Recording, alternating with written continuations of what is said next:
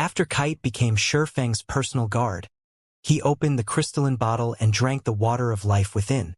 When Aqua Rose saw Kite drink the droplet of water of life, which cost 300 gold, she could not hide her pained expression. As for the other guild members, they, too, gulped at the sight. 300 gold. It was enough to outfit a 20-man team with secret silver equipment fully. Yet, their guild leader spent that 300 gold on an ordinary-looking and crippled NPC. They could not help their envy. However, Shifeng paid no attention to the others' thoughts. In the past, Drunk Xiao had become a famous character throughout God's domain due to his personal guard. Even when countless first-rate guilds and super guilds had offered astronomical prices to purchase this guard, Drunk Xiao refused to sell. Meanwhile, Shifeng had only spent 300 gold to obtain this future Tier 5 titled Sword Saint. How was this not a worthwhile trade?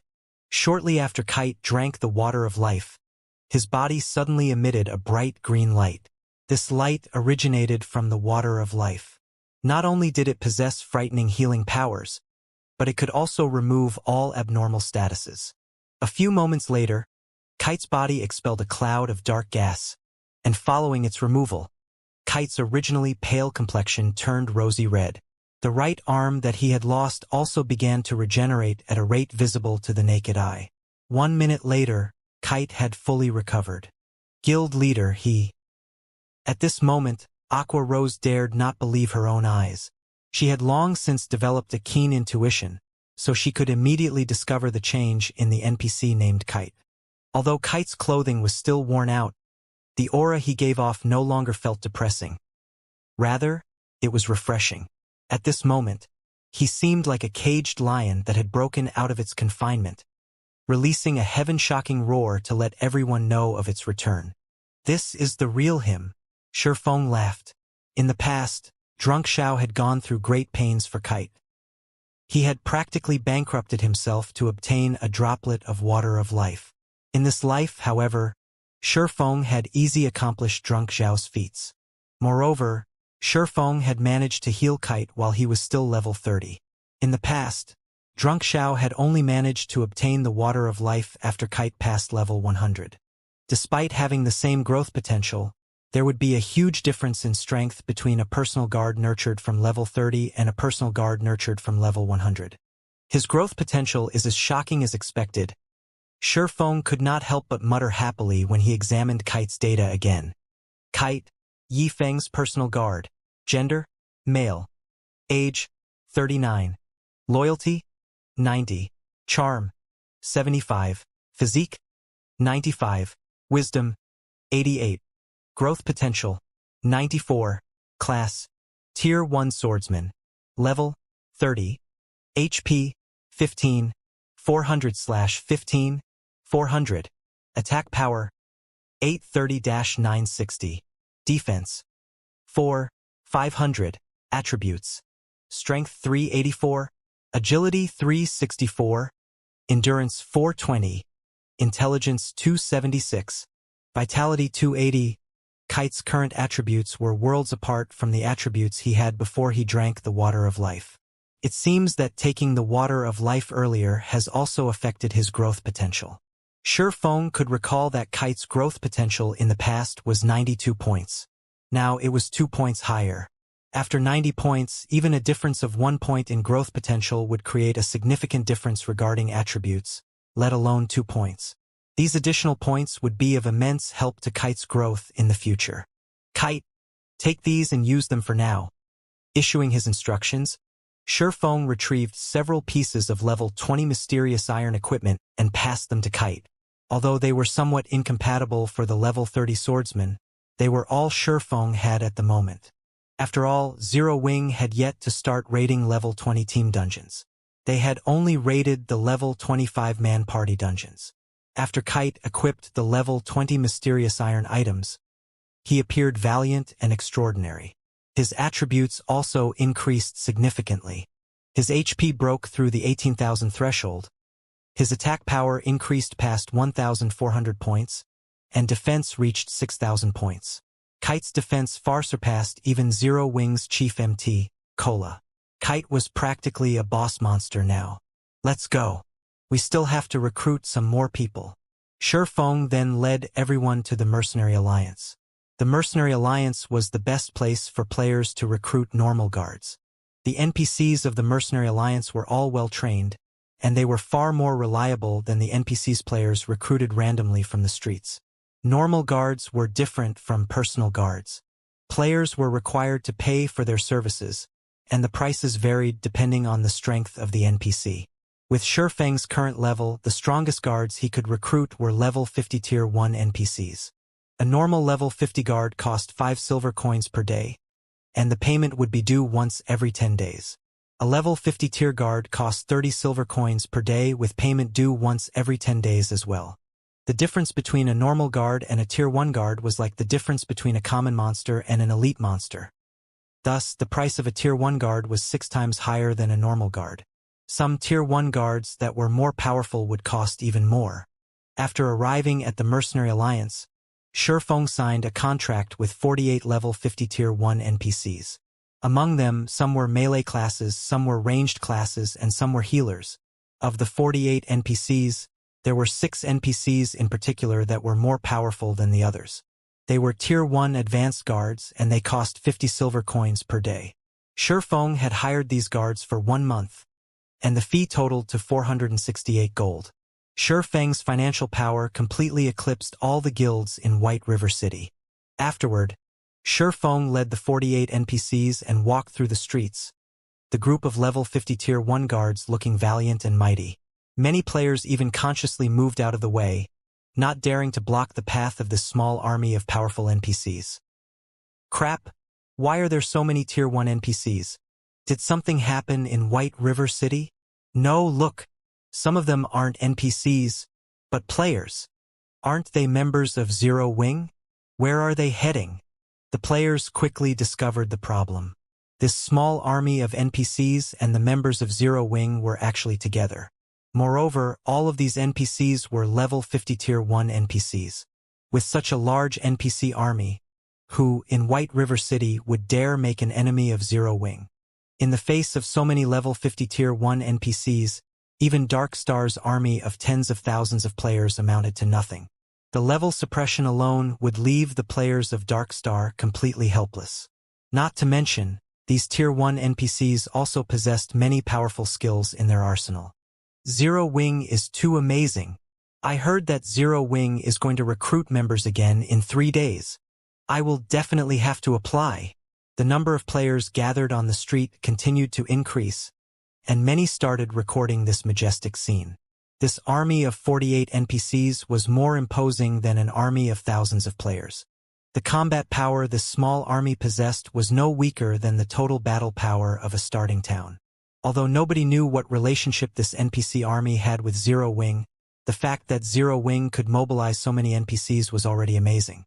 Meanwhile, the news of this matter spread quickly, creating a sensation on the official forums and increasing Zero Wing's fame once more. The members of Dark Star wore extremely ugly expressions when they discovered about this matter. Deeply afraid that Zero Wing would lead this group of NPCs to attack them, many of Dark Star's members chose to hide in cities or towns. Some chose to remove their guild emblems temporarily and secretly grind monsters. At the same time, the members of World Dominators were similarly frightened by this news, and they were also hiding, not daring to explore and level up. Creek Town was one of the border towns within White River City's jurisdiction. The town was nestled in a desert, and it was so desolate that not even birds would come to lay their eggs. However, such a small town was a popular gathering place for red names and those who walk the path of darkness. Unlike towns, cities like White River City were managed strictly. Hence, red names who had often killed other players for equipment during the initial stages of the game could only find a desolate place like Creek Town to receive quests and level up. Near Creek Town, high-leveled monsters dwelled, ranging from level 15 to level 30, which were perfectly suitable for players at this stage of the game. In Creek Town, red names crowded the streets. Most of these players were above level 15, while only a few were below level 15. The Blood Hand Association, a dark force, managed the town. So, naturally, the NPCs here would not kill these red names. On the contrary, the NPCs welcomed these red names. Red names could also receive better quests depending on their crime value, and through completing these quests, they could raise their reputation among the dark forces they served. Guild Leader. There are over 1,000 players in this town. In addition to the NPCs guarding this place, I don't think we can conquer it successfully. After spending a long time scouting, Aqua Rose had obtained a general grasp on Creek Town's overall combat power. Setting aside the fact that there were over 1,000 red names in this town, there were more than 500 NPCs guarding the town, the lowest of which was level 50. Among them, there was no lack of elite guards. There was even a few level 70 tier 1 guard captains. If they charged in, the actual number of enemy NPCs might increase further. With only 100 players and 49 guards, they stood no chance at all. Also, if a town were attacked, the NPCs within would not wait for players to close in on them before retaliating. Instead, all of the guards in the town would gather and fight back. Moreover, there was a huge difference between NPCs and monsters. The reason being, unlike monsters, NPCs knew how to coordinate with each other, making them far more difficult to deal with. Furthermore, these red names would definitely try to take advantage of their battle with the NPCs, inconveniencing them at the very least. Moreover, these red names were not easy opponents. The fact that these players that could survive as a red name until now and possessed such a high level indicated that they had strong fighting techniques. Naturally, the equipment they used would be of high quality as well. Killing and plundering was their main occupation in the game, so even if they were not fully equipped with secret silver equipment, at the very least, they would possess bronze equipment or above. If any of these red names were in a guild, they could easily become the elite or even core players of the guild. Moreover, the frequent PKs they took part in allowed them to gain plenty of combat experience, so there was no shortage of experts among these red names. To put it simply, although there were only around 1,000 red names in Creek Town, these 1,000 or so players could easily rival 2,000 elites of Dark Star. Thus, if they wished to conquer Creek Town, the task could only be described with one word: challenging. Of course, we stand no chance against them if we attack normally.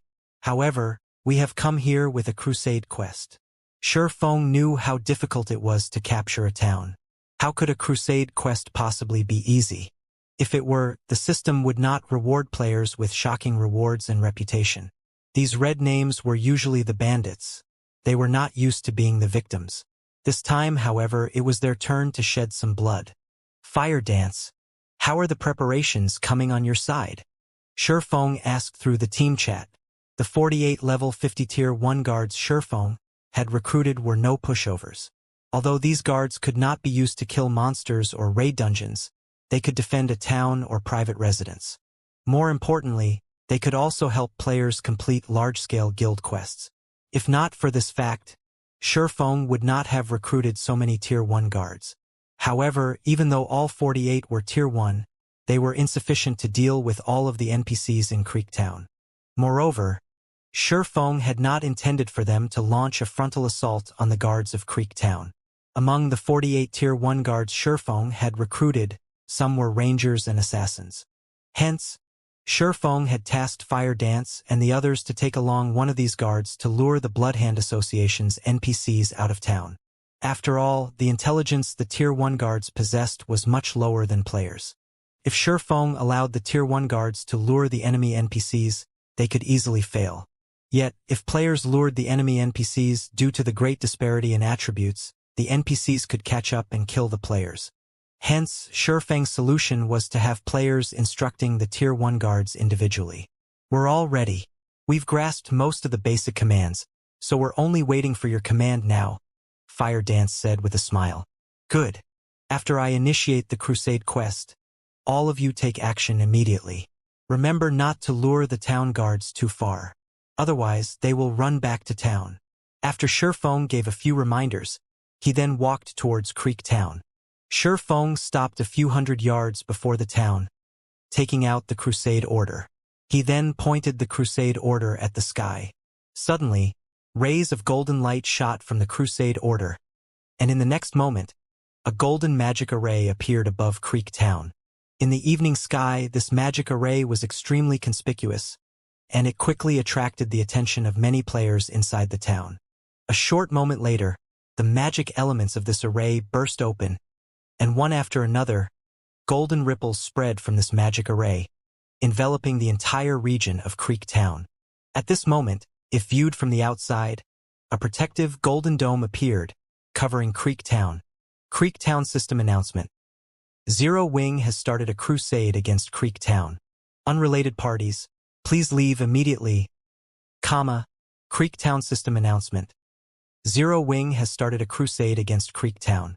Unrelated parties, please leave immediately, Creek Town System Announcement. Zero Wing has started a crusade against Creek Town. Unrelated parties, please leave immediately.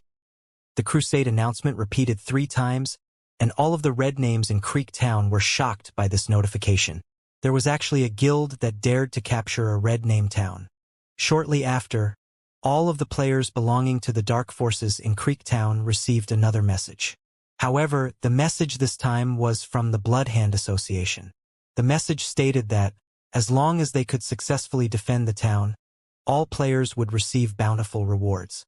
Moreover, players would receive achievement points for each enemy they killed. After the battle was over, players could exchange these achievement points for weapons and equipment. Zero Wing sure is kind. They have actually come to gift us money. Do they think they are amazing? Since they dared to come into our territory and make trouble, we'll annihilate every single one of them. The players of Creek Town's blood boiled.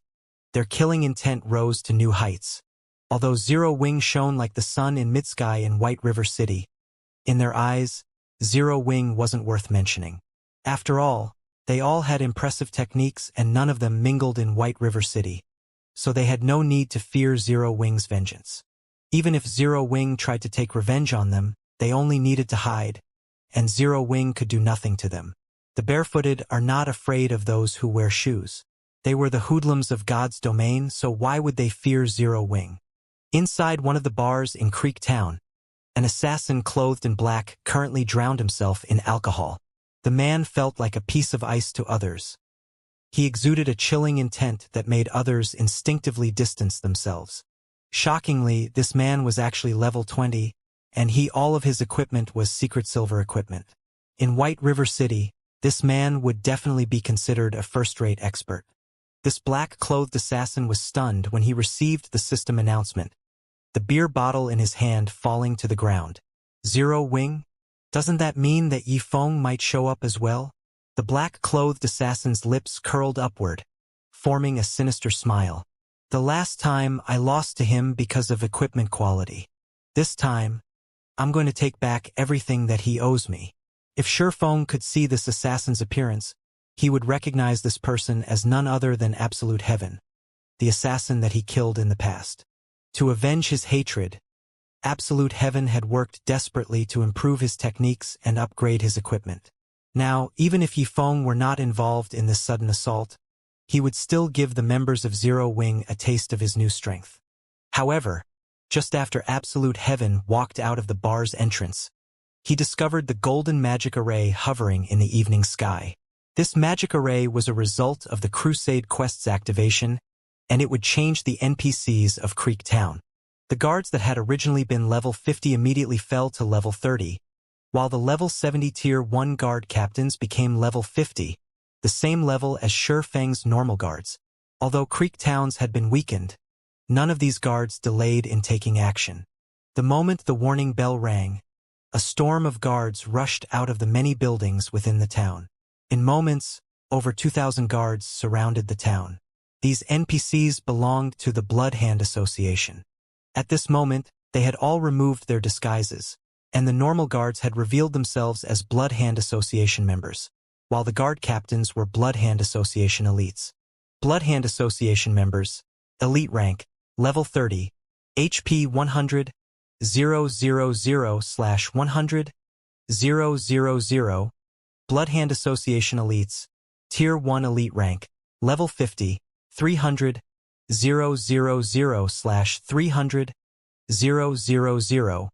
Why have all the guards become weaker? What's there to fear? Even if they are weaker, can Zero Wing defeat so many NPCs?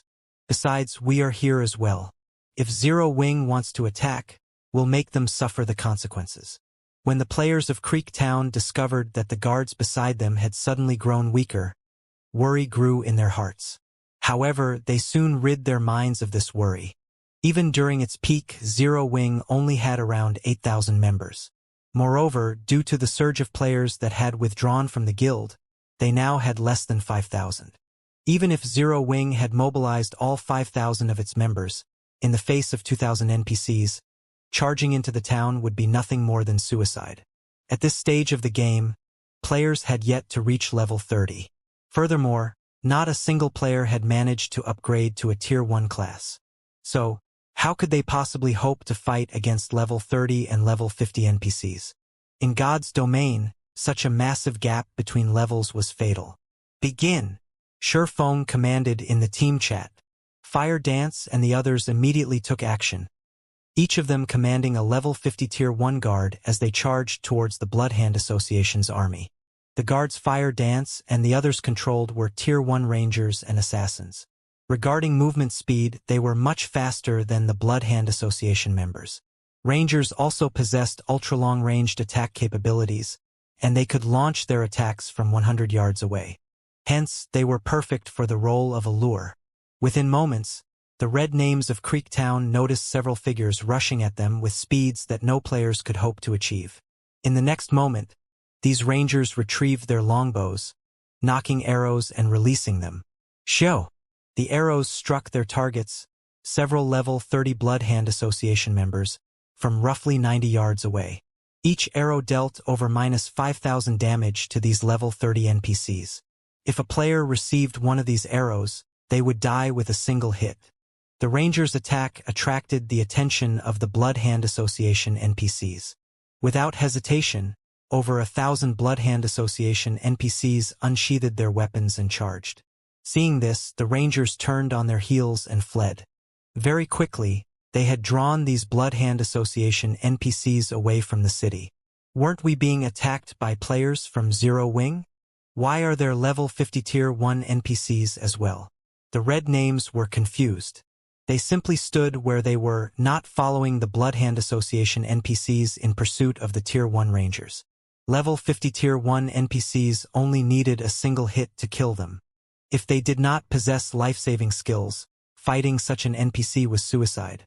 Moreover, they were all red names. If they died, they would pay a severe penalty. At the very minimum, they would lose 2 to 3 levels and a majority of their equipment. Naturally, they had to weigh the costs and benefits before they took action. Not to mention, they had never intended to charge with the NPCs since the very beginning. Instead, they had planned to take advantage of the confusion while the Bloodhand Association NPCs and Zero Wing clashed. Now, however, those NPC guards had lured away all of the Bloodhand Association NPCs. At this moment, even they began to wonder whether they should join in the pursuit or not. Just as these red names contemplated their actions, the Bloodhand Association NPCs had distanced themselves several hundred yards from the town. This is bad. The Bloodhand Association NPCs are gone. One of the red names realized the situation and shouted, "We need to go help them. If Zero Wing manages to kite and kill them, we'll be finished." This player's words shook everyone to attention. Unfortunately, these red names were neither a single group nor of a single heart. Most importantly, they all understood that the first person to charge into battle would also be the first person to leave. Even though they had realized how serious their predicament was, none of them were willing to take action first. Instead, they all chose to stay put and do nothing at all. None of these red names had discovered that, at this time, Shurfeng had already led the remaining 40 level 50 Tier 1 NPCs in a charge from another direction. When capturing a town, the NPCs were not the most troublesome obstacle. Instead, it was the players residing in said town. If the players and NPCs inside the town were allowed to cooperate without absolute strength, it would be impossible to capture the town successfully. Hence, the most important thing Shurfeng needed to do right now was to get rid of the players. Only then would it be the NPC's turn to die. After players died, they had to wait half an hour before they could revive at the graveyard. Furthermore, if these red names died, even if they had the determination to continue fighting, they would not have the strength to present a challenge. The penalty they suffered was simply too severe. Although the 40 level 50 tier 1 guards did not possess as much HP as the Bloodhand Association elites, they still had over 100,000 HP each. Moreover, the opponents they faced right now were not NPCs but players. It would only take a single attack to kill a player instantly. When all 40 tier 1 guards charged at the red names of Creektown, they were like a group of ferocious beasts as they killed everything in their path. Although there were many red names in Creektown, they were completely unable to defend themselves against these guards. Shield warriors and guardian knights could take 2 hits at most. In the blink of an eye, red names died, one after another, littering the ground with bodies and equipment. In contrast, although the red names attacked continuously, due to the level suppression of over 30 levels, the damage the red names managed to deal was negligible. 1,000 level 20 players were required to take down a single tier 1 guard, let alone 40 guards. With the 40 guards sharing the damage from the enemy players, their battle recovery alone made up for the HP they lost. Not to mention, among the 40 guards, there were also clerics and other healer classes. A casual heal from one of these NPCs could replenish over 10,000 HP. Within tens of seconds, over 200 red names of Creektown died, while all 40 guards that Shurfeng led still had full HP. The disparity in strength caused the red names to despair. These NPC guards are too strong. We need to retreat and meet up with the Bloodhand Association NPCs. You bastards from Zero Wing are shameless. You actually brought level 50 tier 1 NPCs to capture a town. If you have the strength to face us, don't use those NPC guards and fight us fairly. The red names cursed Shurfeng at the others as they fought the NPCs. Shurfeng could only chuckle at their words. Immediately, he instructed the NPC mages to cast their AoE spells. Suddenly, rain of fire descended from the sky. In the next moment, thunderbolts struck down at the red names. When cast by the tier 1 mages, the tier 1 AoE spells could display their true might. The red names of Creektown died in batches. After several AoE spells landed, the battlefield fell quiet. Of all the red names that had resided in Creektown, only 400 or so remained, while everyone else was dead. This scene not only shocked the players of the town, but Aqua Rose and the others were also stunned. A single wave of AoE spells became a nightmare for the red players of Creektown. Run! Nobody knew who shouted, but every surviving red name agreed wholeheartedly as they fled in all directions. Let's start the slaughter. A majority of these red names wear mysterious iron equipment. Killing one of them will profit us more than killing a small boss. Such an opportunity will be rare in the future. Shurfeng laughed. Following which, with Aqua Rose in the lead, both players and NPCs chased and killed the fleeing red names. When Shurfeng was the last remaining on the high slope, he suddenly opened his mouth and said, "Now that no one is around, you can come out, right?" Shortly after the battle began, Shurfeng faintly sensed someone spying on them from nearby. Moreover, the gaze that he felt contained a cold killing intent. However, it was only a feeling, so Shurfeng had not paid too much attention to it. After his team left, however, this feeling became much clearer. He then activated the Golden Stigmata skill, Omniscient Eyes. The skill allowed him to perceive everything within 100 yards, and all stealth effects were useless in the face of this skill. And as expected, Shurfeng discovered an assassin slowly creeping up on him from behind. However, even after Shurfeng spoke, the assassin continued to hide. "Do you think I am playing a trick on you?" Shurfeng unsheathed the abyssal blade and immediately sent a thundering flash behind him. 3 green arcs of lightning streaked across the air. In the next moment, a black figure suddenly appeared and swiftly dodged the attack. It was none other than the assassin that Shurfeng had killed before, Absolute Heaven. At this moment, shock filled Absolute Heaven's chilling gaze. Someone was actually capable of discovering his presence from such a long distance away. This was the first time he had encountered such a situation. So it's him. After not seeing him for some time, his techniques and equipment have improved quite a lot. No wonder he could get so close to me before my senses picked up on him. Absolute Heaven had left a deep impression on Shurfeng. During the time Shurfeng had searched for the ice blue devil flame, this expert assassin had very nearly killed him. Afterward, Absolute Heaven had ambushed him again when he led Blackie and Lonely Snow to level up. At that time, Shifeng's life had hung on by a thread. Since Shifeng started playing God's domain in this life, although he had made plenty of enemies, Absolute Heaven was the only person who had almost taken his life. After such a long time, Absolute Heaven would definitely be much stronger now that he had accustomed himself with the combat style of God's domain. If Absolute Heaven had not been careless and underestimated Black Flame, Shifeng's alternate identity, by not concealing his killing intent, Absolute Heaven might have successfully ambushed Shifeng. Now that I know you're there, you aren't going to escape? Shifeng revealed a calm smile as he turned to Absolute Heaven. Escape? Absolute Heaven revealed a hint of arrogance on his chilling face. I admit that you're strong.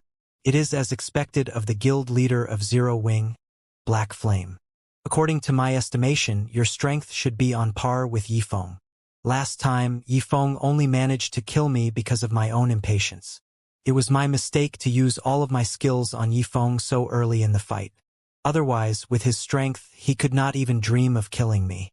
Now, although I have revealed myself, do you really think that you can kill me while I still possess all of my skills? Indeed, it is as you say. Unless all of your skills are on cooldown, it will not be easy to kill a top-tier assassin like yourself. Shifeng acknowledged Absolute Heaven's power. However, times had changed. Although Absolute Heaven had improved, Shifeng had also raised his strength. Since you're so confident, why don't we make a bet? A bet? Do you think that you can fool me? Originally, I intended to kill you today to show Yifeng that I, Absolute Heaven, have returned. Since I can't kill you, you can tell Yifeng this. When I, Absolute Heaven, wish to kill someone, that person will definitely die. Absolute Heaven laughed coldly. He then turned around to leave. If you want me to pass your message on, sure. However, the condition is that you need to escape. Shifeng activated the 7 Luminaries ring, using the Aura of Time skill, Absolute Time. He instantly charged at Absolute Heaven. Absolute Time prevents enemies within a range of 50 by 50 yards from using any skills or tools for 20 seconds. With this skill activated, all of Absolute Heaven's skills were in a similar state as a forced cooldown. Meanwhile, an assassin that could not use skills was like a tiger without claws or fangs. You think I can't escape? Absolute Heaven smiled confidently in reply to Shifeng's taunt. He then tried to use blind on his opponent. If he could do so, he could escape from this place easily. However, Absolute Heaven immediately discovered that he could not use any of his skills. Suddenly, he started to panic. Nobody understood better than Absolute Heaven just how fragile an assassin was without his skills. However, Absolute Heaven was no ordinary player. He immediately calmed himself, turning around to flee. Absolute Heaven quickly concluded that such a powerful skill had to have a limited duration. It was impossible for the effect to last indefinitely. As long as he could drag the fight out until the duration of this effect was over, he could fly freely like a bird. At this moment, however, Shifeng had already appeared at Absolute Heaven's back after using silent steps, not giving Absolute Heaven an opportunity to run. Soundlessly, Shifeng slashed the abyssal blade at Assassin. Absolute Heaven responded swiftly and used his dagger to meet Shifeng's sword. When the silvery gray abyssal blade collided with Absolute Heaven's dagger, he felt an immense pressure flowing from his dagger to his hand. That pressure then suppressed his entire body, forcing Absolute Heaven to kneel on the ground involuntarily. Such power. As expected from the person who killed Ming Sha, Absolute Heaven silently clicked his tongue. If he had not personally experienced Black Flame's might, he would never have imagined that Black Flame's strength was actually on par with a boss monster. At this moment, Absolute Heaven finally realized why a great expert like Ming Sha had been forced into a constant retreat and could retaliate against Black Flame. Shifeng brandished his sword over 10 times repeatedly. Each slash was as abrupt as a thunderbolt and as heavy as a mountain. Faced with this brutal assault, Absolute Heaven had no other choice but to block as many attacks as he could. However, although Absolute Heaven could reduce the damage he received by blocking with his dagger, his HP still decreased, frustrating him greatly. Absolute Heaven inwardly cursed Shifeng for being a despicable and shameless bastard. Shi Feng actually used force to suppress him. Shi Feng had not used any techniques and simply relied on brute force to brandish his sword. Shi Feng's way of battle, which traded a life for a life, prevented Absolute Heaven from displaying any of his techniques. If Absolute Heaven could use his skills, he could easily escape his current predicament. Unfortunately, none of his skills would work. Despite being a powerhouse, Absolute Heaven felt powerless. Just as Shi Feng was about to send Absolute Heaven to his death with a bombardment of attacks, Absolute Heaven suddenly felt that this situation was extremely familiar. It was just like when he had ambushed Yi Feng. Back then, he had used a magic scroll to seal all of Yi Feng's skills and had even frozen his movement, turning Yi Feng into a fangless tiger.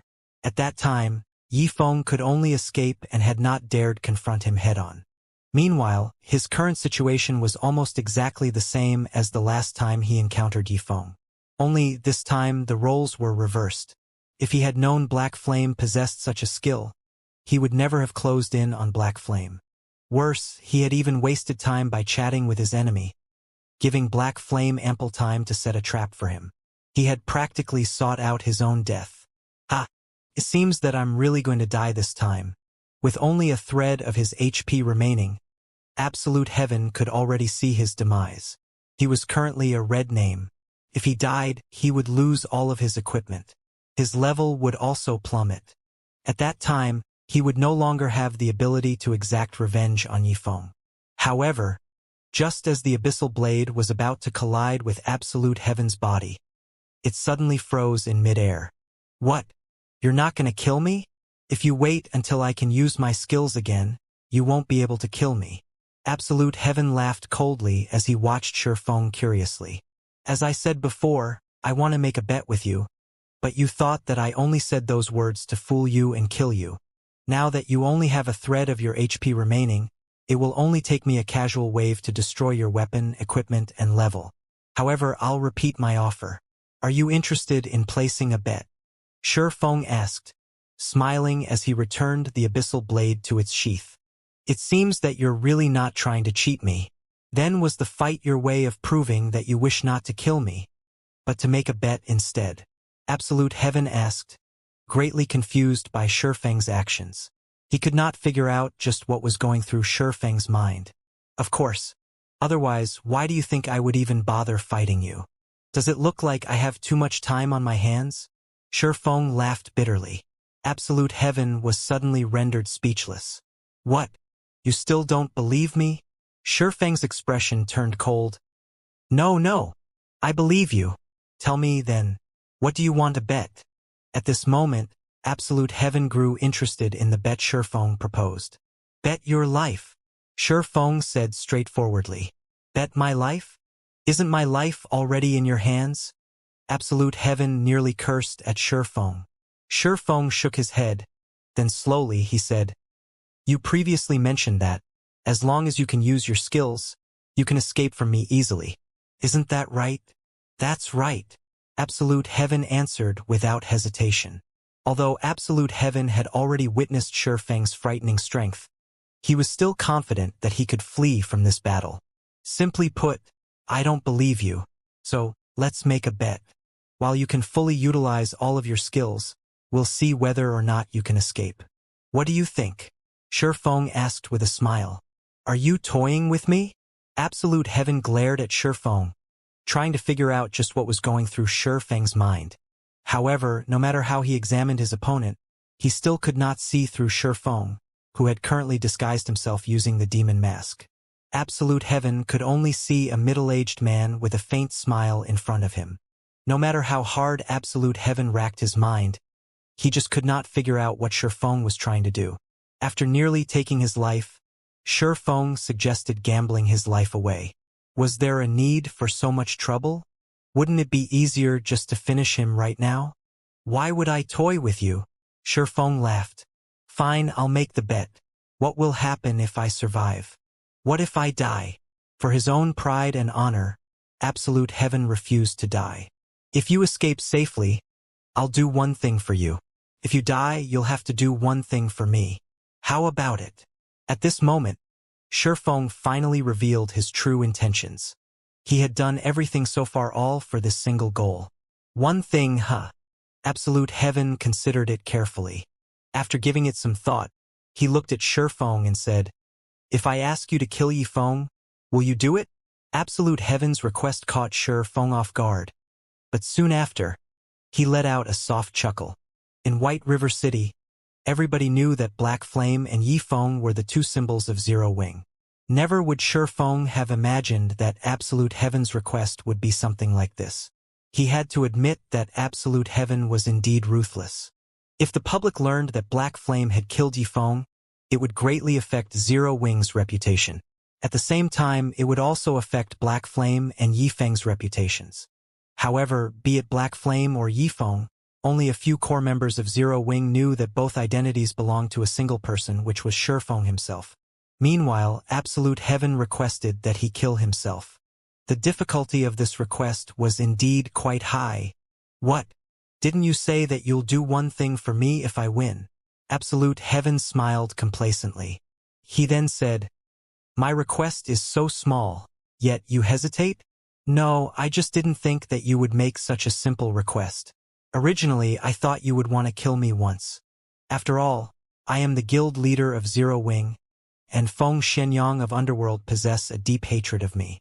As long as you manage to kill me and pass on the recording to the higher-ups of Underworld, you will receive Underworld's attention.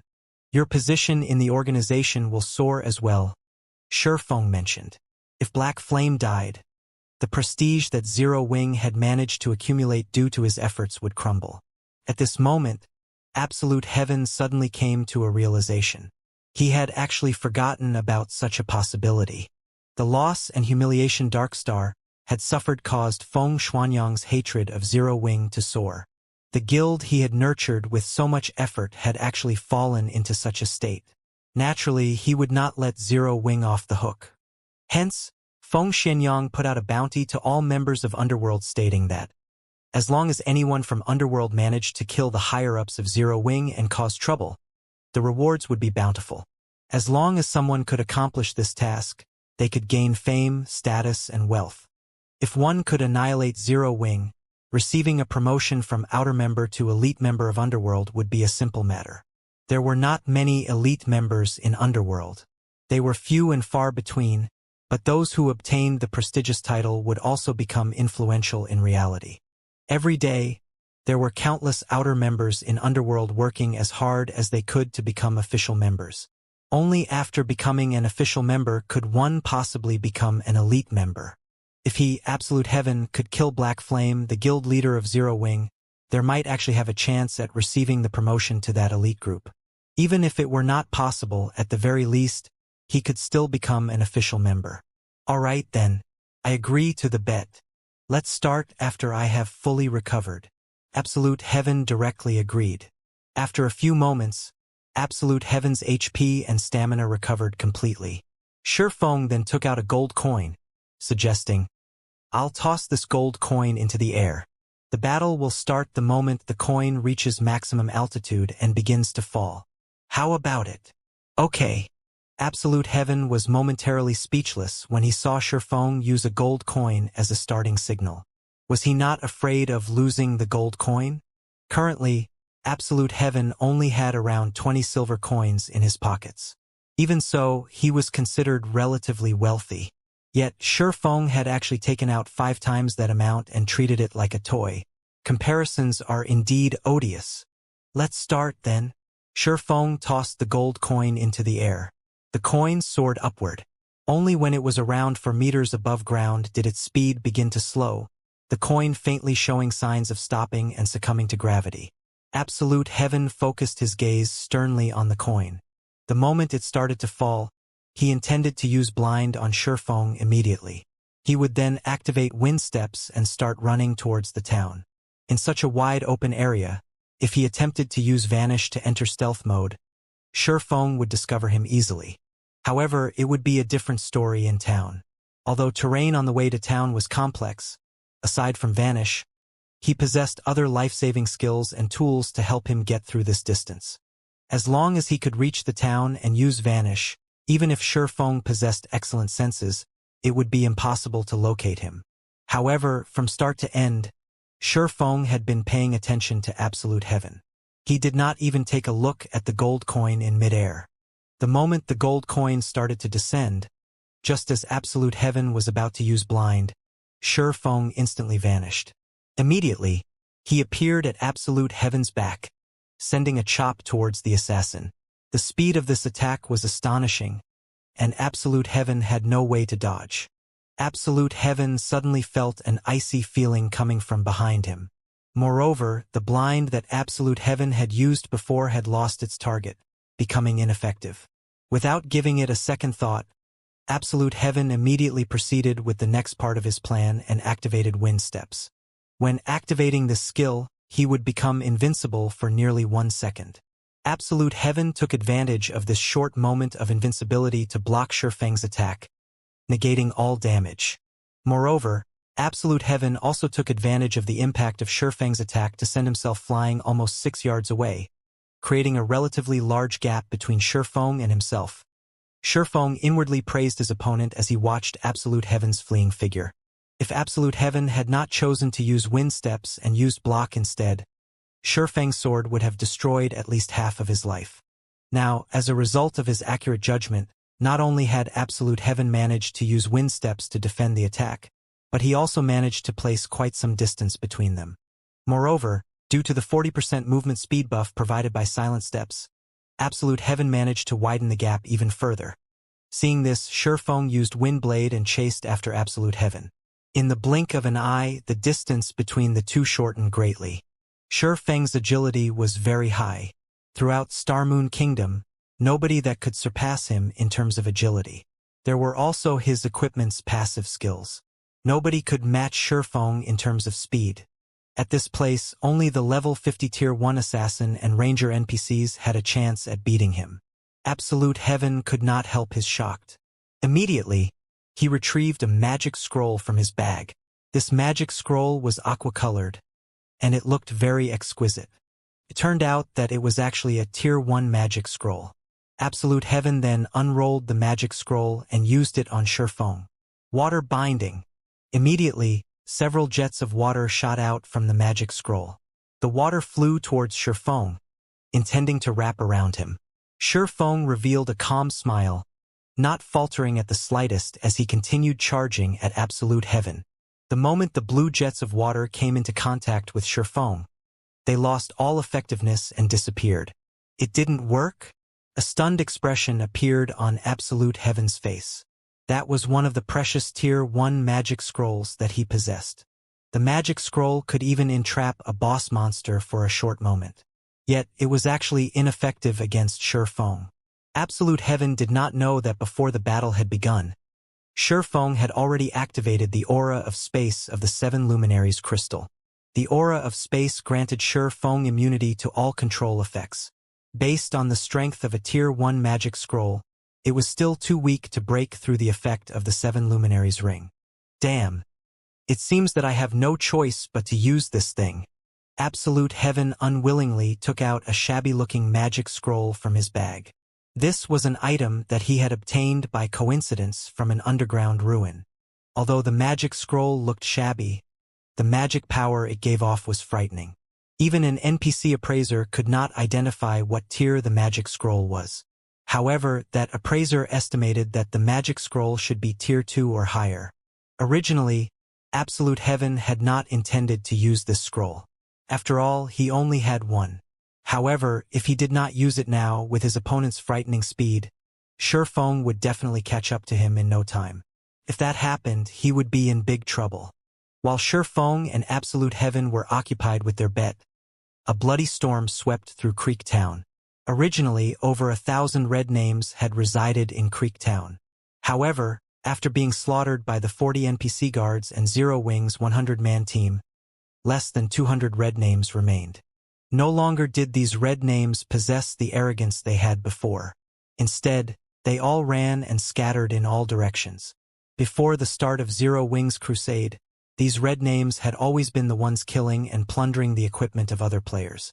Not only could they earn a fortune by doing so, but they could also enjoy watching the frightened and unwilling expressions of the players they killed.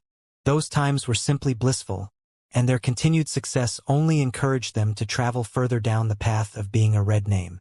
Now, however, these red names had finally learned what it felt like to be on the other side of the blade and what it felt like to be a powerless weakling. Although many among these red names were experts and elite players, in the end, their techniques were simply insufficient to make up for the huge difference in strength between both sides. After all, no matter how fierce an ant was, it would never be a match against a mighty lion. Since Zero Wing doesn't plan to let us live, we should fight to the bitter end. A Cursmancer appealed to the other red names when he realized that they could no longer escape. Some of the red names considered the Cursmancer's suggestion rational, and many of them decided to cooperate with each other to retaliate against Zero Wing. However, just as they turned around, one of the Tier 1 Elementalist guards launched a flame explosion, instantly killing the Cursmancer who had attempted to rally his allies. Following closely, one Tier 1 Berserker guard used Flame Charge and arrived before 4 red names. The Berserker then used Whirlwind Slash, killing all 4 in a single attack. After the players died, a pile of equipment littered the ground around the 4 players' lifeless bodies. Seeing this, the red names who had originally thought of staying behind immediately changed their minds. Without hesitation, they all turned and fled towards the Bloodhand Association's NPCs who Zero Wing had previously lured away. Although they had the option of retreating from the town, desert-surrounded Creek Town, they would simply become easy targets without any cover. Only by reuniting with the Bloodhand Association's NPCs would they have a chance for survival. If they died right now, they would lose several days' worth of effort. Even if they had already familiarized themselves with the combat style of God's domain, they would still need around 4 days to recover the lost levels. Not to mention, they would also lose a majority of the equipment they owned. These consequences frightened them greatly. Hence, these red names ran desperately towards the Bloodhand Association's NPCs. Unfortunately, the Tier 1 NPC guards Sherfong had hired had very high movement speeds. Aside from assassins, none of the other red names could outrun these Tier 1 NPCs. Moreover, faced with these level 50 NPCs, the stealth of these level 20 assassins was completely useless. They only had a higher chance of escaping due to their high movement speeds. Big Sis Aqua, we have really hit it big this time. The items these red names have dropped are all bronze rank and above, with a majority being mysterious iron rank. If we sell all of these weapons and equipment for credits, we can buy a large house at the city center. Snow Goose exclaimed as she picked up the items dropped by the red names alongside the NPC guards. You little money grubber. If we sell these items for credits, we'll only suffer a loss. God's domain has only recently begun, so both equipment and coins are currently scarce. The various large guilds also face a shortage of equipment. Zero Wing is only getting by because our current member count is low. By the time the construction of the guild residence is complete, and we start recruiting members again, the stockpile of items we have in the guild warehouse would run out in the blink of an eye. Now that we have obtained so much equipment, it just so happens that we can use it to meet our urgent needs. Aqua Rose chuckled as she flicked a finger on Snow Goose's forehead. At this moment, a change occurred on one of the high slopes outside of Creek Town. A crimson pillar of light shot into the sky, attracting everyone's attention. Not only was the pillar of light extremely eye-catching, but everyone could also feel a great threat coming from it. The source of this pillar was none other than Absolute Heaven's shabby-looking magic scroll. This is not good. This is the Tier 3 magic scroll, Phantom Beast's Descent. Sherfong recognized the magic scroll instantly. The might of a Tier 3 magic scroll could not be underestimated. Even when Sherfong was at his prime, he would still have suffered greatly if struck by the skill contained within a Tier 3 magic scroll, let alone the current him who was not even a Tier 1 class. Fortunately, the skill contained within Phantom Beast's Descent magic scroll was not a pure attack-type skill. Instead, it was a summoning skill. The Phantom Beast's Descent was capable of summoning a powerful Phantom Beast to fight alongside its summoner. Suddenly, a black magic array in the shape of a 7-pointed star appeared in the sky. Just as Sherfong was about to kill Absolute Heaven, the magic array fired a black ray of light towards Sherfong. Sherfong dared not be careless. Immediately, he activated Defensive Blade. Boom! Boom! Boom!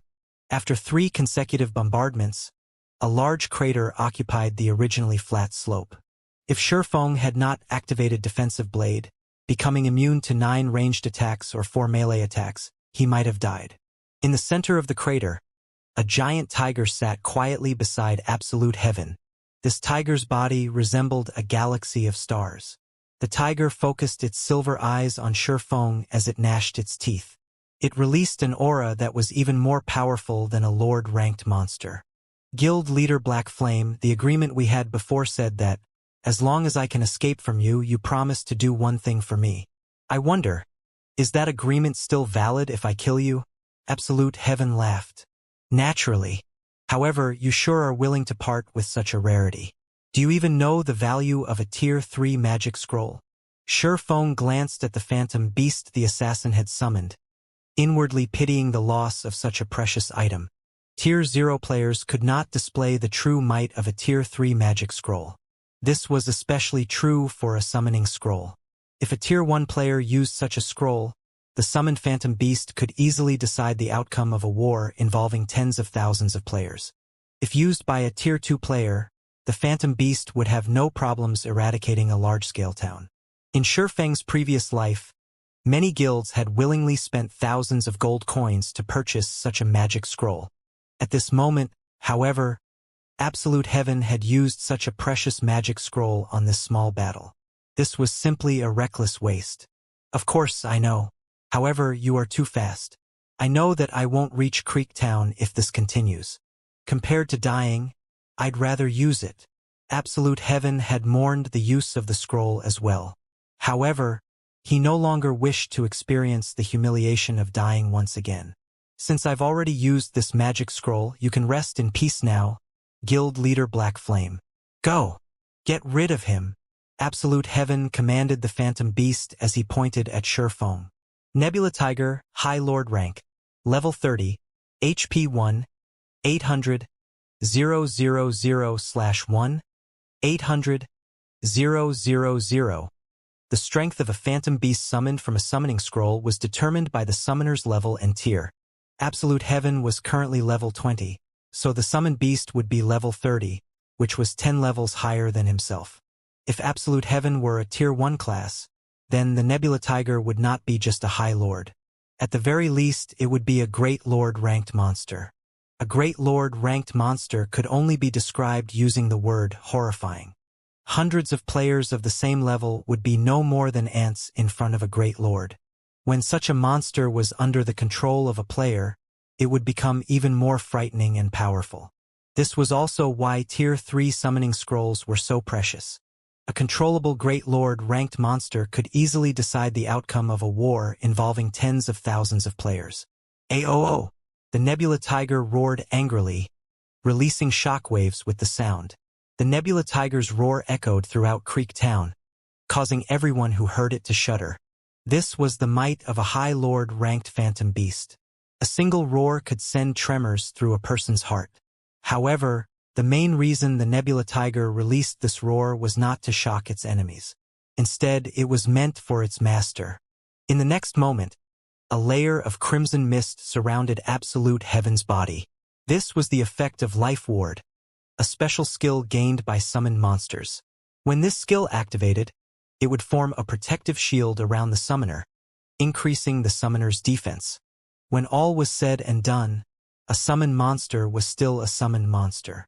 If the summoner of the monster died, the monster would also disappear. Hence, all summoned monsters would possess skills capable of protecting their masters. When Absolute Heaven saw the effects of Life Ward, his lips immediately curled into a smile. When used, Life Ward created a protective shield capable of absorbing 20,000 damage. Even if an enemy managed to close the distance and engage him in melee combat, they would need to expend a significant amount of effort to exhaust the Life Ward.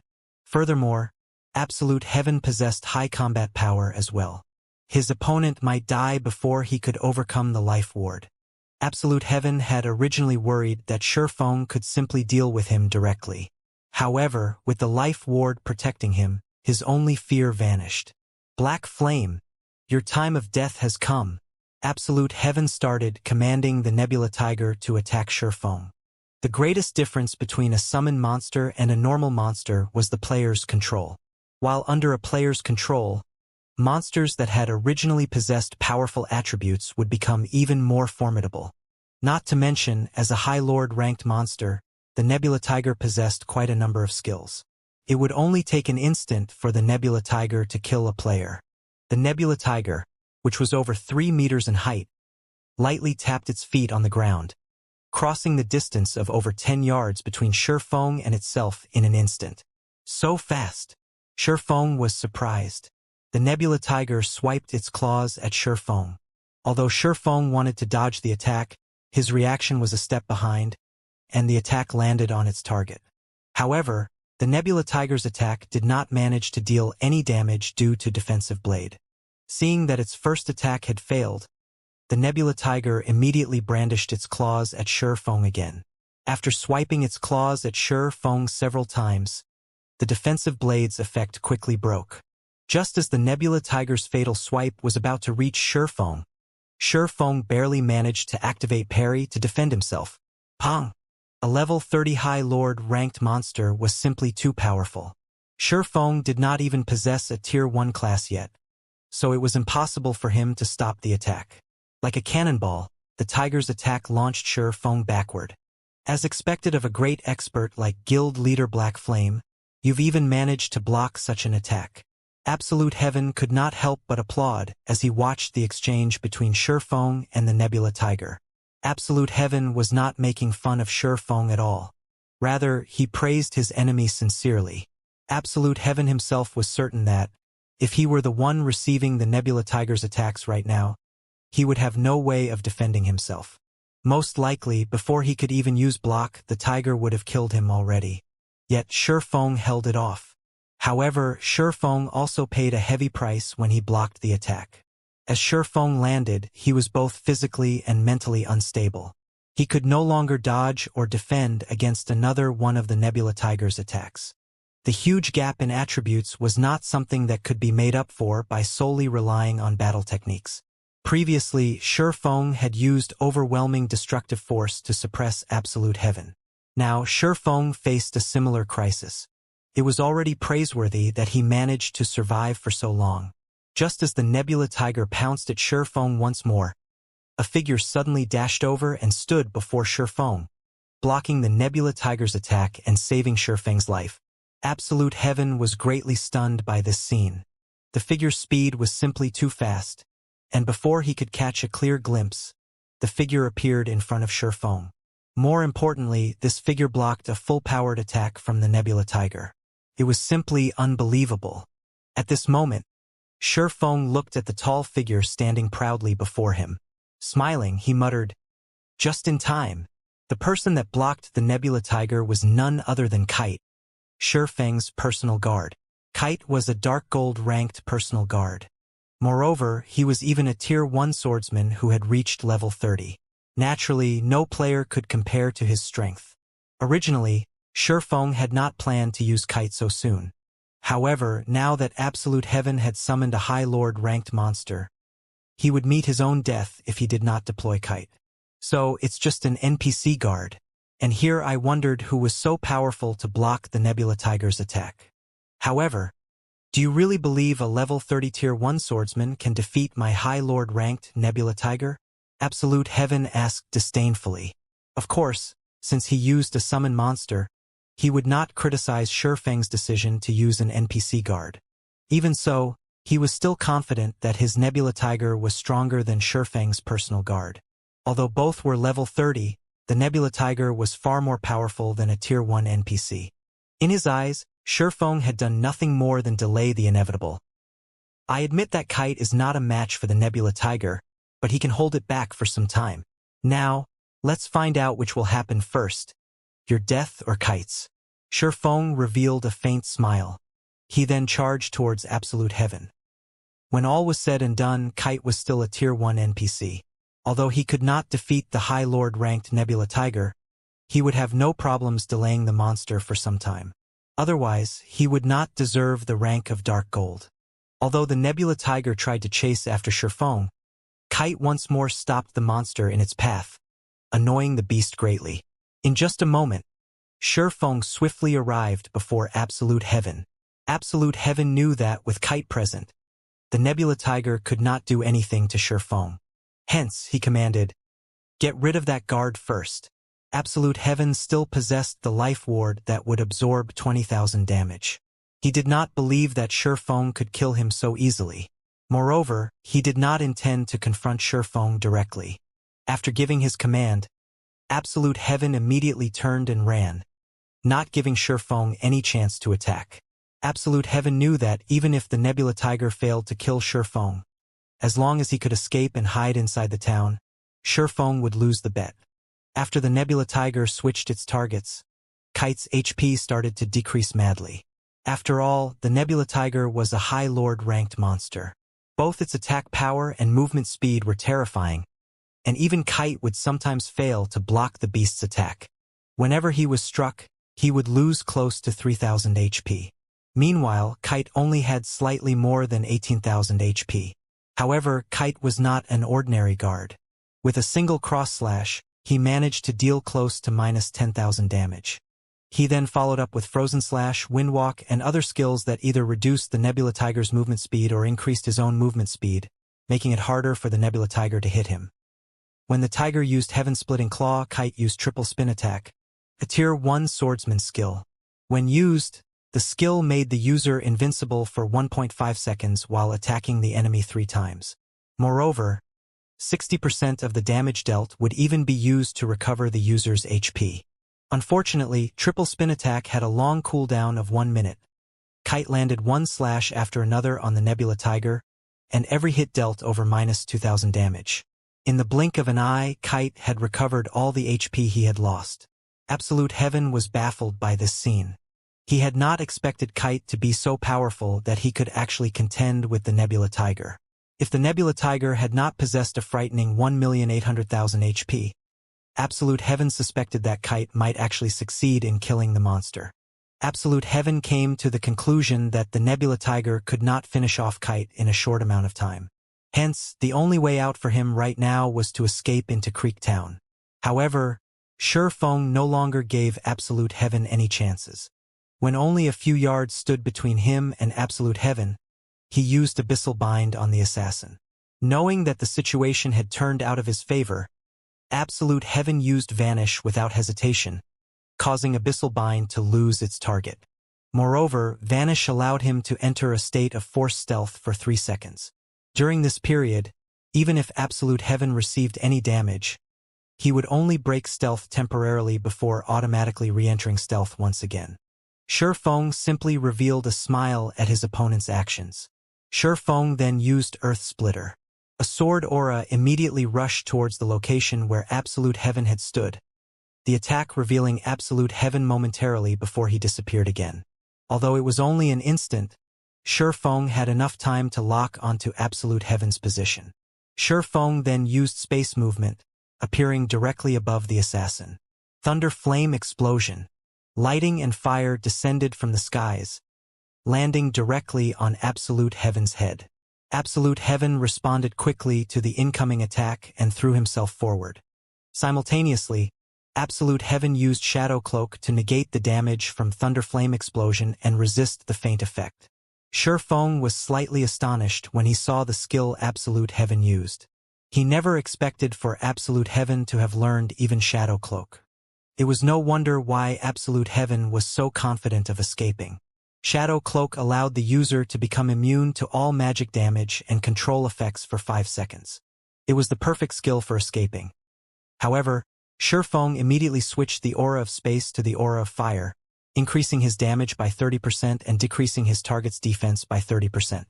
He then cast Firestorm at the location where Absolute Heaven had disappeared from again. The Firestorm inflicts 500% damage within a range of 10 by 10 yards for 5 seconds. Although Firestorm would not deal any damage to Absolute Heaven, it could still expose Absolute Heaven. Sure enough, Absolute Heaven's figure appeared once again after the attack landed. Moreover, while Absolute Heaven remained within the effective range of Firestorm, it was impossible for him to re-enter stealth. Feng advanced and charged at Absolute Heaven. Simultaneously, he had activated Purgatory Power, greatly increasing his attack speed and damage. He then used Flame Burst at the escaping Absolute Heaven. Covered in flames, the abyssal blade in Shifeng's hand was like a miniature sun. Shifeng brandished his sword 6 times at Absolute Heaven, striking the protective shield repeatedly. Every strike dealt over -4,000 damage. His critical hits dealt close to -9,000 damage.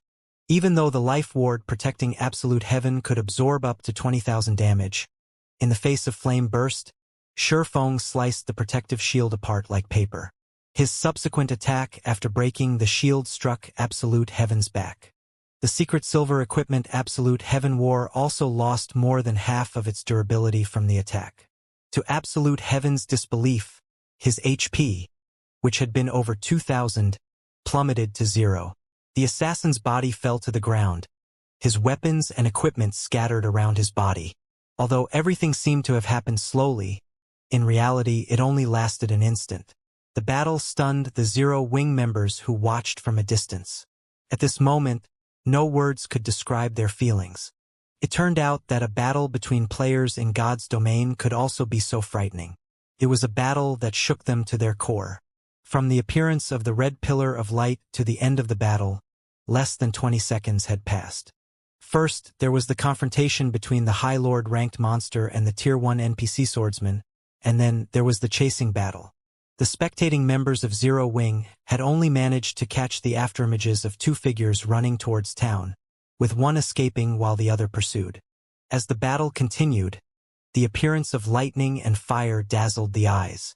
Finally, after the momentary appearance of a miniature sun, one person lay flat on the ground with items strewn around his lifeless body. On the other side, the battle between the Nebula Tiger and Kite also came to an end. Now that its master was dead, the Nebula Tiger transformed into light particles and disappeared. Only Kite remained, standing there quietly and covered in numerous wounds. Meanwhile, the land surrounding Kite was in a miserable state. Pits and cracks surrounded him. One could just imagine how fierce the battle had been. After the battle with Absolute Heaven came to an end, Shifeng sighed in relief. If not for the 7 Luminaries ring, he might really have let the cunning Absolute Heaven get away. This was how God's domain worked. When players attempted to gain some achievements and make a name for themselves, they were like a boat traveling against the current. Either they advanced forward or were forced backward. Today's glory might very well become tomorrow's laughingstock. Although Absolute Heaven's growth was impressive, there was still a considerable gap between him and Shifeng. Soon after, Shifeng looted the items the assassin had dropped. Shifeng was inwardly astonished when he examined Absolute Heaven's items. The equipment Absolute Heaven dropped was top tier even among secret silver equipment. Meanwhile, the daggers he dropped were fine gold rank. With these items, even among the core members of Zero Wing, Absolute Heaven could still reach the middle ranks. Among the assassins, only Fire Dance and Flying Shadow surpassed Absolute Heaven. Absolute Heaven was a lone wolf. Yet, even without relying on the support of a guild or an organization, he still obtained such quality items for himself. He was already an expert standing at the peak of White River City. If Absolute Heaven were not a solo player, the equipment he had possessed might not have been secret silver, but fine gold rank. If Absolute Heaven had been fully geared with fine gold equipment today, Shifeng's victory would not have been so easily secured. Big Sis Aqua, is that really our guild leader? Snow Goose asked hesitantly. Her big, round eyes focused on the figure standing proudly within the sea of fire. He looks so much more powerful than when he appeared in the video. Guild leader is usually a very ordinary, approachable, and gentle person. But now, even when looking at him from such a distance, I still feel overwhelmed. Naturally, Aqua Rose giggled. This is our guild leader, ordinary yet reliable. Snow Goose had been raiding dungeons all this time, so she had only ever heard and not personally seen any of Shifeng's battles. Now that she had personally witnessed Shifeng fight for the first time, it was only natural that shock filled her heart. After all, a video could only portray so much. Only by personally experiencing something could one truly understand it. Alright, stop daydreaming. Clean up these remaining red players quickly. Over 2,000 NPCs are still chasing Fire Dance and the others, and they could obliterate our team at any moment. The red names of Creektown had despaired when faced with Shurfeng and his NPC entourage.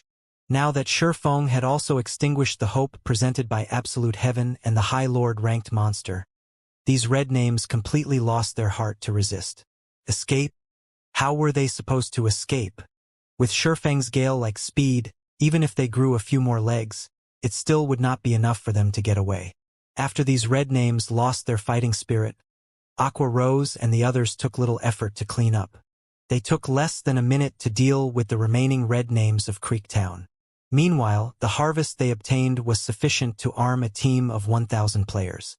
Throughout this battle, although a few of their members had died and lost a level, when compared to the harvest they obtained, such loss was practically negligible.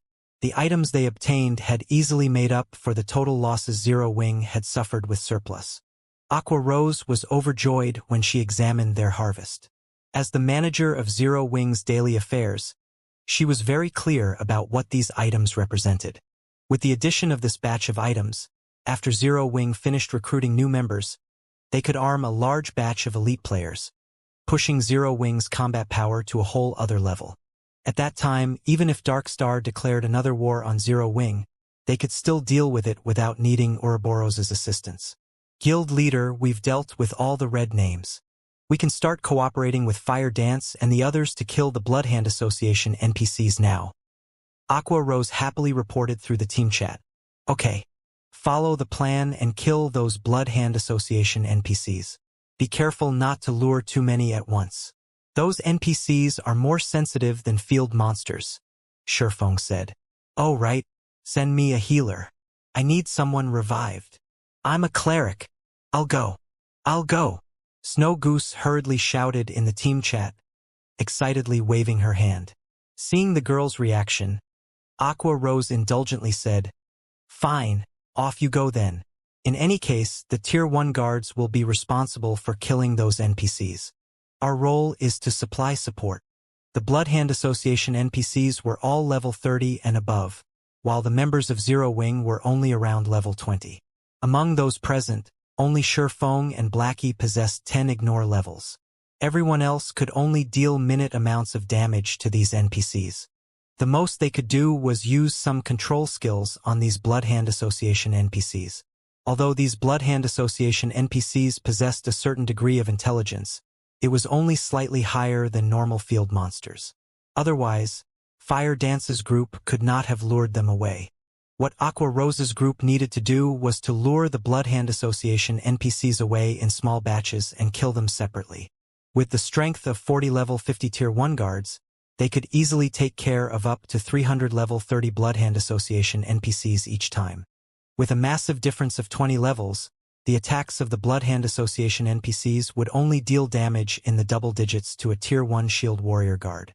Meanwhile, a level 50 Tier 1 Shield Warrior possessed over 200,000 HP. Even if dozens of Bloodhand Association NPCs attacked simultaneously, the total damage would only be a tickle to a level 50 Tier 1 Shield Warrior. The Shield Warrior's battle recovery alone could restore most of the HP lost.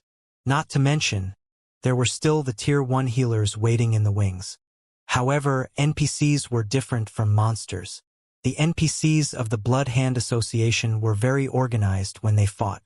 The warriors that served as meat shields would stand in front, and the mages would attack from behind, coordinating their attacks with the melee fighters. The healers standing at the rear would also spam heals on the tanks. There was even one time where an assassin from the Bloodhand Association had circled and ambushed Aqua Rose's group. If Cola had not reacted quickly and immediately aggroed the NPC assassin, the team would have lost at least one member to the NPC. Compared to everyone else who the NPC suppressed, Blackie was free and unfettered as he sent spell after spell at the Bloodhand Association. The Mavis's guard Blackie wielded allowed him to ignore the massive level difference completely, and each one of Blackie's attacks could deal around -700 to -800 damage to these level 30 elite NPCs.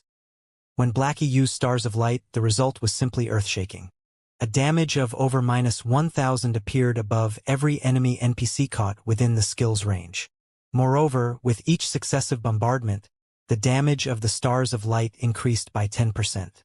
The skill had a duration of 15 seconds, and by the time the 15th bombardment landed, the enemy NPCs were already receiving over -6,000 damage each.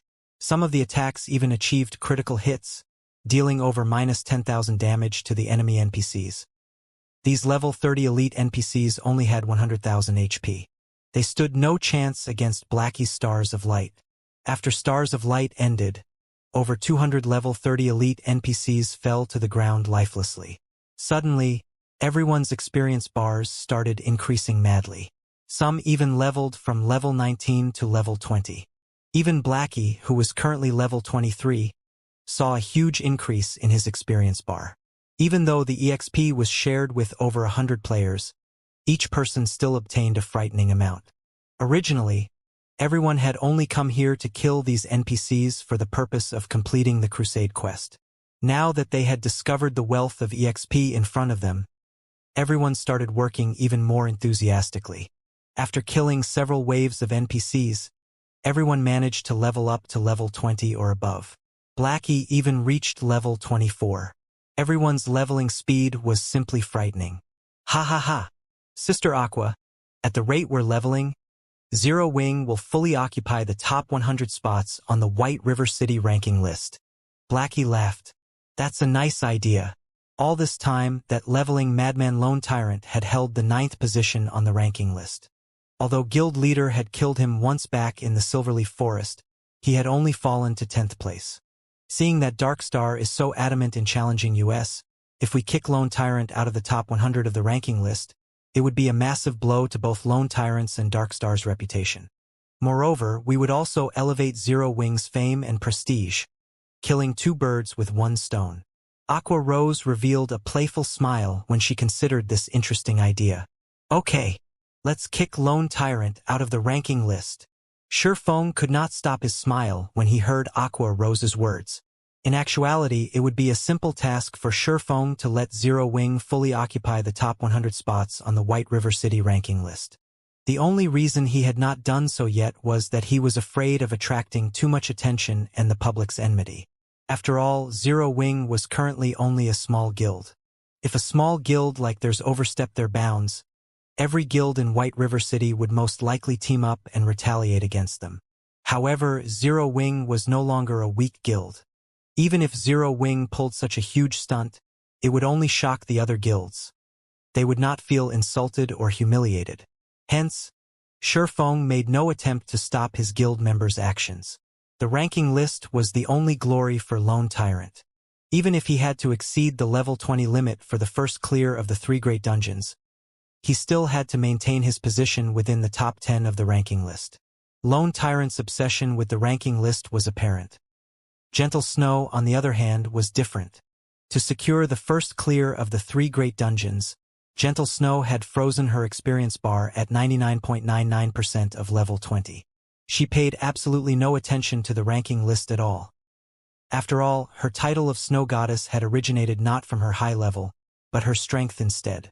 However, Lone Tyrant was not like Gentle Snow. He had relied solely on the ranking list to gain the fame he currently possessed. It was why he worked desperately hard to maintain his spot within the top 10 of the ranking list. Although Shurfeng had killed Lone Tyrant once already, robbing him of a level, he had managed to recover the lost EXP quickly. After all, he had large groups of players to help him level up. Currently, he had once again reached level 21, though he still required large amounts of EXP to reach level 22. While Aqua Rose and the others swiftly leveled from killing the NPCs of the Bloodhand Association, the cleric Snow Goose resurrected Absolute Heaven. At this moment, Absolute Heaven was overcome with disappointment. Not only had he lost most of the items he had on him, but he had also fallen to level 16. He no longer possessed the high spirits he had before. "I've won this bet of ours. Do you have anything to say?" Shurfeng asked lightly as he looked at the crestfallen Absolute Heaven. Absolute Heaven glared at Shurfeng, clearly irritated, before turning his head away, tacitly agreeing to Shurfeng's words. Hee, it seems that someone is pouting after losing. What an unmanly person. Snow Goose softly muttered contemptuously after discerning the general situation. Absolute Heaven was suddenly livid upon hearing her comment. When all was said and done, he was still a top-tier assassin. Although he was not a well-known expert, he was still a man of his word. Now that a female player ridiculed him, how could he possibly be happy? Reluctantly, Absolute Heaven muttered in a low tone, I lost. Say it, then. What do you want me to do? What is up with your attitude? You've clearly lost, yet you still sound like an aggrieved woman. You're making it seem as if our guild leader is a bully, Snow Goose added. You! Absolute Heaven's complexion alternated between flushed red and pale white, his blood boiling. He very nearly vomited blood out of anger. Never in his life had he been so greatly humiliated before. However, with Shifeng standing beside her, Absolute Heaven simply could not do anything to this infuriating girl. Before he died, he had not been a match for Shifeng.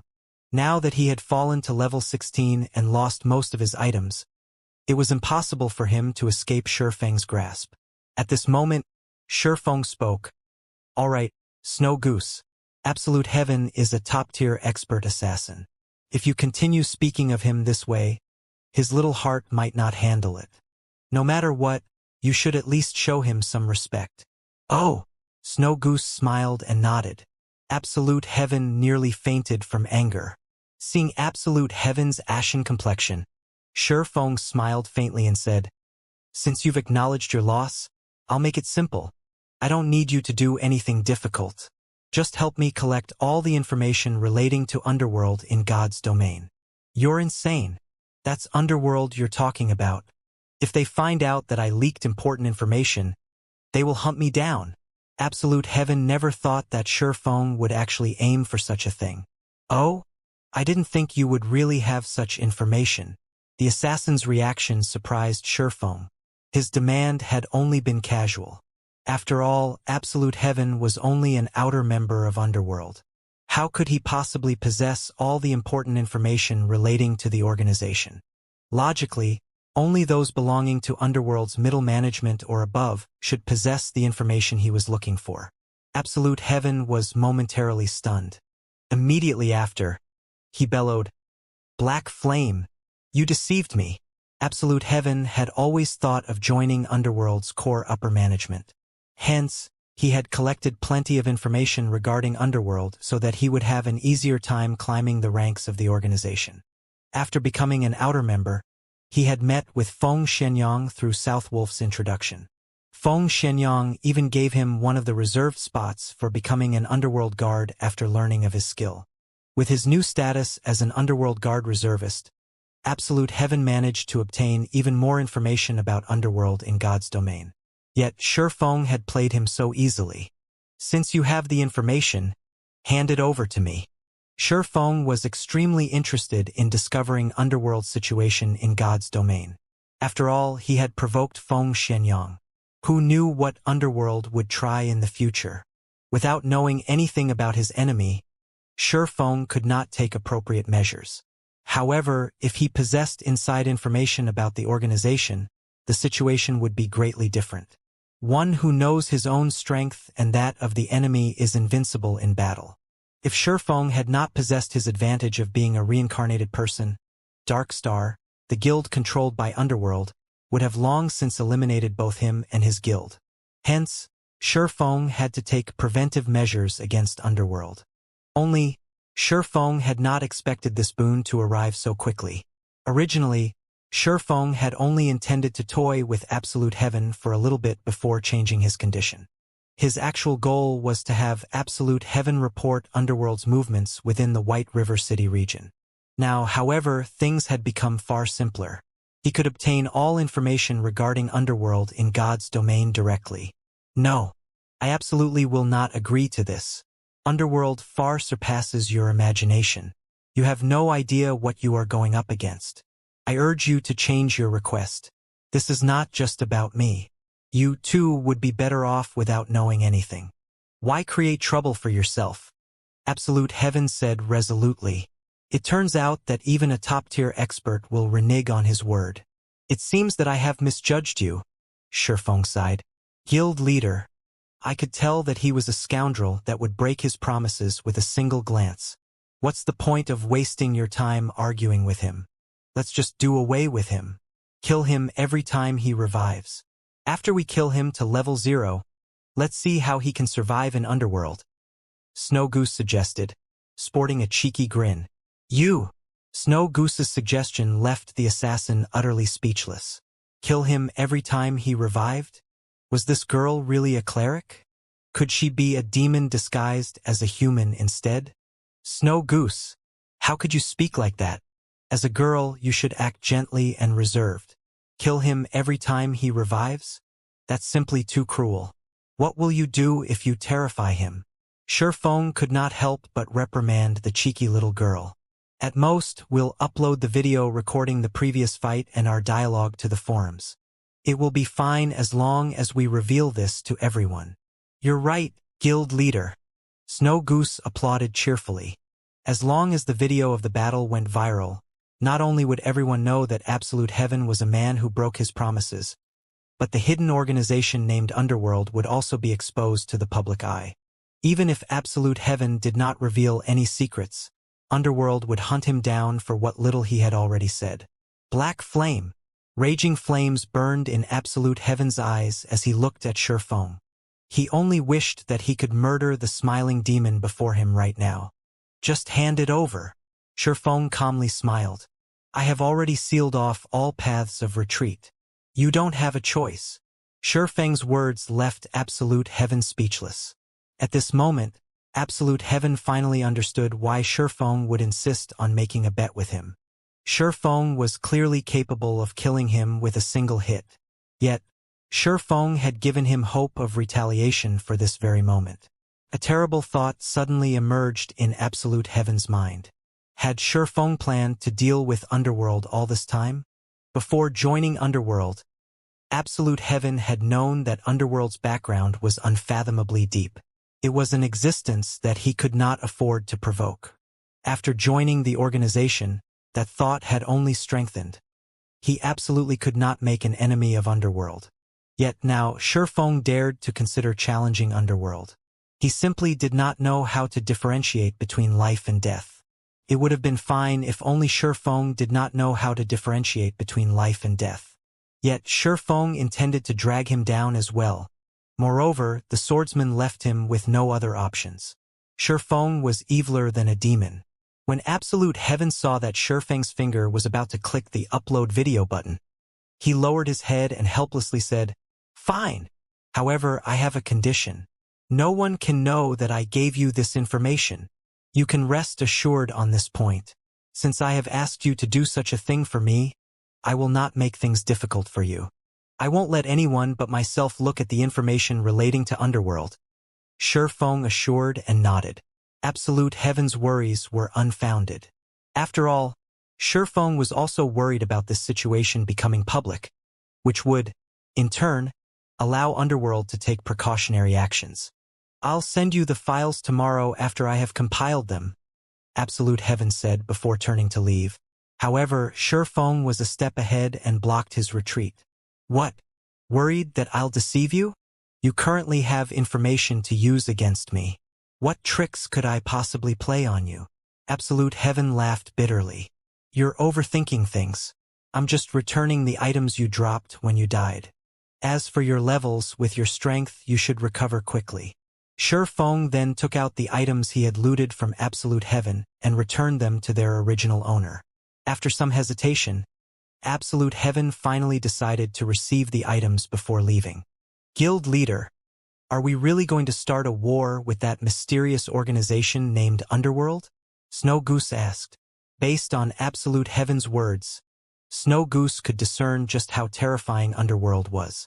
Even a top-tier expert like Absolute Heaven was afraid when talking about it.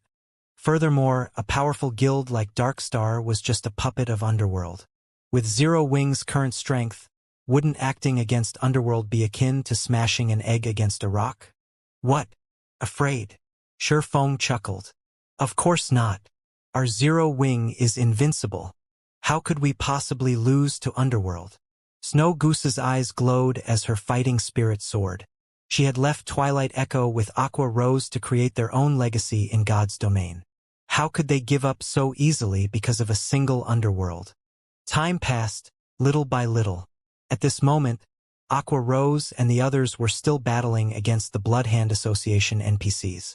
Even though it was night in God's domain, spells of war illuminated the sky around Creektown so brilliantly that it appeared to be day. Although these NPCs provided no loot, the EXP they gave was bountiful. The members of Zero Wing were only able to kill these Bloodhand Association NPCs with such ease due to the assistance of the level 50 Tier 1 guards. In the future, it would not be so easy for them to come across such a valuable opportunity. As more Bloodhand Association NPCs died, the Zero Wing Guild members watched their levels soar. The ranking list of White River City also underwent dramatic changes.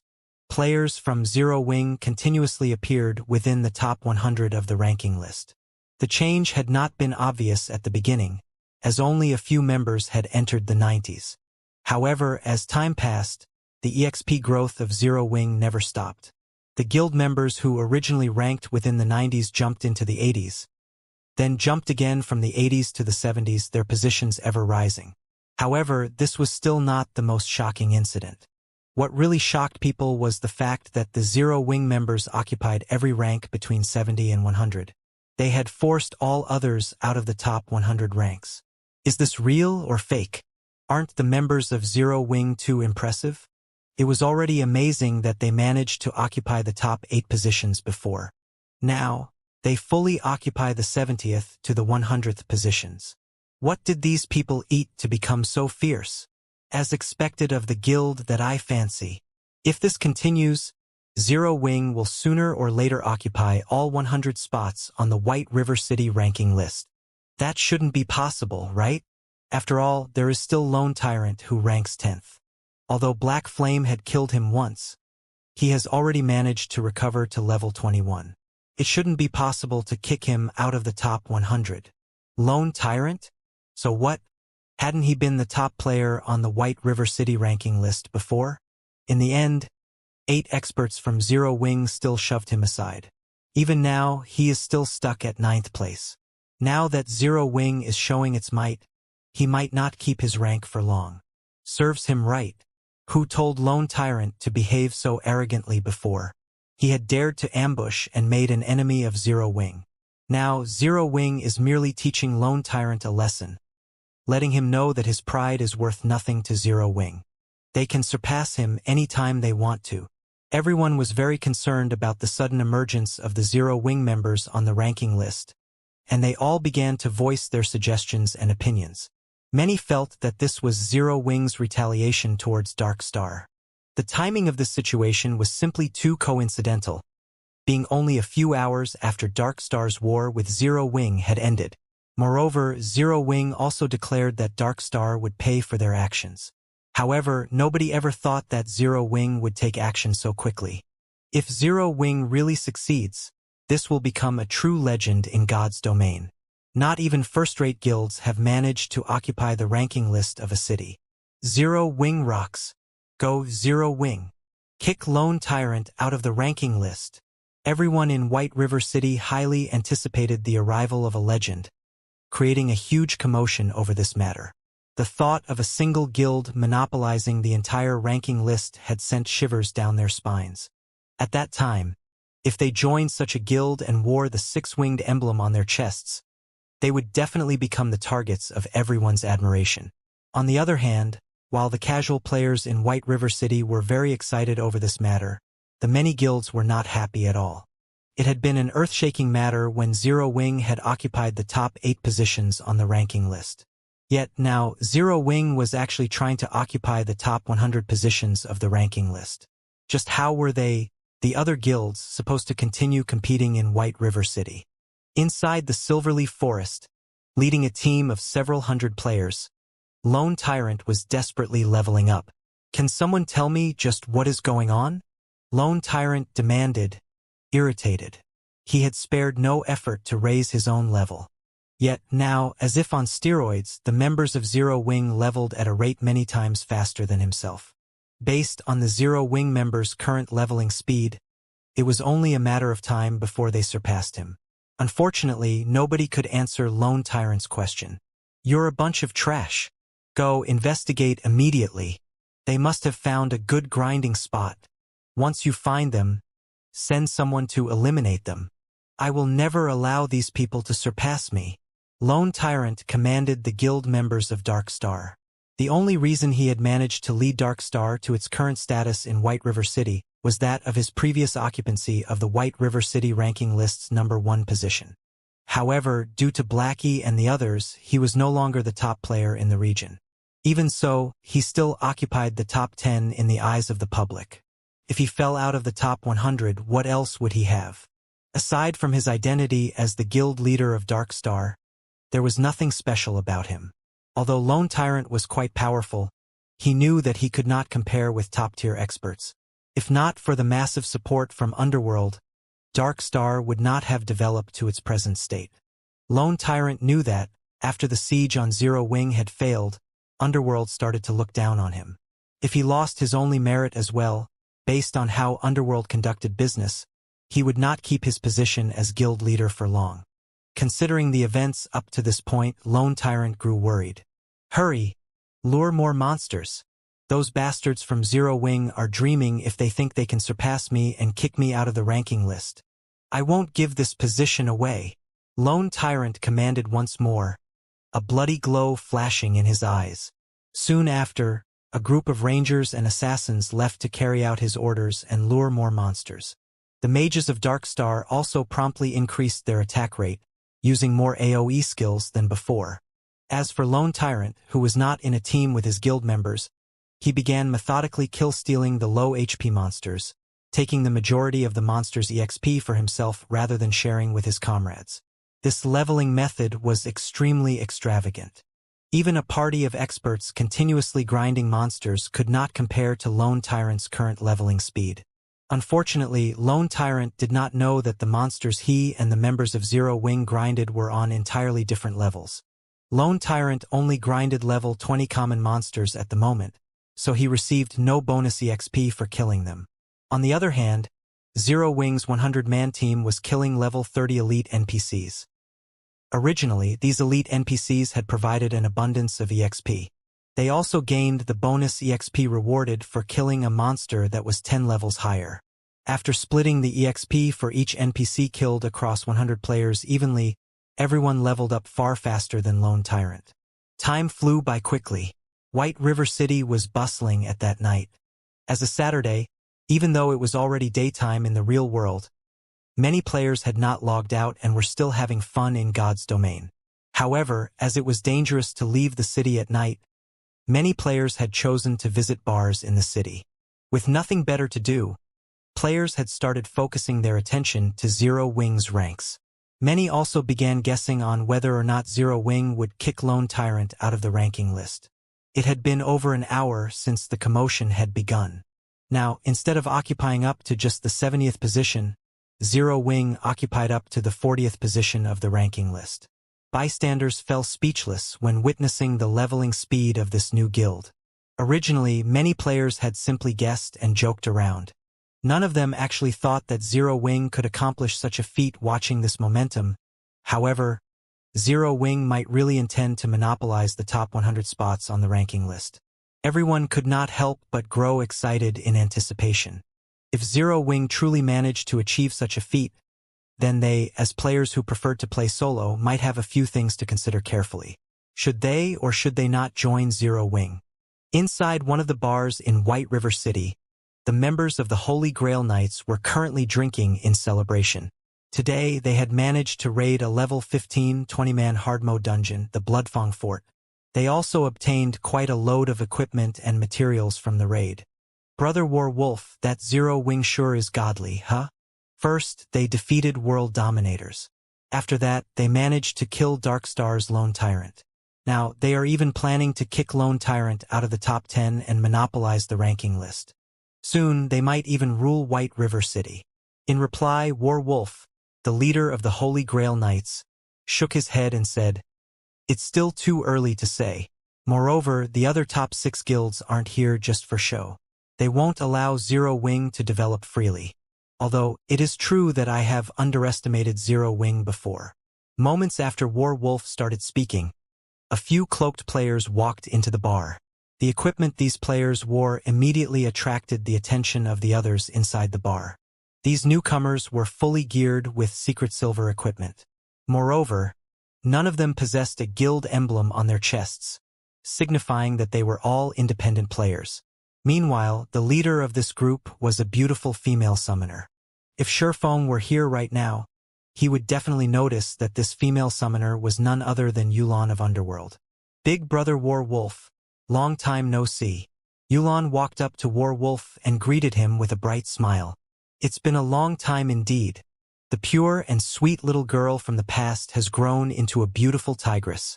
Time really is amazing. War Wolf sighed ruefully as he looked at the noble and graceful girl in front of him. Big brother War Wolf, you jest. Everything I have today is all thanks to you. Yulan smiled faintly. Looking around, she said, we haven't seen each other for so many years now, and I really wish to have a nice conversation with you. There are too many bystanders here. Why don't we find a room upstairs to catch up? Indeed, it has been many years since we last met. We should really have a nice chat. War Wolf immediately spent 5 silvers to rent a guest room on the 2nd floor. He then walked towards the stairs leading to the bar's 2nd floor. Yulan promptly followed after War Wolf. The other cloaked players that had entered the bar with Yulan also moved to guard the staircase, preventing anyone from going upstairs. At this moment, the entire bar was silent. The other members of the Holy Grail Knights, as well as the other guests in the bar, were still stunned by what they just saw. Their minds were unable to process what had just happened. The leader of an independent team actually knew such a noble and elegant beauty. Moreover, they even rented a private room to have a conversation. The other players' minds went wild with fantasy. A short distance away from Creek Town, Aqua Rose and the other members of Zero Wing still grinded the Bloodhand Association's NPCs relentlessly, their experience bars continuously rising. There were over 2,000 NPCs in Creek Town, and it would not be an easy task to kill every one of them. Although Blackie's Stars of Light skill was very effective against the enemy NPCs, the skill had a long cooldown. As for everyone else, the damage they dealt to the enemy NPCs was practically negligible. In the end, the main source of damage was the level 50 Tier 1 guards. However, there were healers among the Bloodhand Association NPCs, as well as some powerful level 50 Bloodhand Association elites. It was not possible to eliminate all of them within a short time. Seeing that the situation had mostly stabilized, Shifeng said in the team chat, Cola and Violet, you two come with me. We're going to make a trip to the Bloodhand Association's stronghold. Everyone else, remain here and continue grinding. Guild leader, you're too biased. I helped you revive that bastard from before. Why are you taking Violet but not me? Snow Goose pouted. We'll be going to the Bloodhand Association's stronghold, and nothing good is waiting for us there. Why would you even want to go? Shifeng laughed bitterly. Shifeng had his own reasons for not bringing anyone else along. How could a crusade quest possibly be so easy? Previously, Fire Dance and the others had merely lured away the NPCs guarding the town. There were still plenty of enemy NPCs waiting for them inside the Bloodhand Association's stronghold. Right now, they were merely going to scout ahead. Is it very dangerous? Snow Goose asked, tilting her head slightly. Of course, Shifeng said seriously with a nod. Forget it. I can't compare to Violet in terms of survivability, and it would be a pity if I lost my fine gold-ranked staff, Snow Goose said after giving it some thought. Soon after, Shifeng led Cola and Violet Cloud to the Bloodhand Association's stronghold in Creek Town. As the Bloodhand Association's stronghold, the security around the construct was usually very strict. However, now that all of the NPCs had been drawn away, Shifeng's group managed to enter the stronghold without any trouble. The inside of the tower was a resplendent sight. Such a luxurious building in a barren place like Creek Town was unimaginable. Careful. This is the Bloodhand Association's stronghold. There are definitely a lot of traps here, Shifeng reminded his team. In the past, world dominators had suffered heavy losses to conquer Creek Town. They had dispatched over 6,000 Tier 1 players and returned with less than 1,000. Meanwhile, close to half of those deaths had been because of the hidden traps inside the Bloodhand Association's stronghold.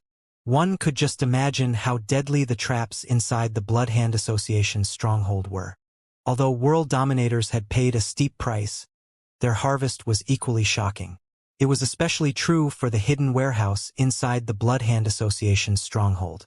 One of the main reasons that many large guilds preferred to capture towns ruled by dark forces was because of the treasures they possessed. Of course, different towns gave varying amounts of treasure.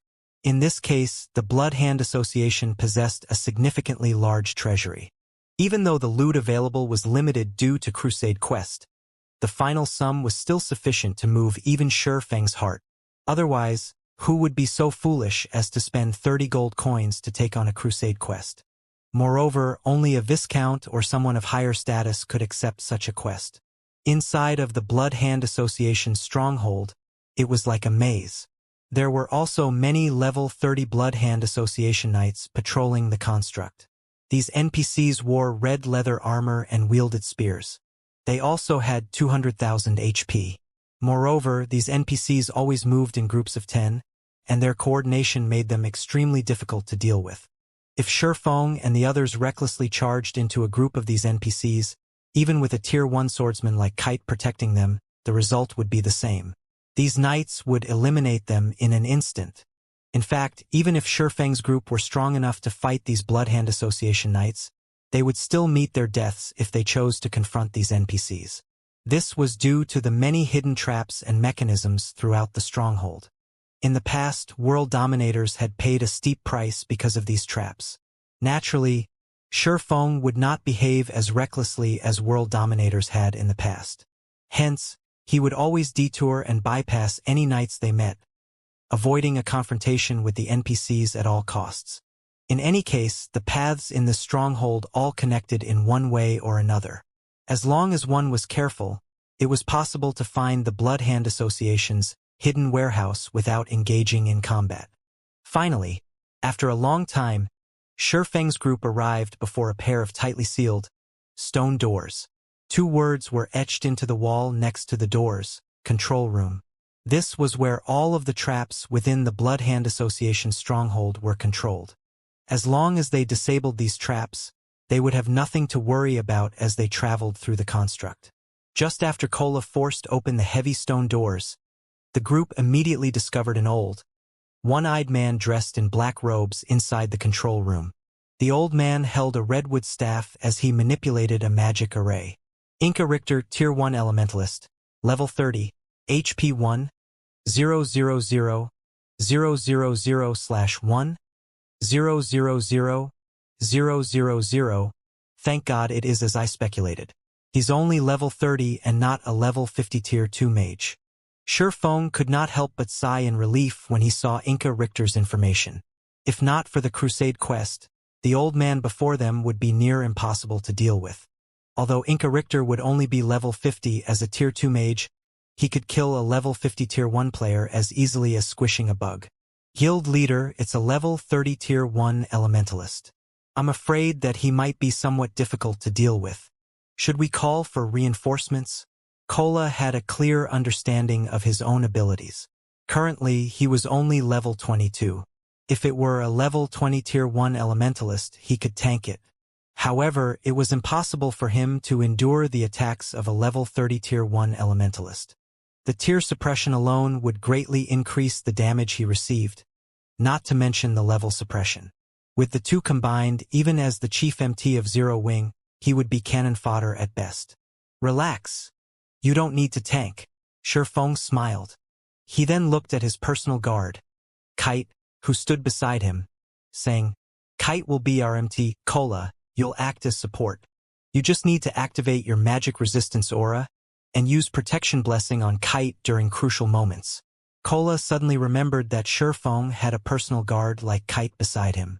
Kite had over 18,000 HP. Compared to Kola, Kite was far more durable as an MT. Although Kite was far inferior to Inca Richter regarding HP, as a level 30 Tier 1 swordsman, Kite's close combat capabilities far surpassed a Tier 1 Elementalist. Kite, you'll tank Inca Richter. Violet, you'll heal Kite. Cola, focus on using protection blessing on Kite when needed. Surefong commanded. Without hesitation, Kite charged Inca Richter, slashing his sword at the old man. A damage of over -4,000 appeared above Inca Richter's head. Compared to the High Lord-ranked Nebula Tiger, Inca Richter's defense was much lower. Despicable intruders. I'll turn all of you into my lab rats. Inca Richter used instantaneous movement, dodging Kite's sword techniques. The old man then waved his staff, summoning an aqua-blue magic shield that covered his body. The magic shield was one of the most frequently used defensive spells that elementalists possessed, and it could protect the caster against a considerable amount of damage. Following which, Inca Richter waved his free hand, summoning an ice wall to prevent Kite from advancing. However, Kite was no ordinary guard. Immediately, Kite activated Wind Blade and jumped. Kite effortlessly leaped across the ice wall in his path and arrived before Inca Richter. He then brandished his sword at the elementalist multiple times in quick succession. After taking a few hits from Kite's sword, the magic shield surrounding Inca Richter's body shattered into particles of light, leaving the caster's feeble body vulnerable to Kite's attacks. Fortunately for the old man, the magic shield had earned him enough time to cast Frozen Circle. White, bone-chilling mist spread out from Inca Richter and assaulted Kite. In response to the spell, Kite abruptly jumped into the air and dodged the Frozen Circle. Inca Richter cursed when he saw the swordsman avoid another spell with such a simple action. In a fit of rage, Inca Richter pointed a finger at Kite, sending multiple fireballs flying at the swordsman who was still suspended in midair. As the fireballs approached him, Kite calmly twisted his body and brandished his sword so fast that only bright afterimages were visible. He sliced the incoming fireballs in half, one after another. The speed of Kite and Inca Richter's exchange was stunning, and any ordinary player would have difficulty following the fight. Standing at a distance, both Cola and Violet Cloud were dumbfounded by the scene before them. This was the first time they had witnessed a fight between NPCs. Never would they have expected that a fight between NPCs could actually be more exciting than a fight between experts. The longer they watched, the more felt ashamed of themselves. Inwardly, they also began to estimate how they would fare if they fought Inca Richter if they were the same level and tier. However, as they continued watching the exchange between Kite and Inca Richter, they soon reached a shocking conclusion. They were not even opponents for Inca Richter. The reason they came to such a conclusion, however, was not because of the great disparity between their HPs. Instead, it was because of the difference in combat techniques. This conclusion left them both speechless. What are you two daydreaming about? They are both high-level NPCs. Ordinary monsters cannot compare to them. It's no big deal if your current combat techniques are not a match for theirs. As long as you participate in more battles and accumulate experience, you will surpass Inca Richter sooner or later. Surefong could not help but console the two. Naturally, he could discern their thoughts. Inca Richter was different from the Bloodhand Association elites battling outside the town. Before the Crusade quest had weakened him, Inca Richter had originally been a Tier 2 NPC. Thus, his combat proficiency was superior to those ordinary NPCs. As for Kite, not only was he a Dark Gold ranked personal guard, but he had also been a Tier 2 swordmaster in the past. His combat techniques were excellent. In truth, Surefong had also been shocked when he had first witnessed a battle between high-level NPCs. It was especially true for battles involving Tier 3 NPCs or above. Regarding control over personal combat power, these NPCs could actually exhibit more than 70% of their strength. According to the evaluation criteria of God's domain, those capable of exhibiting more than 70% of their personal combat power were considered first-rate experts. These NPCs were far superior to the current top-tier experts. Moreover, even an NPC like Inca Richter was only capable of exhibiting 60% of his personal combat power. Hence, it was natural for Cola and Violet Cloud to be inferior to NPCs like Kite and Inca Richter. Following which, Violet Cloud began healing the Tier 1 swordsman while Surefong supported Kite from the sides. From time to time, Surefong would use control skills such as Thunder Flame Explosion and Abyssal Bind to restrain Inca Richter. Feng also used the 7 Luminaries ring, swapping between Aura of Time and Aura of Fire. While Aura of Time was activated, Feng would cast Absolute Time. While Aura of Fire was activated, Feng would use Firestorm. Whenever Inca Richter was about to cast a powerful spell, Feng would deftly activate Absolute Time, interrupting Inca Richter's spell and forcing the old man to defend against Kite's sword techniques using his staff. A mage that could not cast spells was like a tiger that without its fangs and claws. In such circumstances, Inca Richter could only endure Feng and everyone else's attacks helplessly. Very quickly, Inca Richter's 1 million HP fell rapidly. 90%, 70%, 30%. After more than 10 minutes, Inca Richter's body finally dropped to the floor, transforming into an abundance of EXP. Feng reached level 24 with the sudden influx of EXP, following which Feng turned off all of the traps within the Bloodhand Association's stronghold. Now that there were no more traps, it would be much easier to deal with the enemy NPCs. Suddenly, Kola excitedly ran towards Feng's side and asked, "Guild leader, I found a key beside this old man's body. What do you think this is?" "A key?" Feng was slightly puzzled. Logically, none of the Bloodhand Association NPCs should drop any items. Feng received the purple gold key from Kola and examined it. There were complex runes carved onto the body of this key. To Feng's surprise, he could not obtain any information about the key. Everything displayed as unknown. What a strange key. In Feng's memory, there were no records mentioning this key. However, since Inca Richter had dropped it, it should be extraordinary. It seems that we will have to look for an appraiser after we return to White River City. When considering unknown items, Feng suddenly remembered the additional skill of his golden stigmata, Omniscient Eyes. The Omniscient Eyes could obtain all information on any items. This skill was far more amazing than the appraising eyes of appraisers. Let's have a look then. Feng activated Omniscient Eyes and took a look at the key in his hand once more. This time, the information displayed was no longer unknown. All secrets about the key unveiled before Feng's eyes. It's actually a magic weapon. Shock filled Feng's heart as he investigated the purple gold key in his hand. Magic weapon? Kola did not quite understand Feng's words. Violet Cloud was confused as well. Shifting her gaze to Feng, she hoped to find out from Feng what a magic weapon was. It was their first time hearing the term magic weapon. A magic weapon isn't an orthodox weapon. You can think of it as a double-edged sword of tremendous power. It can either raise a player's combat power to frightening heights, or completely ruin them. Feng explained, smiling. He had naturally noticed the two's interest. Feng had never revealed the secret of the abyssal blade to others. Aside from Blackie and Lonely Snow, nobody else in the guild knew about it. Matters regarding magic weapons were of utmost importance. Compared to Blackie's epic ranked staff, magic weapons were much more precious. After all, they were weapons capable of rivaling legendary weapons. Had it been possible, Feng would have wished that the abyssal blade in his hands could become an epic weapon instead of a magic weapon. Although his combat power would have decreased significantly, he would not have to worry about the abyssal blade's backlash. Although Feng had never personally witnessed the result of a backlash, he had still heard rumors about it. In the past, many first-rate experts had been devoured by their own magic weapons. After suffering the backlash, these first-rate experts had no choice but to delete their accounts and start all over again.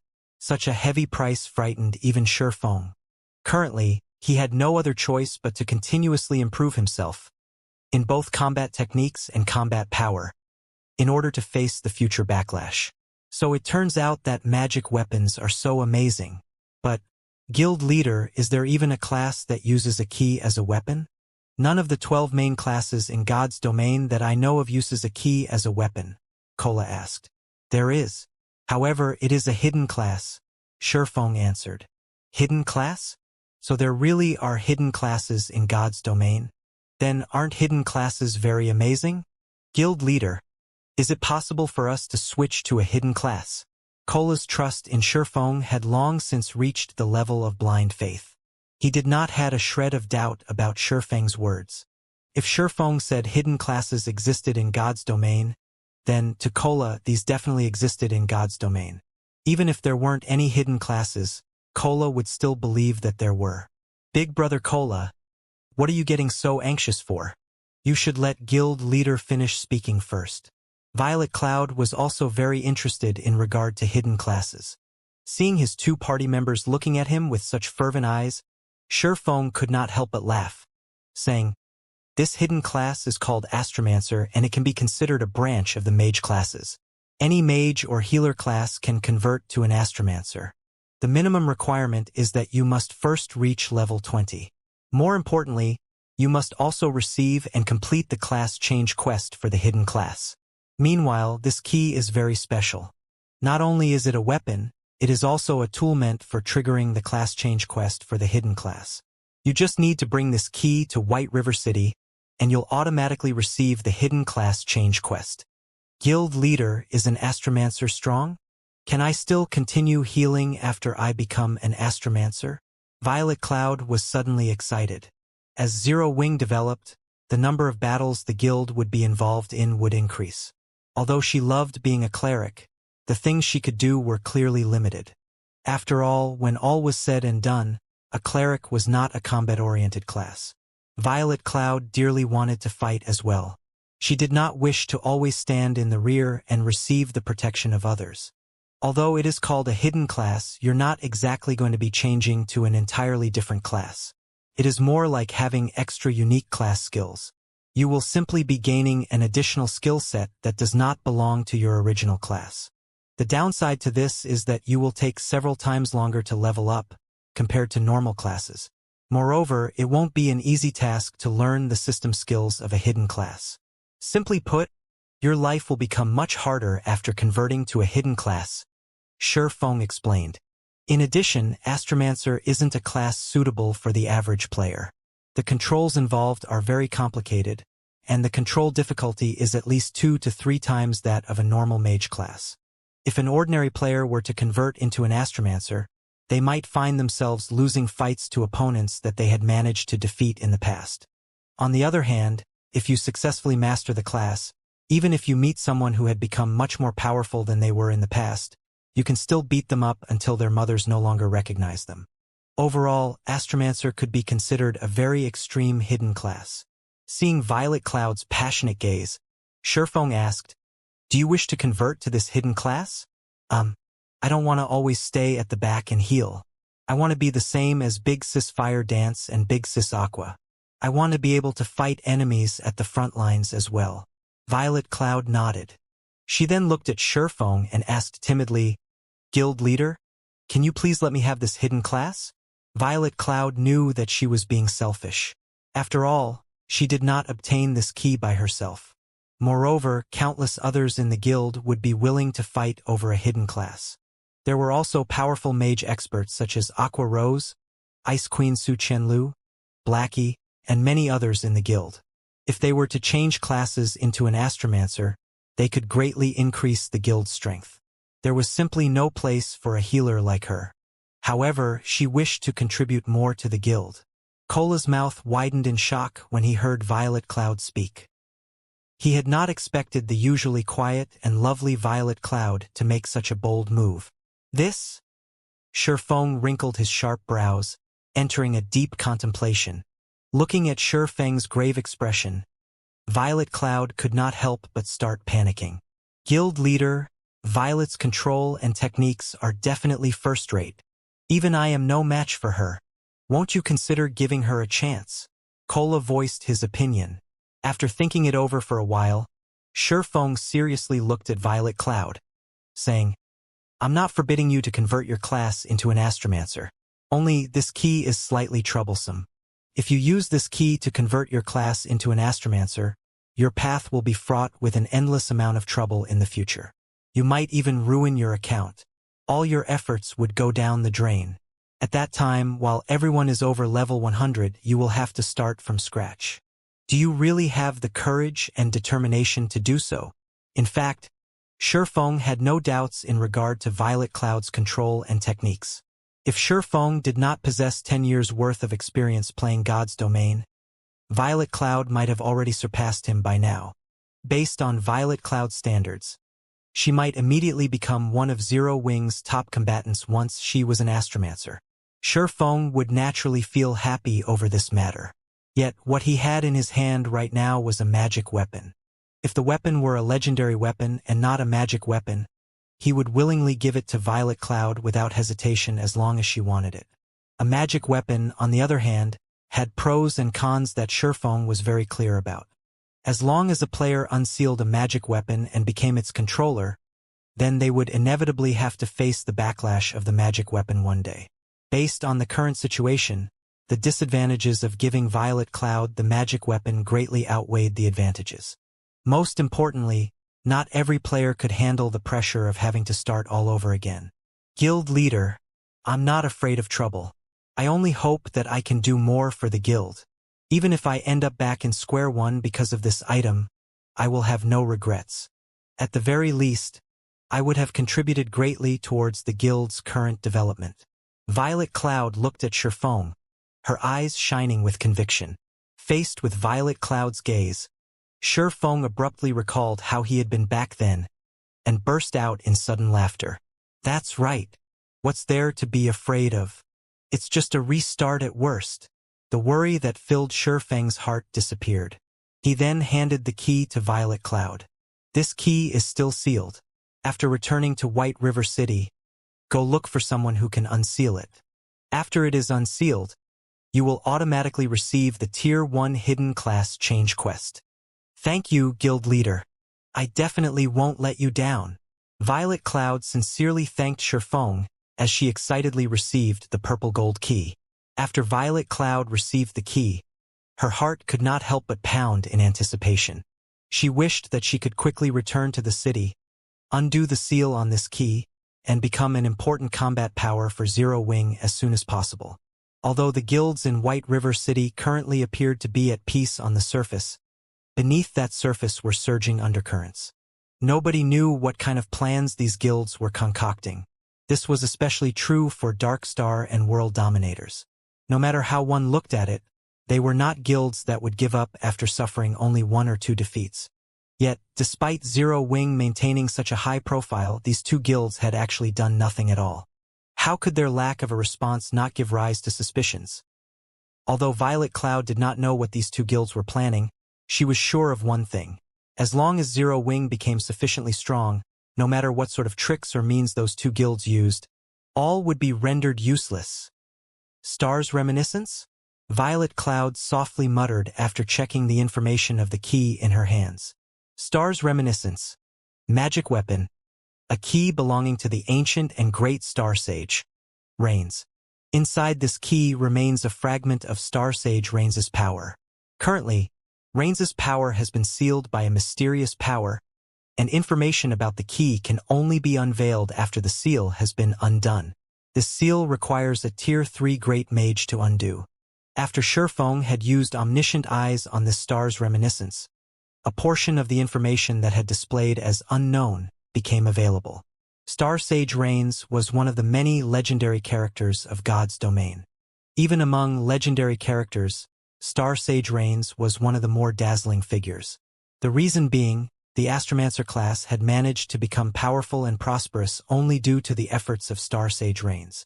Unfortunately, along with the demise of Star Sage Reigns, the entire Astromancer class had slowly vanished through time.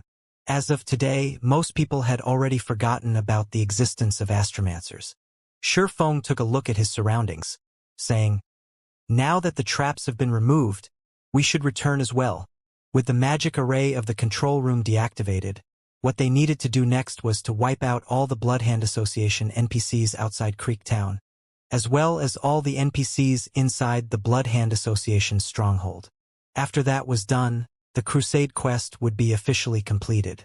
While Shifeng's group of 4 was leaving the Bloodhand Association's stronghold, a major incident occurred at White River City. Originally, the members of Zero Wing had occupied only up to the 40th position on the White River City ranking list. However, after another 2 hours had passed, Zero Wing now occupied every rank up to the 20th position of the ranking list. Currently, Zero Wing was only 11 ranks away from obtaining full monopoly over the ranking list. At present, not a single guild in Starmoon Kingdom had managed to achieve the feat of completely monopolizing the ranking list of a single city. To be precise, nobody had even dared to think of achieving such a feat after all. There were plenty of experts in every city. There were bound to be a few leveling madmen. It was practically impossible for a single guild to surpass every other player in a city. Not to mention, White River City wasn't just a small city. On the contrary, it was the most important city in Starmoon Kingdom's eastern region. It was also the 5th largest city in Starmoon Kingdom. Needless to say, there were plenty of guilds and experts gathered here, making it very difficult to fully monopolize the city's ranking list. Yet now, Zero Wing was actually about to accomplish such a feat. How could the players of White River City not grow excited about it? However, the players most excited over this situation were still the members of Zero Wing. At this moment, many members of Zero Wing started cheering loudly on the streets as they tracked the ranking list, showing their fervent support for Aqua Rose and the others. Of course, while some were rejoicing over Zero Wing's inevitable monopoly over the ranking list, others grew anxious at this situation. When Lone Tyrant saw that Zero Wing members were quickly catching up to him, he started using every means available to him to level up. Lone Tyrant sent for another 600 players from Dark Star to assist him in leveling up. He then split these 600 players into 30 teams of 20 players. These teams were then tasked with gathering and killing monsters around Lone Tyrant. As long as a team was about to kill the monsters they had herded, they would immediately invite Lone Tyrant into their teams before killing said monsters. That way Lone Tyrant could still receive a portion of the EXP without needing to personally land the killing blow. After the monsters were killed, Lone Tyrant would then leave the team and go on to join other teams. Including the several hundred players that were originally helping him, Lone Tyrant now had over 30 teams of players assisting him in leveling up. Lone Tyrant continued to leave and join teams this way, accumulating large amounts of EXP for himself. Naturally, the effect on his leveling speed was self-evident. However, such an extravagant way of leveling was only possible because Lone Tyrant was the guild leader of Dark Star. Other people could only look on in envy. Not even tycoons dared to level up in such a way. In truth, Lone Tyrant himself was reluctant to waste so much manpower. However, he simply had no other choice. Despite sending out a horde of people to search for Zero Wing's whereabouts, no one returned with positive results. Lone Tyrant could not stop Zero Wing's progress even if he wanted to. No matter how hard Lone Tyrant racked his brain, he simply could not figure out how the members of Zero Wing were leveling up so quickly. Even when he was using such an extravagant way of leveling, his leveling speed was still far inferior to theirs. It would be fine if this situation was only limited to 1 or 2 individuals in Zero Wing. However, such a large group of players was actually leveling up so quickly. Just what kind of method were they using to accomplish such a feat? If Zero Wing were to really kick him out of the ranking list, then he, as the guild leader of Dark Star and also someone who was famed for his high level, would really become the laughingstock of White River City. Hence, Lone Tyrant had no choice but to carry out such an unwise move. However, with the passage of time, Lone Tyrant grew increasingly frightened. Everyone in White River City was greatly surprised as well. The reason being, not only did Zero Wing's leveling speed not slow down, it somehow was even accelerating. The rankings changed practically every few minutes. The positions Zero Wing occupied rapidly went from the 20th to the 15th, before increasing to 12th, and finally stopping at 10th. Now, Lone Tyrant was the only player on the ranking list who was not part of Zero Wing. Lone Tyrant became even more frantic at this sight. Lure more monsters. The more the better. Everyone else, give me all the magic scrolls you have. Lone Tyrant's eyes were glowing red at this moment. He looked just like a gambler who had lost all his bets and was planning to stake everything on one final throw. Black Flame, you're 100 years too early if you think you can kick me out of the ranking list. Shortly after, Lone Tyrant started hysterically using all sorts of AoE attack magic scrolls, killing the hundreds of monsters his subordinates had lured over. Each and every one of these AoE attack magic scrolls were very precious, and they were normally treated as the guild's strategic material. At this moment, however, Lone Tyrant treated these magic scrolls as if they were toys, using them with wild abandon. Lone Tyrant's experience bar also soared within a short period of time. However, compared to the rise in experience, Lone Tyrant's behavior was simply throwing good money after bad. Everyone from Dark Star felt their hearts ache at this sight. They had managed to obtain these magic scrolls only after going through many difficulties. Now, however, all their efforts had gone to waste in order to allow Lone Tyrant to quickly level up. Despite their heartache, the members of Dark Star could do nothing about the situation. After all, the person holding the position of guild leader was not them but Lone Tyrant. Many people started regretting their decision to join Dark Star instead of Zero Wing. With such a selfish guild leader, would Dark Star even possess a future? In contrast, Black Flame, the guild leader of Zero Wing, had not hesitated to charge to the rescue in order to save his brothers and sisters in arms from being bullied. Back when the core members of Zero Wing had been surrounded inside the Silverleaf Forest, Black Flame had ventured into enemy territory all by himself. Moreover, after the war, he had even spent huge sums of money in order to compensate his own guild members. From Black Flame's actions, one could tell that he was a person who would rather bear the suffering himself than to let his brothers and sisters be wronged. If they could have such a guild leader, so what if they had to suffer? However, just as Lone Tyrant was hysterically using magic scrolls, Zero Wing's 100-man team were also in the midst of killing the remaining level 50 Tier 1 Blood Hand Association elites. In order to deal with these level 50 NPCs, Blackie used Stars of Light, while Shurfeng used Firestorm. Shurfeng's normal guards also used all their AoE skills. The scene of the battle was like Armageddon. Even the level 50 Tier 1 NPCs could not endure this relentless bombardment. Soon after, these Blood Hand Association elites started dying one after another. Simultaneously, the experience bars of everyone from Zero Wing soared like a rocket. The reason for such rapid leveling was simple. First of all, Tier 1 NPCs gave much more EXP than ordinary NPCs when killed. Second, most of the members of Zero Wing were only level 20, while the rest were only a few levels higher, so the bonus EXP they could obtain from killing a level 50 NPC was munificent. When both of these factors were combined, the levels of Zero Wing's 100-man team naturally increased by leaps and bounds. After several tens of Blood Hand Association elites died, everyone from Zero Wing had risen to level 21 or above, instantly monopolizing all 100 spots on the White River City ranking list. At this moment, every player in White River City fell silent. Zero Wing had done it. Zero Wing had actually fully occupied the top 100 spots of the White River City ranking list. The sight stunned Lone Tyrant. He even forgot to use the magic scroll in his hands. At the same time, a series of system notifications sounded throughout the entire Star Moon Kingdom. Star Moon Kingdom Region System Announcement.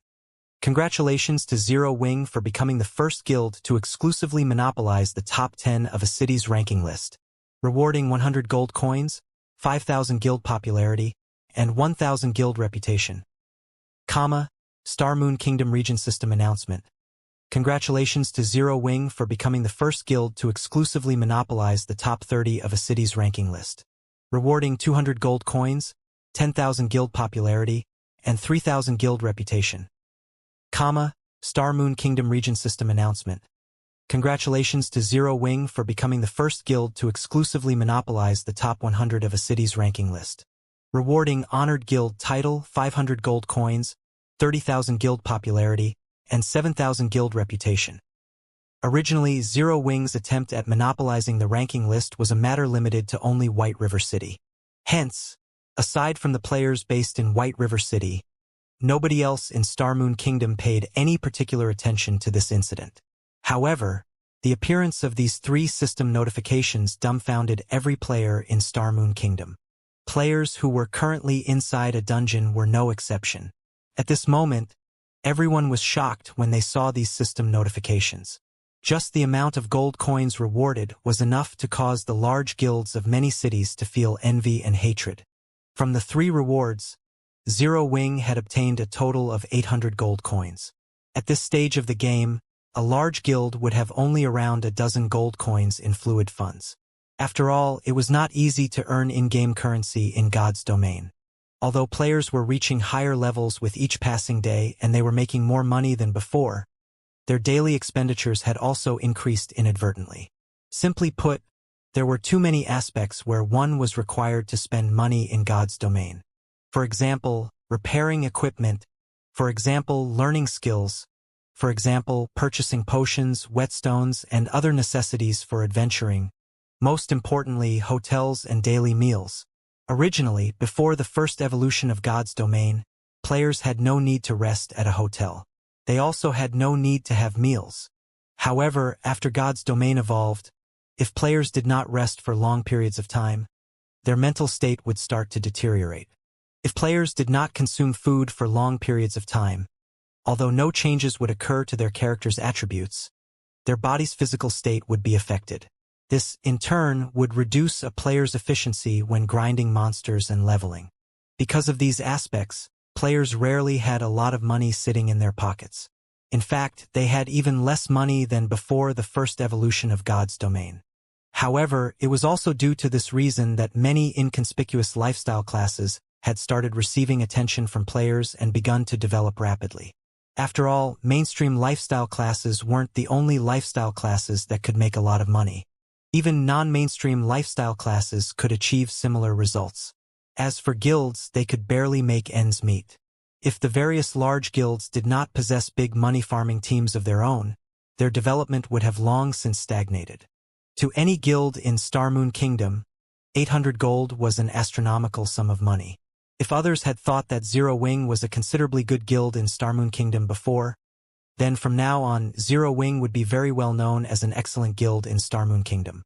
At this moment, posts relating to Zero Wing were flooding the official forums for Starmoon Kingdom, and none of them was not astounded by Zero Wing's achievement. It's Zero Wing again. First, it was the guild residents.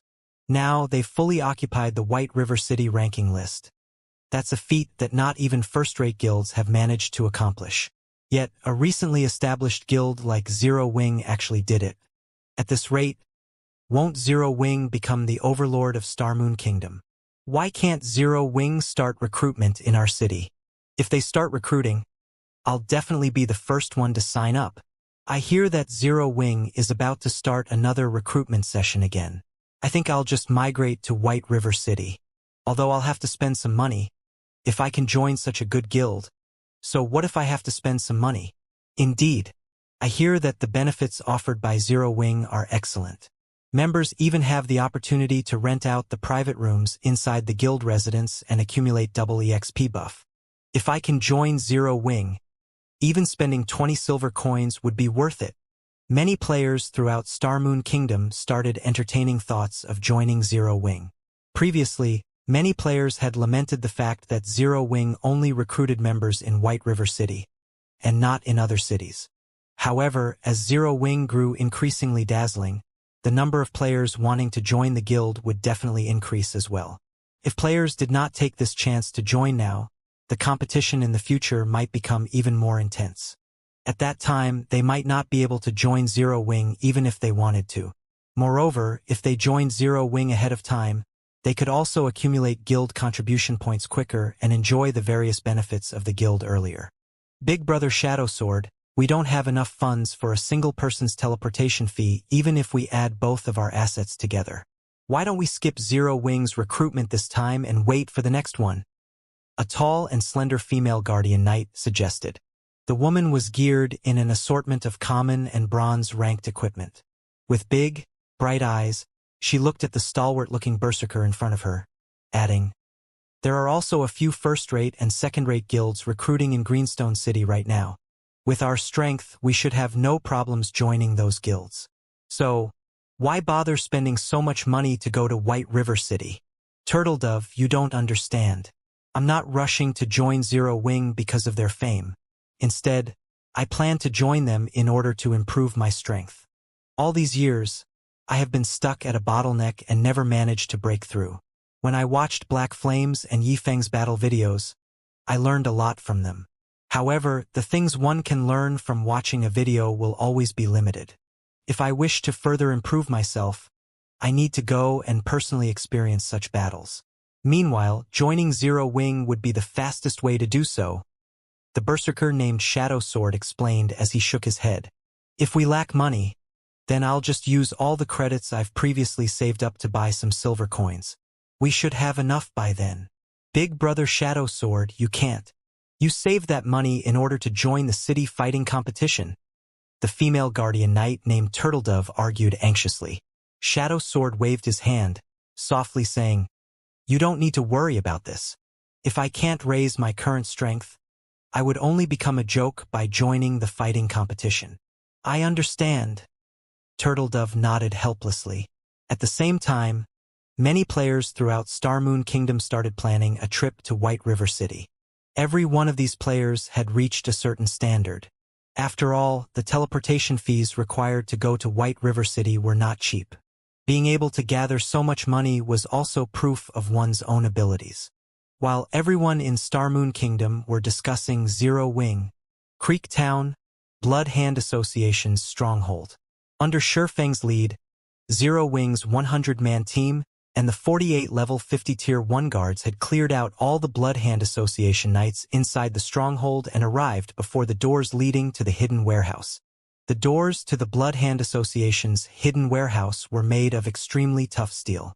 The pair of thick doors was not something that could be pushed apart by only a handful of players. The result would be the same even if Shurfeng, someone who possessed staggering amounts of strength, was included. Let's open it together. Following Shurfeng's command, everyone started pushing against this pair of large doors. After combining the strength of all the players and level 50 tier 1 guards, the team only barely managed to push apart the large doors. Moreover, the speed at which the doors were opened was extremely slow. After spending over a dozen minutes pushing, the team finally succeeded in pushing these large doors apart completely. Simultaneously, the space inside the hidden warehouse also appeared before everyone. The space inside the hidden warehouse was extremely large and commodious, just like a gymnasium. Tens of metal pillars lined the walls of the building. At this moment, however, nobody paid attention to the appearance of the hidden warehouse. Instead, all eyes were focused at the center of the open space. That area had a small mountain of treasures piled up there. With a single glance, one could immediately discover many treasure chests sitting in the mountain of gold. Just the treasure chests that could be seen on the surface already numbered in the tens. Moreover, a majority of these treasure chests were of mysterious iron rank. There were even some secret silver treasure chests. Guild leader, we're rich. Blackie drooled as he looked at all those treasure chests, as well as the gold coins and various other items scattered around the hidden warehouse. Is this the reward for completing the Crusade quest? Although Aqua Rose was a wealthy princess herself, she was still shocked at the sight of the mountain of treasures before her. Only now did she truly understand why Shurfeng had said the Crusade quest's deposit of 30 gold coins was a very cheap price to pay. Compared to the mountain of gold before her, 30 gold coins was not worth mentioning at all. At this moment, Snow Goose's eyes were practically shining. She could not help but wish she could immediately charge up and dive into this mountain of gold. However, Snow Goose did not rush forward. As the location the Blood Hand Association used to store its treasures, this hidden warehouse would naturally have guards. A total of 8 mechanical watchers and 1 mechanical slayer was standing at the periphery of the mountain of treasure.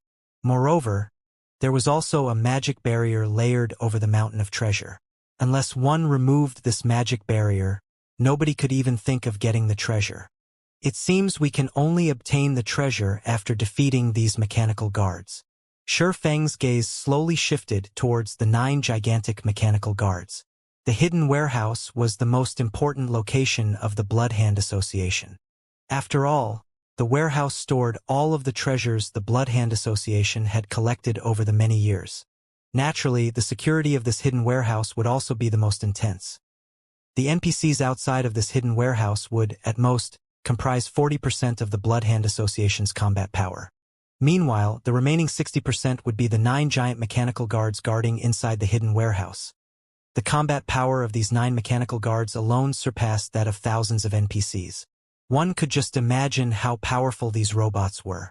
Mechanical Watcher, Lord Rank, Level 30, HP 1, 500, 000/1, 500, 000. Mechanical Slayer High Lord Rank, Level 50, HP 9, 000, 000/9, 000, 000. Everyone felt their hearts grow cold when they saw the shining pitch-black bodies of the Mechanical Watchers. In team dungeons, Lord-ranked monsters were all categorized as bosses. As field bosses, although these Mechanical Watchers had less HP than team dungeon bosses of the same level, their attack power and defense was far superior. Field bosses were much stronger than dungeon bosses of the same level, and a dozen players were no match for them. As for the High Lord-ranked Mechanical Slayer, a boss of such rank would only appear in 20-man Hell Mode team dungeons or 50-man Hard Mode team dungeons. Moreover, the Mechanical Slayer before them was a level 50 High Lord-ranked boss.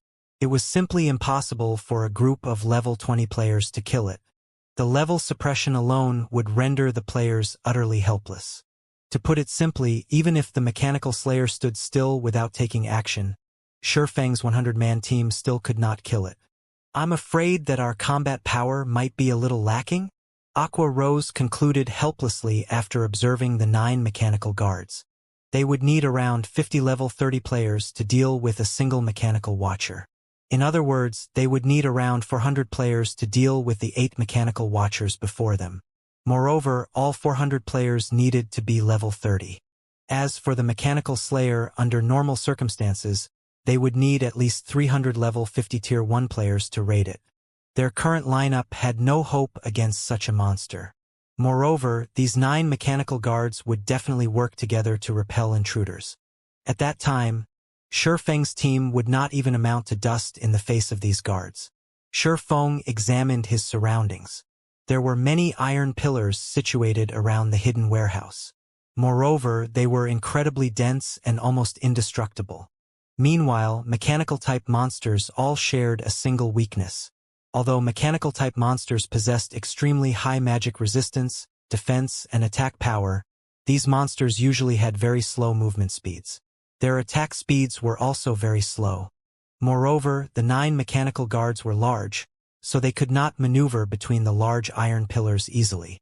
Suddenly, an idea popped into Shurfeng's mind. Fire Dance. Take these intermediate frost grenades. At the start of the raid, I want each of you to lure one of these Mechanical Watchers away. As for the Mechanical Slayer, leave it to me.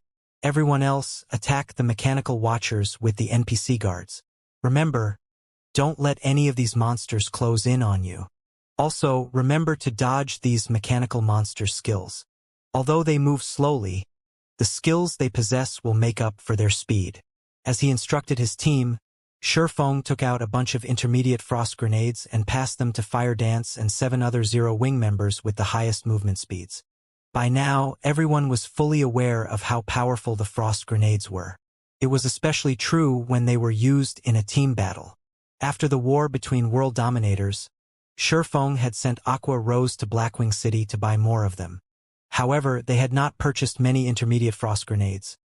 Intermediate frost grenades could deal 800 frost damage to targets that were level 70 or below, freezing them for 5 seconds and reducing their movement speeds by 60% for 12 seconds. However, each intermediate frost grenade cost 10 silver coins. They certainly weren't cheap. Aqua Rose had only purchased 200 intermediate frost grenades. Even so, the total had reached 20 gold coins. The price concerned and distressed her. However, she knew just how powerful these items were. So, even if they were more expensive, they still needed to buy some as a reserve. At this moment, Shurfeng couldn't care less about the expense of the intermediate frost grenades. After all, relying on the movement speed reduction and control skills of the NPC guards would not be enough to pin down these mechanical monsters. Following which, Shurfeng assigned everyone on the team their tasks. Their main goal was to circumnavigate around the iron pillars and take the chance to kill these slow mechanical monsters, though the main damage dealers would be Shurfeng's guards. Begin! The moment Shurfeng commanded, everyone took action. To start things off, Fire Dance and the others lured the 8 mechanical watchers away. Shi Feng then charged towards the mechanical slayer.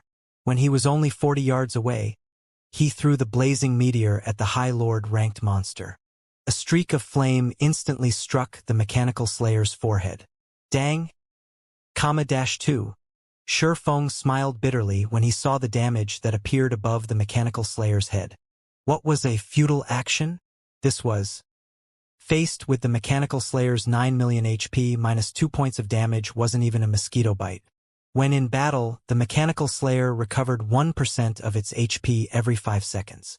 In other words, the mechanical slayer could recover 90,000 HP every 5 seconds. However, Shi Feng had already achieved his goal. The mechanical slayer's gloomy eyes suddenly illuminated and flashed red.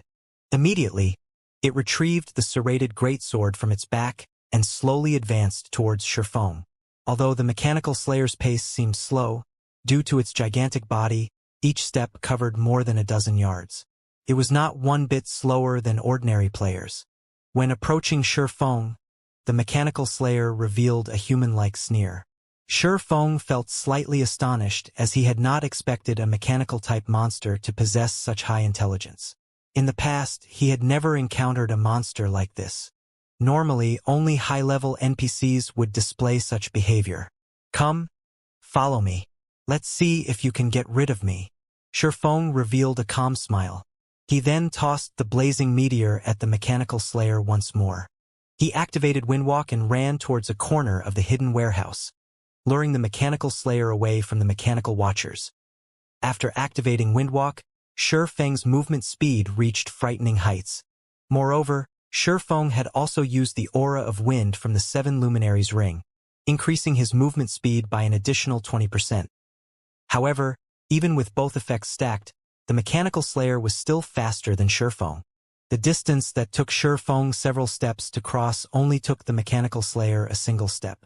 When the distance between them shortened to 20 yards, the mechanical slayer abruptly swung its greatsword at Shi Feng, wielding it single-handedly. Clearly, there was still a distance of 20 yards between the mechanical slayer and Shi Feng. Although the mechanical slayer's serrated greatsword was very large and long, it could not hit Shi Feng. Yet, the mechanical slayer still chose to swing its greatsword. When the serrated greatsword descended, it created a loud boom. Even the air surrounding the greatsword compressed and became extremely heavy. Suddenly, tens of air blades shot towards Shi Feng. The blades resembled a wall of air pressing down on Shi Feng. The gaps between air blades simply did not allow Shi Feng any space to evade. Moreover, they covered a frightening range. Shi Feng could not dodge them even if he wanted to. Yet, if Shi Feng took the attack head-on, the blades would end his life. Defensive blade would not change the outcome. At most, the skill could help Shi Feng block 9 air blades. It's using a skill already? As expected, a High Lord won't give players any chances. It would be simply impossible for an ordinary player to escape alive. Shi Feng was utterly astonished. He had not expected the mechanical slayer to use such a powerful skill so soon. However, it would be wishful thinking on the mechanical slayer's part if it thought it could kill Shi Feng so easily. In the next moment, Shi Feng suddenly flew. In the nick of time, Shi Feng flew out of the range of the air blades, leaving behind afterimages as he charged towards the closest iron pillar. This was none other than the effect of Wind Rider, the activatable skill of the aura of wind.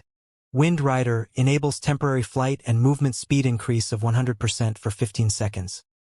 Cooldown, 2 minutes, the mechanical slayer bellowed angrily. It actually failed to kill an ant like Shi Feng with a single attack. This was simply humiliating. Immediately after, the mechanical slayer no longer wielded its serrated greatsword single-handedly. Instead, it swung the greatsword with both hands now. Boom! The serrated greatsword plunged into the sturdy ground. Suddenly, the entire warehouse started trembling. With the mechanical slayer as the epicenter, the ground began to crack. Covering a radius of around 70 yards, streams of air blasted up from the ground, decimating everything in their path. The attack caught one unfortunate level 50 tier 1 guard, killing him instantly. The skill's power dumbfounded everyone. It was simply unbelievable. The level 50 tier 1 guard had over 100,000 HP. Yet he was gone in an instant. This was not Shifeng's first time meeting a High Lord. However, Shifeng could say for sure that a High Lord was definitely not capable of instant-killing a Tier 1 NPC of the same level. At this moment, several thousand level 50 Tier 1 players would not be enough to kill the Mechanical Slayer. Fortunately, Shifeng had Wind Rider activated, so he barely managed to escape the Mechanical Slayer's skill. At this moment, when Shifeng looked at the Mechanical Slayer again, Shifeng was shocked to discover a cruel smile on its face. Seeing this, Shifeng thought of an unlikely possibility. Suddenly, Shifeng's body shivered as it was overcome with a terrifying chill. This is not good. It's a mutant. Everyone, leave the warehouse immediately. Run as far as you can, Shifeng shouted. At this moment, various emotions passed through Shifeng's heart. Originally, Shifeng had everything under his control. However, he never would have expected that such a thing would occur. To begin with, it was simply impossible for this kind of thing to exist at this stage of the game. Yet, it had actually happened. Although Shifeng's command confused his guildmates, they carried it out without hesitation. Following Shifeng's command, everyone ran from the hidden warehouse. At the same time, Shifeng also tasked his normal guards to stay behind and pin down the Mechanical Slayer, allowing everyone the chance to escape. In the face of the Mechanical Slayer, however, the level 50 Tier 1 guards, which had been insurmountable existences to players, could not last a single hit. Guild leader, what is going on? Aqua Rose dared not believe her own eyes right now. The level 50 Tier 1 guards were actually dying with a single hit. A single hit. At this moment, Aqua Rose wasn't the only person present who had questions. Everyone in the team was dazed and confused. Such a powerful monster no longer belonged to the category of a High Lord. However, at this moment, nobody had the time to ask their questions. Over a dozen guards sent to hold back the Mechanical Slayer had already fallen. Moreover, from beginning to end, only a few short seconds had passed. Don't ask. Just run. Run as far as you can. Absolutely do not turn back, Shifeng shouted as he tossed an intermediate frost grenade. Currently, Wind Rider was still in effect. So, Shifeng took advantage of his speed to delay the Mechanical Slayer as much as he could. Originally, an intermediate frost grenade could deal 800 frost damage to monsters level 70 or below and freeze them for 5 seconds. However, when used on the Mechanical Slayer, the intermediate frost grenade had only dealt -100 damage. The freezing effect only lasted for 1 second. Although it was only 1 second, it was effective enough for Shifeng. Fortunately, the cooldown between uses for the frost grenades was also 1 second, allowing Shifeng to freeze the Mechanical Slayer perpetually. Shifeng tossed one frost grenade after another, delaying the Mechanical Slayer for over 20 seconds. At this time, his team had finally left the hidden warehouse. Guild leader, we've left the warehouse, Fire Dance said in the team chat. No. I told you to run as far as you can. Leave Creek Town immediately, Shifeng said. Presently, nobody but Shifeng knew what the appearance of a mutant signified. However, Shifeng did not have the time to explain at the moment. If they did not run fast or far enough, the consequences would be dire. Listening to Shifeng's anxious tone, everyone from Zero Wing knew that the situation was not as simple as it appeared. Since Shifeng had issued his command, none of them would tarry. One after another, they quickly ran for the entrance of the Bloodhand Association's stronghold. The Mechanical Slayer's strength was simply too terrifying. Not only did it possess region-scale destruction skills, but it could also kill level 50 Tier 1 NPCs with a single hit. If it had only been a region-scale destruction skill, they could have dealt with it. The key thing was that even the Mechanical Slayer's basic attacks could instantly kill an NPC guard with over 100,000 HP. At this stage of the game, players had no hope of defeating the Mechanical Slayer. Guild leader, be careful. Fire Dance could not help but tighten her fists, reluctance filling her heart. Yeah, Shifeng gave a simple reply. At the moment, he could not relax as he had before. His current enemies were not limited to just the Mechanical Slayer. They also included the 8 other Mechanical Watchers. Previously, these mechanical watches had run out of the hidden warehouse in pursuit of the other members of Zero Wing. However, after everyone escaped from the hidden warehouse, these mechanical watchers rushed back to deal with Shifeng. It was extremely challenging for Shifeng to slow the mechanical slayer's movements while simultaneously dodging the attacks of the 8 mechanical watchers. When all was said and done, Shifeng was only a level 24 tier 0 swordsman. Only by activating all the life-saving skills he possessed could he barely avoid death. However, he was about to run out of gas. Damn you fools! I'm clearly helping you right now, yet you idiots are trying to kill me. Since you all wish for death so badly, I'll grant you your wish. Shifeng looked at the 8 mechanical watchers that only focused their attacks on him in anger. Then, instead of throwing the intermediate frost grenade in his hand at the mechanical slayer, Shifeng aimed it at the mechanical watchers charging at him. Have fun with each other. Damn you bastards. After freezing the 8 mechanical watchers, Shifeng retrieved a speed scroll from his bag and used it. His movement speed soared once more. He then charged directly towards the hidden warehouse's entrance. You will all die. The mechanical slayer let out a mechanical roar after escaping its icy imprisonment. The entire warehouse trembled at its mighty roar. Instantly, the mechanical slayer strode forward and charged at the escaping swordsman. While moving forward, however, the mechanical slayer found itself blocked by the 8 frozen mechanical watchers. Without a shred of hesitation, the slayer swung its great sword at one of its supposed allies. The strike sent one of the heavy, over 6 feet tall watchers flying. Making 8 quick successive swings, the mechanical slayer sent all 8 mechanical watchers into the warehouse's walls. Such horrifying damage. It is as expected of a mutant. At this moment, Shifeng finally managed to glimpse of the mechanical slayer's real damage. A basic swing from its greatsword devoured more than 300,000 HP from each of the mechanical watchers. In other words, the mechanical slayer could easily kill a level 30 Lord-ranked mechanical watcher with only 5 basic attacks. With such strength, the mechanical slayer could effortlessly massacre a starter town. It seems that fleeing to a town is out of the question. Shifeng frowned as he gauged the mechanical slayer's combat power. Mutants were a special existence in God's domain. They were not bound by the logic of the game. Normally, mutants were born from mutated monsters. However, a mutant spawn rate was as low as that of obtaining a lucky stone in God's domain. The system's laws had no effect on these mutants, and they were completely independent creatures. They could wander about to any region, and they would attack and destroy any living being they come across. In Shifeng's previous life, every time a mutant appeared in God's domain, a disaster would follow. Mutants were like the various natural disasters in the real world, and they were not something that a single player could deal with. Mutants possessed an intellect several times higher than normal monsters, and they were practically on the same level as a high-level NPC. In addition, when a monster mutated, their combat power would increase by several folds. Shifeng had met with a mutant in the past. The mutant had originally been a level 80 common monster. However, after it mutated, it had instant-killed the level 75 Tier 2 player who had been its opponent at the time.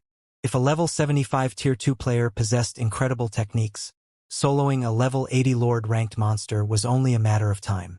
Naturally, if such a player wished to escape, they would have no problems doing so.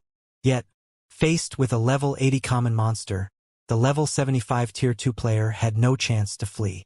Of course, one of the reasons for that player's demise was negligence. However, the fact that a level 80 common monster was capable of instant-killing a level 75 Tier 2 player clearly displayed how much more powerful it became after becoming a mutant. Following which, that mutated common monster had become the nightmare of players.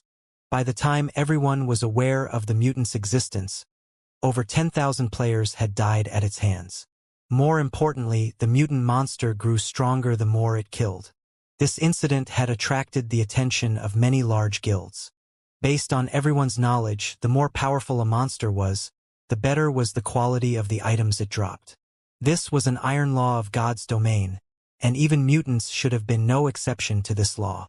Since this mutated monster was so powerful, being even stronger than a high lord of the same level, its loot would be magnificent.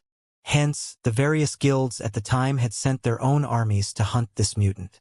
At that time, over 100,000 players had been dispatched, and all of them were above level 70. There were even Tier 2 professional experts among them. The battle between the mutant and the player army had shaken the heaven and earth. A starter town had even been decimated as a result of that war. Although the player army had successfully killed the mutant in the end, the losses they suffered were tremendous. Out of the 100,000 players sent out, less than 3,000 survived. Meanwhile, the mutant before Shurfeng right now had mutated from a High Lord monster. Currently, the Mechanical Slayer was just a newborn. Its strength was at its weakest right now. Shurfeng did not dare imagine how powerful it would become once it matured. In the past, a level 80 common mutant had grown to be able to wipe out over 90,000 players from a 100,000 strong army. Moreover, some of those players had been Tier 2 experts, and everyone's levels at that time were not much different than the mutants. Meanwhile, although the Mechanical Slayer before Shurfeng was only level 50, not a single player had reached level 40 yet. To put it simply, the Mechanical Slayer was invincible against players. During the time Shurfeng took to escape the hidden warehouse, the Mechanical Slayer had taken care of all 8 Mechanical Watchers. Finished with the nuisances, the Mechanical Slayer renewed its charge at Shurfeng. So fast! Shurfeng hurriedly threw a frost grenade at it. This time, however, the Mechanical Slayer had not fallen for the same trick. With nimble steps, it easily avoided the intermediate frost grenade Shurfeng had thrown. Damn! It's those Mechanical Watchers' fault. Shurfeng's anger grew. In the beginning, when the Mechanical Slayer had just awoken, its intellect had still been considerably low. Hence, it failed to dodge the first frost grenade. Moreover, as long as Shurfeng's stock of intermediate frost grenades did not run out, he could freeze the Mechanical Slayer for an indefinite amount of time. Now, however, this strategy was no longer viable. Almost immediately, the Mechanical Slayer caught up to Shurfeng, its serrated greatsword coursing its way towards him. Currently, the hallway Shurfeng was in only had one path. There was nowhere to dodge, and death was all but inevitable. Shurfeng had no choice but to bet everything he had, pointing the abyssal blade at the Mechanical Slayer. Abyssal bind. 9 pitch-black chains suddenly sprouted from the ground, binding the Mechanical Slayer. The Mechanical Slayer struggled madly, and in the blink of an eye, it shattered one of the chains. Soon, the second and third chain broke apart as well. At this moment, the chains of abyssal bind that had never failed Shurfeng until now seemed as fragile as strips of paper. After easily snapping the chains that bound it, the Mechanical Slayer swung down its serrated greatsword. Unlike the downward slash it had used at the very beginning of the raid, this swing had sliced apart the air, the greatsword meeting no resistance whatsoever. The air blades that the slash produced had also become much finer, sharper, and quicker. Its improvement rate is too fast. Shurfeng had not imagined that the abyssal bind, which could restrain even the High Lord-ranked Nebula Tiger, would not affect the Mechanical Slayer. However, the Mechanical Slayer's improvement was far more frightening. It seems that I can only fool around here. Shurfeng watched the air blades that filled the hall. There was simply nowhere to take cover. He had also used up all of his life-saving skills to deal with the 8 Mechanical Watchers. However, even if he had his life-saving skills, he still couldn't defend against the Mechanical Slayer's attack. Not delaying any further, Shurfeng switched out the 7 luminaries' ring's aura of wind to the aura of space. Suddenly, a spatial crack formed in front of Shurfeng. Through this crack, one could see a completely different view from that of the Bloodhand Association's stronghold. In the blink of an eye, the spatial crack widened large enough to allow a single person to pass through. Shurfeng jumped through the spatial crack without hesitation. Soon after, the air blades entered the spatial crack as well, following their target. However, the moment these blades of air entered the spatial crack, they immediately disappeared without a trace like a rock sinking into a bottomless ocean. This spatial crack was formed by none other than the aura of space's activatable skill, space movement. Although the skill was not as convenient as an elementalist's instantaneous movement, the distance one could cross using space movement far surpassed that of instantaneous movement. Mutants were different from other monsters.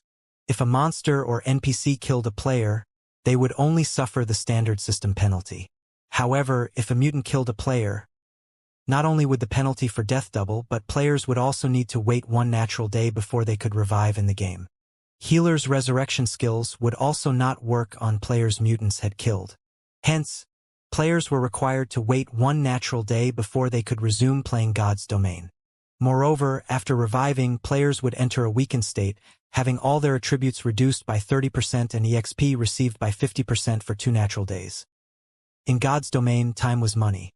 A guild would suffer tremendous losses if its members became useless for 3 days. Even first-rate guilds could not afford to suffer such a loss. When the mechanical slayer saw Shifeng disappear into the spatial crack, a hint of suspicion appeared on its icy face. The mechanical slayer had only recently gained its own consciousness, and there were simply too many things in this world that it did not know. Shifeng was but an ant in its eyes, something that it could easily crush. However, not only had this ant damaged it, freezing it for a long time, but this ant also managed to escape right before its eyes.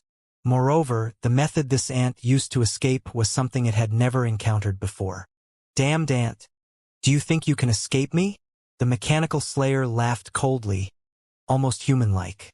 "No matter how far you run, you won't escape my grasp."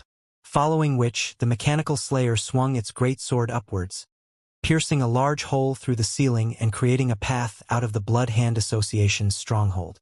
Focusing its strength in its legs, the mechanical slayer jumped out of the stronghold. "So, this is how flying works." The mechanical slayer chuckled as it hovered in midair. If Shifeng could hear the mechanical slayer's words or witness the flying ability it displayed, cold sweat would drench his back. Not only did the intelligence of this mechanical slayer undergo a tremendous transformation, but its learning capability also reached frightening levels. The mechanical slayer had only seen Shifeng use Wind Rider once, yet it actually learned the skill so quickly. I see that you've managed to run quite far away." Hovering above the Blood Hand Association's stronghold, the mechanical slayer's lips curled up with a trace of playfulness as it looked towards the northwest. Immediately, it flew in that direction, hunting its prey. At this moment, Aqua Rose, Fire Dance, and everyone else from Zero Wing had just left the Blood Hand Association's stronghold, confusion still occupying their minds. Before anyone could react, the roof of the Blood Hand Association's stronghold suddenly collapsed, creating a hole that led towards the stronghold's underground space. In the next moment, the mechanical slayer appeared from the hole and hovered above the stronghold. Soon after, the mechanical slayer transformed into a streak of light and departed from Creek Town. After a period of silence, Snow Goose rubbed her eyes, asking uncertainly, "Big Sis Aqua, my eyes aren't playing tricks on me, right? That thing that flew away just now was the mechanical slayer, right?" Yes." Aqua Rose nodded her head blankly. The mechanical slayer looked like a flying fortress as it soared through the sky. Not only had it possessed frightening, destructive force, but it also possessed speed that completely surpassed players. Faced with an enemy like this, any player would be left speechless, let alone those who had personally witnessed the power of this creature. Although the mechanical slayer had already departed from Creek Town, fear lingered in everyone's hearts. Was it really possible for players to contend with such a monster? This question echoed in everyone's minds. Crap! Since the mechanical slayer has left, doesn't that mean that guild leader died inside the hidden warehouse? Fire Dance suddenly realized, her expression undergoing an abrupt change. Filled with worry, Fire Dance immediately activated wind steps and rushed back into the stronghold, charging towards the collapsed warehouse. In God's Domain, there were only 2 possibilities for a monster to leave battle. The first was when players had run beyond the monster's range predetermined by the system. The other scenario was when the monster successfully killed its target. Now that the mechanical slayer had departed from Creek Town, it was obvious that the second scenario had occurred. "I'll go with you." Violet Cloud also reacted quickly and chased after Fire Dance. Following which, everyone finally understood the situation. Shame overcame them as they followed the 2 girls.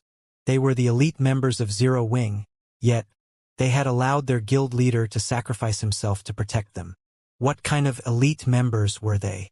However, as everyone arrived before the hidden warehouse, they were all dumbfounded by what they saw. Unbelievably, the corpses of the 8 mechanical watchers were embedded into the steel walls of the hidden warehouse. In addition, items littered the floor around the dead watchers. However, to everyone's surprise, Shifeng's body was nowhere to be found. Just what was going on here? They were left with even more questions now. Fire Dance immediately checked the team member list, discovering that Shifeng's name was still illuminated. The fact that Shifeng's name had not turned gray showed that Shifeng was still alive. Just what is happening? Fire Dance sighed in relief. Though she was visibly more at ease now, the questions plaguing her had only increased. Just as everyone was at a loss, Shifeng suddenly spoke through the team chat, asking, "What's the situation in Creek Town? Is the mechanical slayer still there? Guild leader, where did you run off to? We thought that the slayer had done away with you." Snow Goose giggled. She then added, "Big Sis Fire Dance even went into a flurry and wanted to take revenge. We couldn't stop her, even working together." Hearing these words, Fire Dance shot Snow Goose a glare, a faint blush appearing on her delicate white cheeks. Snow Goose stuck her little tongue out playfully at Fire Dance. She then hid behind Aqua Rose, only revealing her head to glance at Fire Dance with her hands on her hips. "Snow Goose, stop being naughty. We need to get down to business." Aqua Rose flicked a finger at Snow Goose's forehead, pretending to be angry. "Big Sis Aqua, I was wrong. However, you shouldn't always flick my forehead. I'll get brain damage at this rate." Snow Goose clutched her forehead, her eyes tearing. Completely ignoring Snow Goose's spoiled act, Aqua Rose spoke through the team chat. "Guild leader, the Blood Hand Association's stronghold has been destroyed. Moreover, the mechanical slayer departed from Creek Town and flew towards the northwest. As I expected, it's still chasing after me." Shifeng pondered. He then smiled, saying, "I guess it's good that it is coming after me. Since the mechanical slayer is no longer in Creek Town, I'll leave collecting the treasures inside the warehouse to you. Do not let others take advantage of us." To undo the magic barrier protecting the treasures, they needed to get rid of the 8 mechanical watchers and the mechanical slayer. Now that all 8 mechanical watchers were dead, only the mechanical slayer remained. As long as the mechanical slayer died, the magic barrier would vanish.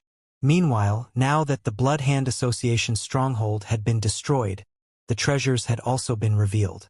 Sooner or later, the red names that had just revived or escaped previously would discover the treasure. As long as the magic barrier vanished, those bandits would not sit quietly and watch as their team looted the stronghold. They would take the opportunity to snatch some for themselves. "Guild leader, please rest assured. How could anything belonging to our Zero Wing be that easy to steal?"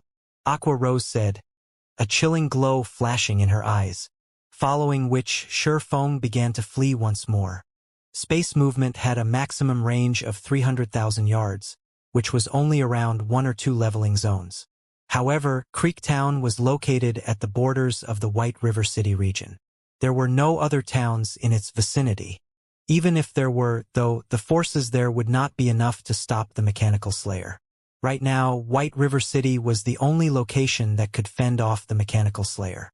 Thus, Shifeng used space movement to arrive at the closest teleportation point, teleporting to White River City. After arriving at White River City, before Shifeng even stepped out of the teleportation magic array, he discovered a commotion going on at the entrance of the teleportation hall. At this moment, there were many guild players surrounding the entrance of the teleportation hall, and every one of them acted overbearingly. "What's going on in White River City?" Shifeng thought as he looked at the overbearing crowd blockading the entrance of the teleportation hall. "Do they recognize me somehow?" However, Shifeng quickly rejected this idea, realizing that he should not be this crowd's target. In order to avoid attracting attention, Shifeng donned the black cloak before he teleported to White River City, hiding both his appearance and ID. Moreover, he had not told anyone of his whereabouts, so why would anyone expect him? Furthermore, this was the teleportation hall of White River City. What reason was there to blockading this place? The White River City guards were not just for show. Hence, Shurfeng was sure that these guilds occupied the teleportation hall for some other purpose. Interesting. I wonder what sort of evil plan these guilds have this time? Shurfeng revealed a faint smile as he walked towards the entrance of the teleportation hall. Currently, Zero Wing was like the sun at noon. Naturally, many guilds would feel insecure about losing their position, so it was normal for them to take action. At this moment, the entrance of the teleportation hall was filled with noise. Several guilds had gathered, many of which were third-rate guilds. Even the members of Dark Star and World Dominators, 2 of the top 6 guilds of White River City, were present. What are you guilds trying to do here? Didn't we tell you already that we're not interested in joining you? A female guardian knight growled in annoyance. The woman was an extraordinary beauty with bright eyes. Lady, don't say that.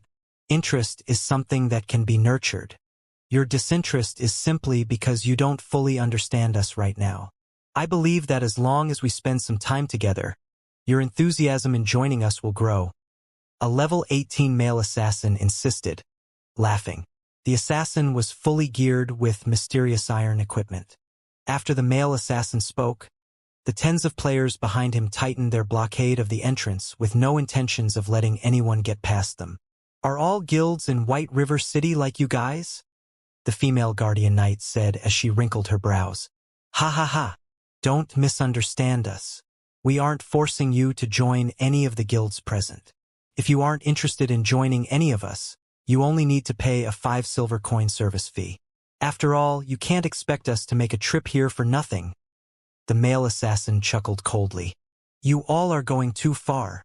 In a fit of rage, the female guardian knight unsheathed her saber and shield.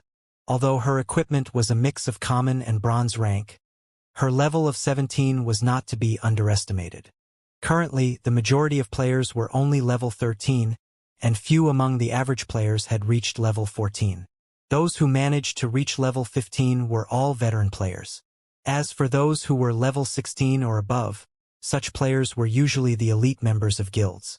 The fact that an independent player like the female guardian knight had managed to reach level 17 showed that she possessed definite abilities. What? You want to challenge me? Come at me, then. I'll even stand here and let you hit me. Hit me if you can. The male assassin laughed arrogantly. He even took the initiative to move closer towards the female guardian knight's saber. You shameless bastard! Although the female guardian knight was furious, she did not take action. They were in White River City. If she attacked first, the guards would capture or kill her. Yet, with so many people blocking the entrance, there was simply no way to leave the building. However, she was also unwilling to pay these bastards. To teleport to White River City, they had spent a lot of money. Now, these guilds wanted to charge them a passage fee of 5 silver coins per person. That was practically everything an average player would have. Turtledove, don't let them get to you. A tall and sturdy male berserker said, pulling back the female guardian knight. Big brother Shadow Sword, they are simply too much. I need to teach them a lesson. At worst, the guards will just lock me up. The female guardian knight named Turtledove persisted, the expression on her face showing that she was not afraid of death. Even if you take action, you might not necessarily be able to deal with the problem at hand. We've just arrived at White River City, and we don't have any reputation here. However, they are different. They have already accumulated a certain amount of reputation in White River City. Even if they aren't nobles, they will still be citizens of White River City. If we attack them, they can retaliate without suffering any consequences. The berserker named Shadow Sword warned. Oh? It seems that you still possess some insight.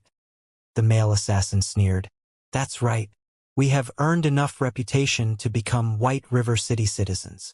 Some of us here are even first-class citizens, which is only a rank behind nobles. I believe you should know what a first-class citizen signifies, right?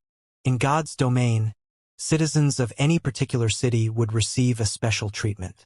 When a confrontation occurred between players inside a city, as long as no damage occurred, the guards of the city would not pay any attention. Meanwhile, when attacking a first-class citizen inside a city, if one were not a citizen of that particular city, then the punishment they received would double. If Turtledove dared to attack a first-class citizen of White River City, a very severe punishment would await her. Even if said first-class citizen killed her, she would still be arrested and jailed once she respawned. She would also have to pay a fine. If she did not possess sufficient funds to pay the fine, she would have to pawn the items she had on her to make up for it. At this moment, Turtledove came to a realization. She was inwardly relieved that she had not acted rashly just now. Otherwise, she would have truly played into those bastards' hands. Did you think that you could leave just because you didn't make a move? The male assassin laughed, glaring at Turtledove contemptuously. If first-class citizens strike, I wonder how you will respond? You shameless bastards! Turtledove understood what these guild players were trying to do. Suddenly, she said in a frosty tone, "We have come to White River City to join Zero Wing. Are you guys not afraid that Zero Wing will retaliate because of this despicable display?" Ha ha ha! Zero Wing? So what? This daddy here is a member of Dark Star. Even if Zero Wing has great potential, it is still not a match for Dark Star right now. Those bastards from Zero Wing don't even dare to fight us out in the open, the male assassin said in disdain. Moreover, haven't you noticed that there are other guilds present here as well? You guys are really foolish.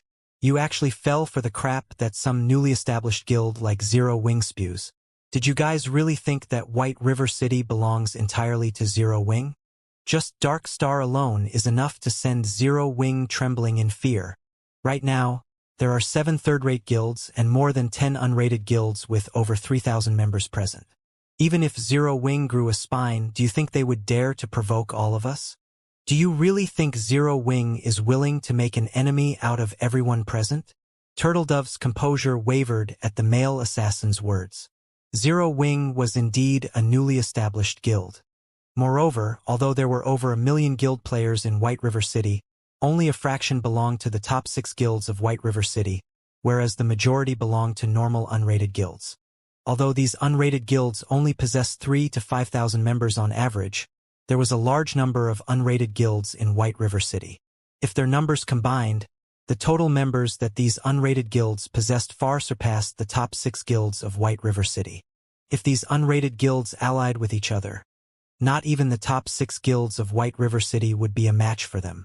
With so many guilds working together, how could Zero Wing possibly oppose them? Thinking up to this point, Turtledove started growing anxious. Turtledove, my inconsideration has implicated you in this matter. In a moment, I'll hold them off while you take the chance to escape. As long as you leave the teleportation hall, none of these guilds can do anything to you, Shadow Sword whispered to Turtledove. No. At worst, we'll die together. Isn't it just losing some levels and equipment? It's not my first time suffering such a setback. Turtledove shook her head, tightening her grip on her saber. I applaud you for your bravery. Unfortunately, you guys came at the wrong time. Brothers, go. Show these folks our passion. The male assassin's lips curled up into a mocking sneer. He then motioned with his hand. Immediately, 3 players possessing the status of first-class citizens moved. However, before the 3 first-class citizen players arrived in front of Shadow Sword and Turtledove, a black figure suddenly appeared, blocking them. This person hidden under a black cloak was none other than Surefoam. Making an enemy of everyone? Such a bold claim.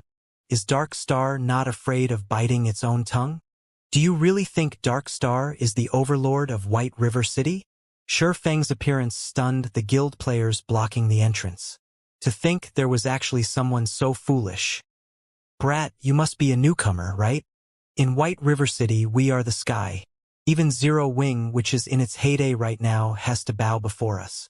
Since you are also new, I'll give you a piece of advice. Join us. Why bother with a guild that has no future like Zero Wing? Of course, it's also fine if you don't wish to join us. Just pay 5 silver coins, and we'll let you be on your way. The various guild players laughed maniacally. Shurfang paid no mind to the ridicule and laughter. Instead, he said, So, It turns out that your guilds are such good-for-nothings. Instead of growing the courage to confront Zero Wing, you came here to target the players intending to join them. Don't you think you're ridiculous? Brat, you trying to challenge us? The male assassin from Dark Star sneered disdainfully. As the male assassin spoke, the other guilds sent forward a few of their own first-class citizens. As first-class citizens, as long as they did not damage any players without reputation, even if they manhandled the other party, they would not face any consequences. Hence, they could simply drag Shifeng and the other two newcomers out of White River City. Kill them? Cut them? They could do whatever they wanted. It would be even better if the newcomers retaliated. As long as the newcomers retaliated, they could kill them.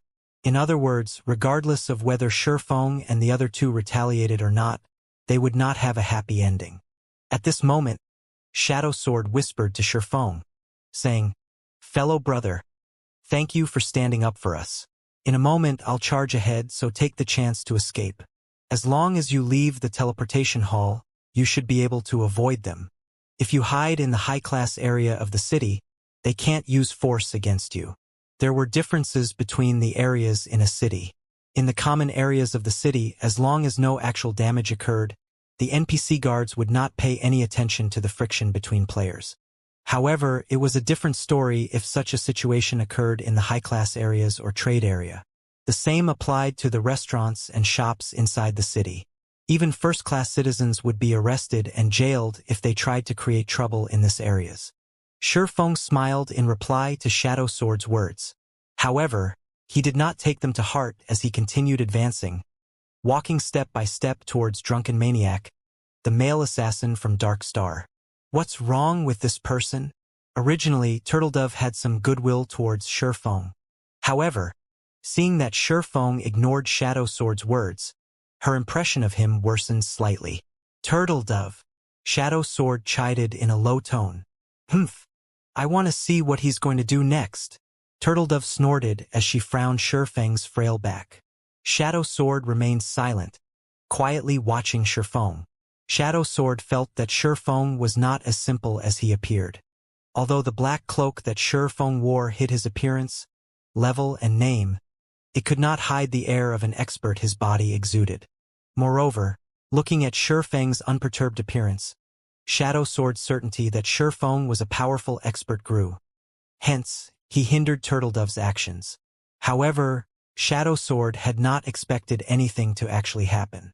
After all, they were still within White River City. Even experts were not allowed to take action here. "Oh? Since you want to die, we'll play with you." 6 players with statuses of first-class citizens immediately surrounded and grabbed at Shifeng, intending to drag him away and out of the city. "Huh? What's going on?" One of the 6 first-class citizen players asked, astonished. Despite the 6 of them working together, no matter how much strength they used, Shifeng did not even budge a single inch. "What happened to you all? Isn't he just a newcomer? Why haven't you dragged him away yet?" Drunken Maniac demanded, his brows wrinkling. Lone Tyrant had sent him to deal with players that came from other cities to join Zero Wing. Due to Zero Wing's growing popularity, many players on the forums had expressed their intentions to migrate to White River City to join the up-and-coming guild. Faced with such a situation, the various guilds in White River City were unable to sit still. It was especially true for Dark Star and World Dominators. Currently, Zero Wing was a huge headache for them.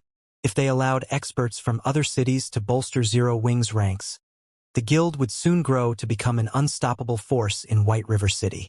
Hence, many guilds decided to cooperate with each other and sent a few of their members with high reputation to occupy the teleportation hall. With so many guilds working together, even Zero Wing would not dare create conflict casually. By doing so, not only could they reduce the numbers joining Zero Wing, but they could also reduce some of Zero Wing's prestige, killing 2 birds with 1 stone.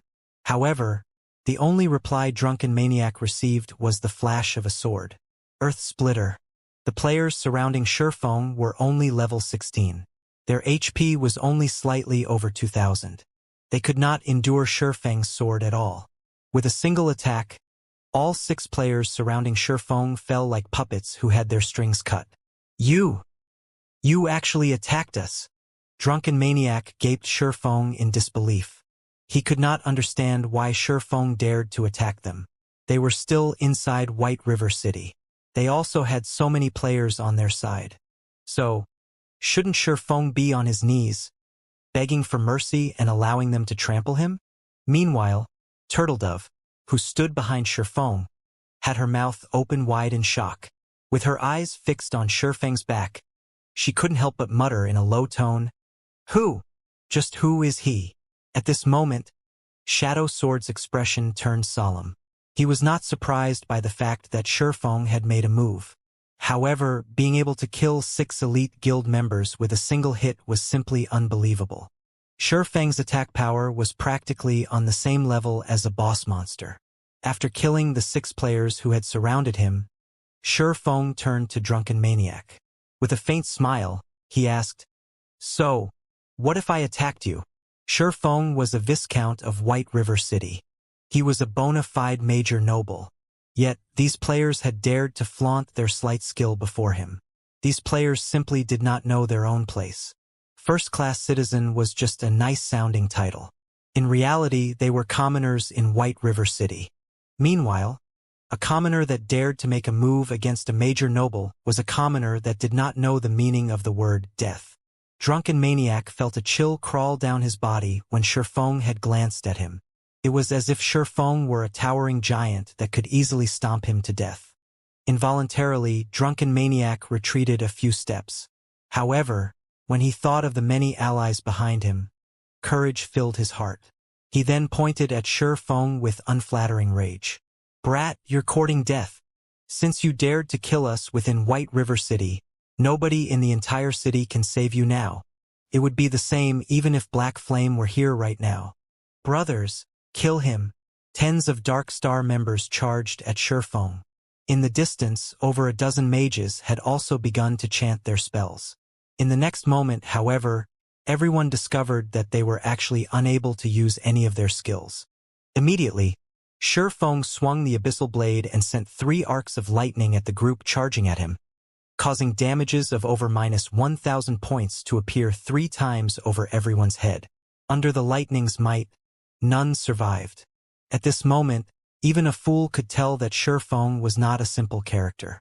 Originally, the members of the various guilds present had laughed at Shifeng for his foolishness.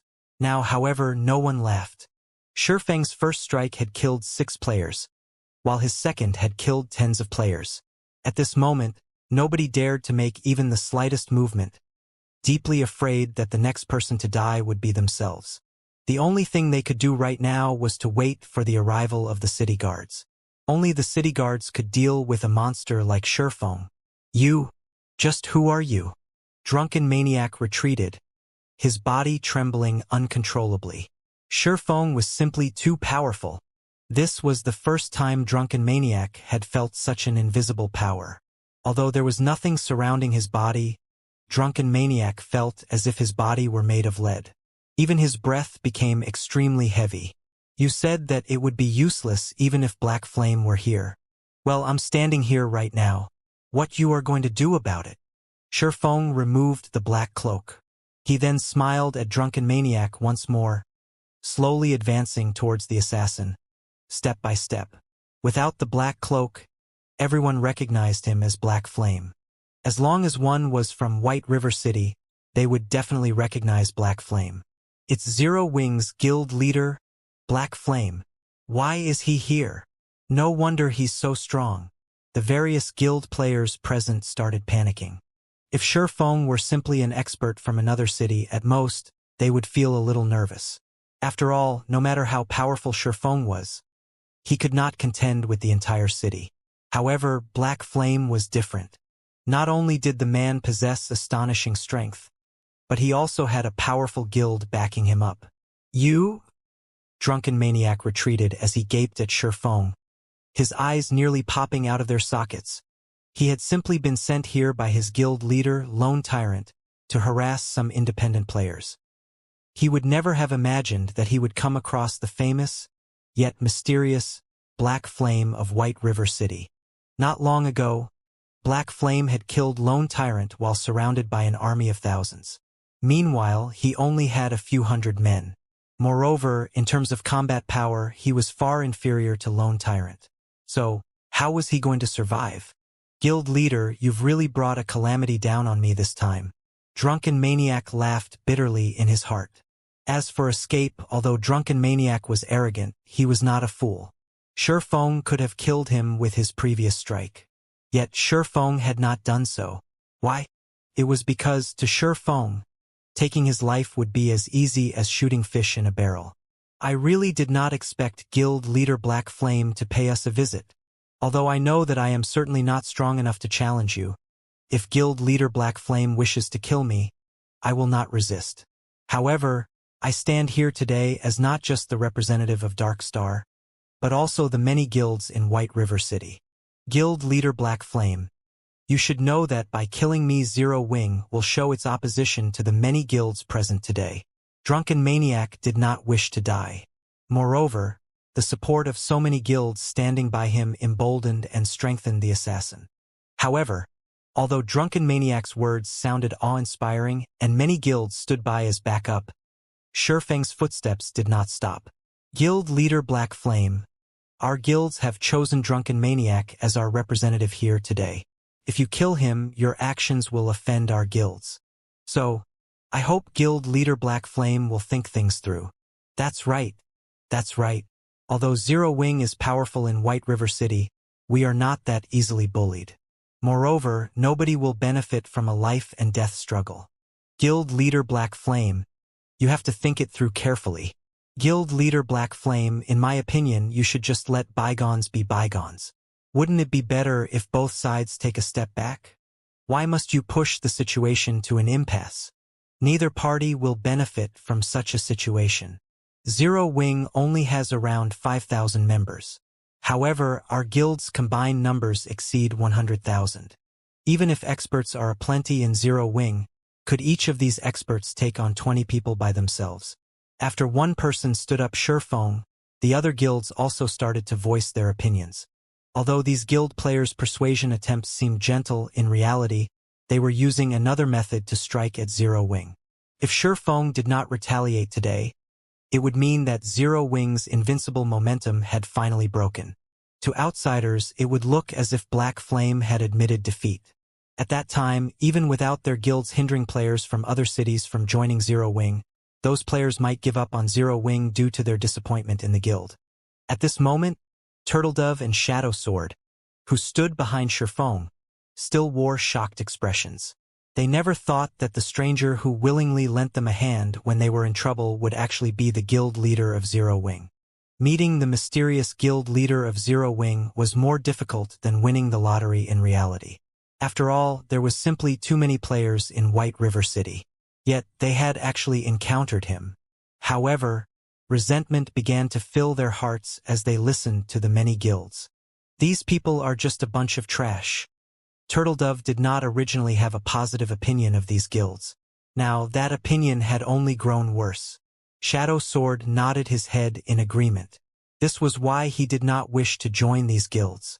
These guilds only knew how to use underhanded tactics to reap the greatest benefits. To these guilds, today's enemies may be tomorrow's friends. In Shadow Sword's eyes, these guilds were simply despicable. Although they were outsiders, they could easily tell what these guilds were trying to do. These guilds were clearly in the wrong. Hindering players from joining Zero Wing was already an affront to Zero Wing's reputation. Now, they shamelessly accused Shifeng of bullying. However, Shadow Sword could not help but admit that the current Zero Wing was not so powerful that it could afford to ignore the alliance of all these guilds. What will he do? Shadow Sword paid closer attention to Shifeng's every move. If Shifeng allowed this situation, although Zero Wing would retain its current strength, it would become a laughingstock. Yet, if Shifeng acted recklessly, he would have played directly into Dark Star's hands and become these guilds' enemy. However, Shifeng's next action completely surprised Shadow Sword. Without saying a word, Shifeng arrived before Drunken Maniac, a calm smile on his face. Guild Leader Black Flame is as wise as expected. Drunken Maniac sighed in relief when he saw Shifeng's smile. At least he would not die today. In the next second, however, Drunken Maniac saw a silver shimmer flash before his eyes. Suddenly, Drunken Maniac's vision turned gray, his legs turning limp and his body falling to the ground. You? Why? Drunken Maniac failed to understand. Everyone else was similarly puzzled. Why had Shifeng dared to take action? Did he not understand how serious the consequences were? It seems that you still don't understand Zero Wing, Shifeng chuckled. Although our guild isn't very impressive, it also isn't a guild that stands by in silence while others are bullied. An eye for an eye, a tooth for a tooth. Since you struck first, what's there to fuss about now that I'm striking back? Did you really think I would be so naive as to let you off? Although Shifeng's voice was soft, everyone present could hear his words as clear as day. Every word was like a sledgehammer banging at their hearts. Wow! Turtledove was momentarily overwhelmed by the man before her. This was her ideal guild, a guild that would not falter even when surrounded by enemies. Ah, my trip was not wasted. Now that I see him in person, I am even more certain that I must join Zero Wing. Shadow Sword struggled to contain his excitement. Although Shifeng's actions had delighted Shadow Sword and Turtledove, the various guilds blockading the teleportation hall were not pleased in the least. Lunatic. He's simply a lunatic. He actually dared to kill Drunken Maniac right in front of us. I hear that his entire body is filled with treasure. Now that he's a red name, we'll be rich if we can kill him. Even if his strength is absolute, with so many people on our side, he will not survive. At that time, we'll gain double the profits. Although Shifeng's words had left the various guild players shaken, now that he had dropped all pretense, they would not let him go. After all, the fame and fortune they could gain by killing Shifeng were extremely abundant. Not good. These bastards intend to slaughter him. Watching the guild players slowly advance, Turtledove grew worried for Shifeng. Although Shifeng had managed to kill Lone Tyrant within an army of thousands the last time, that did not mean Shifeng was capable of exterminating an army of thousands. Moreover, there was no place for Shifeng to run since this place was so crowded. If Shifeng had to face several hundred players all at the same time, the result was obvious. Only death would await him. Considering the circumstances, Shadow Sword and Turtledove immediately stepped up to Shifeng's sides. They were both prepared to enter battle with Shifeng. Just as the battle was about to start, the sound of an explosion came from the outside of the teleportation hall, the massive boom echoing throughout the entire building. Before anybody realized what had happened, another series of explosions resounded. Moreover, the sounds were getting louder and louder, so much so that everyone in the teleportation hall could feel the ground tremble. It certainly arrived quickly. Shifeng's lips slightly curled up as he watched the clouds of dust rise from the streets. Standing beside Shifeng, both Shadow Sword and Turtledove grew curious as they looked at Shifeng's calm demeanor. It was as if Shifeng knew the cause of the explosions. However, compared to the turmoil happening outside, they now faced with hundreds of players. How could Shifeng possibly smile at a moment like this? Although the explosions from outside the teleportation hall grew increasingly louder, they had not dissuaded any of the various guild players from their opportunity for fame and fortune. Currently, the guild leader of Zero Wing stood before them. As long as they could kill Black Flame, they would become famous overnight. Whether it was for themselves or their guild, they would benefit greatly from killing Black Flame. Black Flame's reputation was simply too powerful. The prestige Zero Wing enjoyed today was largely due to Black Flame. Now that such a fortuitous opportunity lay before them, they simply could not pass it up. Black Flame had already taken the initiative to kill so many players inside the city, violating White River City's laws. Now, he was no longer protected by the city. In a moment, the guards would arrive to kill Black Flame. Which was to say, even if they killed Black Flame, the guards of White River City would do nothing to them. Currently, they had the teleportation hall's only exit blocked off. They might never encounter such a godsend opportunity in the future. Ignore what's happening outside for now. Let's get rid of Black Flame first, then talk. If the guards arrive, we won't have the chance to kill him anymore. That's right. We can't let him get away. Black Flame, don't think that you are amazing just because you are an expert. Today you will die. So what if you're an expert? Do you know what strength in numbers means? The various guild players all wore sneers on their faces. Obviously, they no longer held any respect for Shifeng. There was only greed and highly inflated confidence in their eyes right now. Guild leader Black Flame, I'll attract their attention in a moment, so take the chance to escape, Shadow Sword said as he suddenly moved in front of Shifeng. Shifeng looked at Shadow Sword strangely. Previously, Shifeng had not been too concerned about Shadow Sword as he had focused on the situation itself. Now that he took a closer look at Shadow Sword, he suddenly discovered that this person was not as simple as he seemed. Although Shadow Sword's equipment was nothing special, and he was only level 17, his every movement exuded the unique temperament that only martial arts practitioners possessed. Although I had never heard of an expert named Shadow Sword in the past, this person is still quite interesting. Shifeng revealed a faint smile as he examined Shadow Sword's figure. Although Shifeng had been the guild leader of Shadow in the past and had played God's Domain for over a decade, it was simply impossible for him to remember the names of every expert in God's Domain. After all, there were simply too many experts in this game. However, what Shifeng admired about Shadow Sword was not his skills. Rather, it was Shadow Sword's behavior. In a situation where most people would hide and cower, Shadow Sword actively rushed forward instead. Even though he knew that this was a suicidal thing to do, he had still done it. It had been a long time since Shifeng had encountered such a fool. Even while hundreds of players charged at Shifeng, Turtledove discovered that Shifeng had not moved an inch. Instead, he stood there quietly, watching the crowd. Inwardly, Turtledove was stunned, wondering what was going through Shifeng's mind. Has he already given up? Oh, there really are a lot of guilds here. It seems that I'll have to use a little effort this time.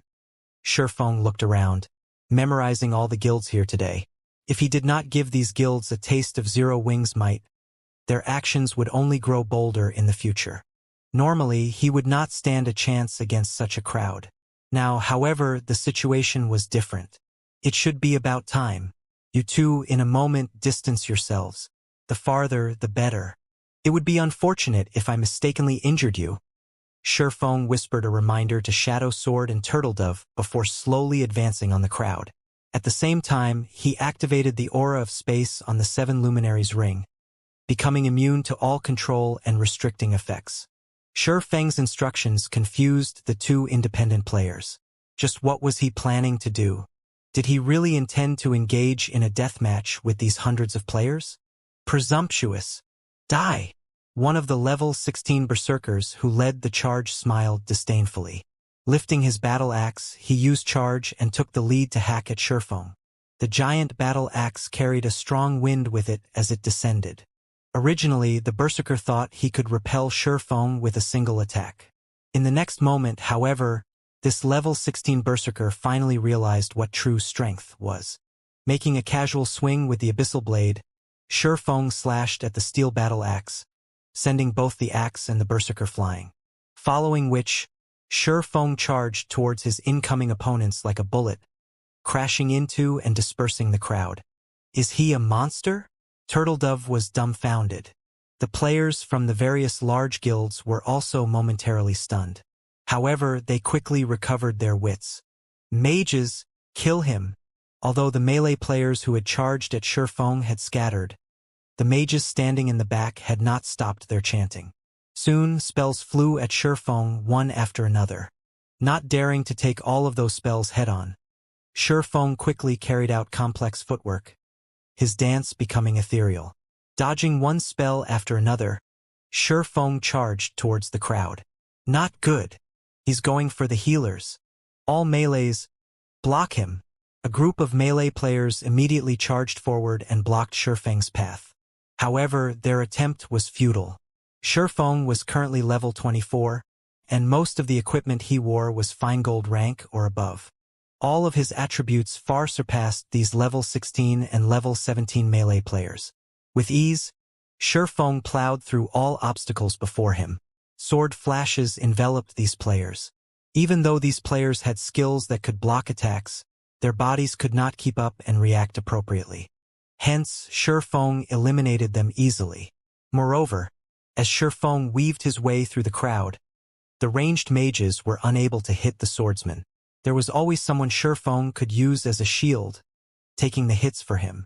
Even if some players used targeted control skills on him, Shurfeng possessed the aura of space's effect that made him immune to all control effects. You melees are too stupid. Don't you know how to get out of the way? Crap. You mages are the idiots. Why can't you aim properly? Fresh blood splashed through the air. After the death of over a dozen people, the various guild players grew fretful, and they began to bicker amongst themselves.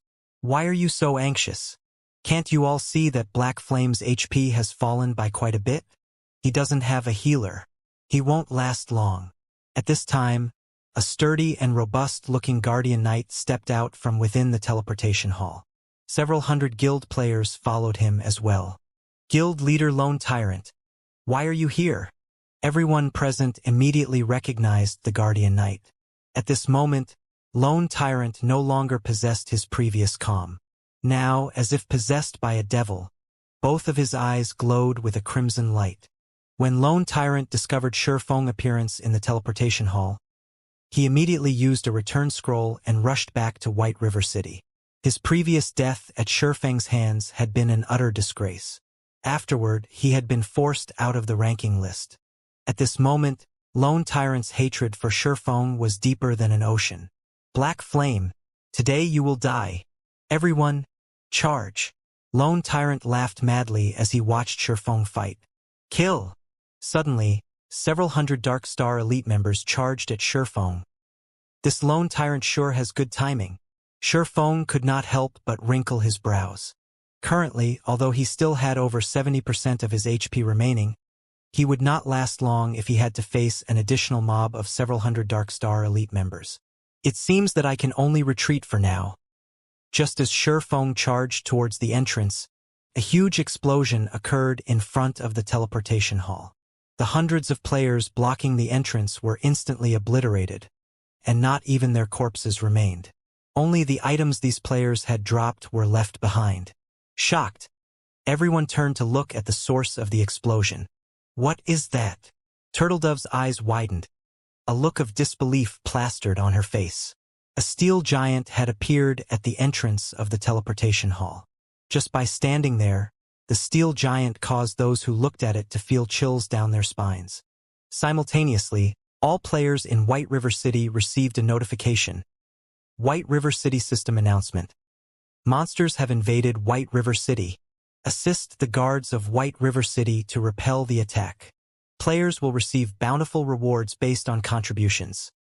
However, despite this system notification, this steel giant's contemptuous laughter petrified any player who heard it. I've finally found you. The players in White River City grew excited when they heard the announcement. It was extremely rare for monsters to attack a city. Furthermore, they could obtain bountiful rewards and witness experts' techniques. These factors alone were reason enough for players to involve themselves. Let's head over to the city gates and have a look. We won't get any rewards if we let the guards wipe out all of the monsters. I heard that a monster has appeared at the teleportation hall. Hopefully they haven't killed it already. Let's hurry to the teleportation hall then. Immediately, groups of players resting inside bars and hotels started running towards the teleportation hall, which was only a short distance away from White River City's gates. At this moment, silence filled the inside of the teleportation hall. The steel giant that had suddenly appeared currently captivated everyone's attention. Mechanical Slayer, Mutant High Lord rank, level 50, HP 40, 000, 000/40, 000, 000. Compared to the first time Shurfeng had seen it, the Mechanical Slayer's current HP had undergone an earth-shattering change. Its HP of 40 million shook the players inside the hall, despair seeping through the crowd. Moreover, the Mechanical Slayer had killed over 100 players with a single attack. Any player who witnessed this scene would feel one thing, fear. However, what surprised everyone was that the steel giant's gaze was locked on Black Flame. It was clear that the steel giant's words, "Finally found you," were meant for famed guild leader. But why was such a powerful monster looking for Black Flame? This question filled everyone's minds. Why would a level 50 high lord appear here? Lone Tyrant looked at the mechanical slayer that had suddenly appeared, feeling greatly astonished. This was also the first time Lone Tyrant had heard of or seen the rank mutant high lord. There were hundreds of level 150 guards and level 150 tier 2 guard generals in White River City. The mechanical slayer, a level 50 high lord ranked monster, stood no chance against these NPCs. Yet, the mechanical slayer still chose to appear here. Such a situation was simply unbelievable. However, what was even more surprising was the mechanical slayer's performance and actions. Its speech, which carried a playful tone, was nothing like a monster. In Lone Tyrant's opinion, the mechanical slayer seemed more like a haughty and overbearing player than a monster. These factors revealed that this mutant High Lord was definitely more powerful than an ordinary High Lord ranked monster. Boss Tyrant, what should we do about that monster? Should we escape? The members of Dark Star struggled to swallow their fear when they thought about the mechanical slayer's level and frightening, destructive power. Escape? Lone Tyrant sneered. With such a God-given opportunity, why would we escape? Right now, the monster has the exit blocked. Meanwhile, Black Flame is clearly its target. Who else could be a better guard than that monster? First, we need to deal with Black Flame. After we get rid of him, we can deal with that monster. Everyone, charge. We must not let Black Flame get away today. Since Lone Tyrant had given the command, as members of Dark Star, they could not disobey his orders. One after another, the Dark Star members charged towards Surefoam. At the same time, Lone Tyrant had also mobilized members through the guild channel, instructing more to join him. Whether it was Black Flame or the mechanical slayer before him, Dark Star would be the one to take them both down. It was especially true for the monster before him. Despite it clearly being a high lord, the mechanical slayer possessed intelligence that far surpassed that of an ordinary high lord. Moreover, it was also frighteningly strong. If they could kill it. When the other guild players saw Dark Star's hundreds of members charging at Surefoam, they, too, started contacting their respective guilds and rallied for more troops, not wanting to miss out on this opportunity. In addition to taking Black Flame's life, they all intended to fight over the contribution and drops of killing the mechanical slayer. It's over. There's a tiger at the front and a wolf at the back. I told him that he should have escaped earlier. It's too late now. Turtledove panicked when she saw their opponents surrounding Surefoam. The steel giant also had the exit blocked off. She then suggested, "Why don't we rush over to help him now?" "Hold on." Shadow Sword pulled back Turtledove.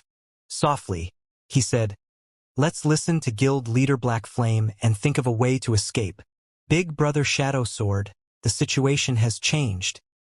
He will die if we don't help him," Turtledove said. "Even if we try to help, what can we actually do?" Shadow Sword shook his head.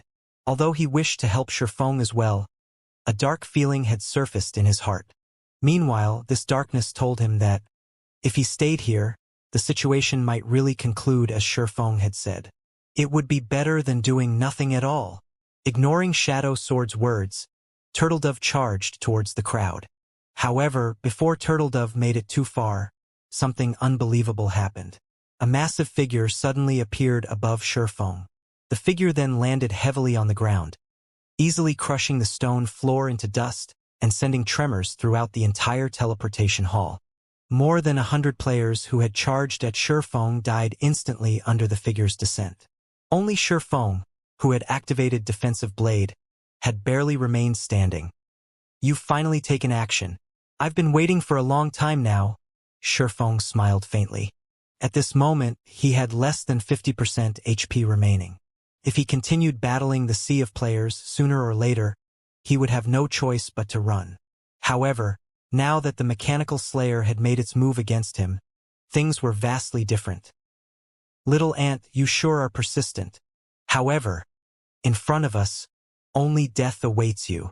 The mechanical slayer lifted its serrated greatsword, slashing the weapon down at Surefoam. Countless air blades flew towards Surefoam. Perfect. Faced with the countless air blades, Surefeng's smile only widened. Using silent steps, Shifeng dodged the air blades that assaulted him like a tsunami easily and appeared where the healers of the various guilds had gathered.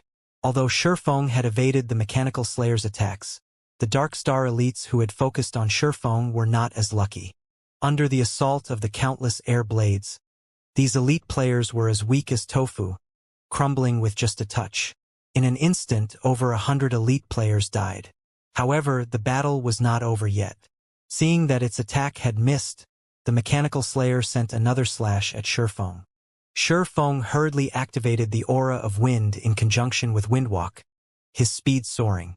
Shifeng then jumped abruptly, barely dodging the second wave of air blades, following which the healers and mages of the various large guilds suffered a tragedy.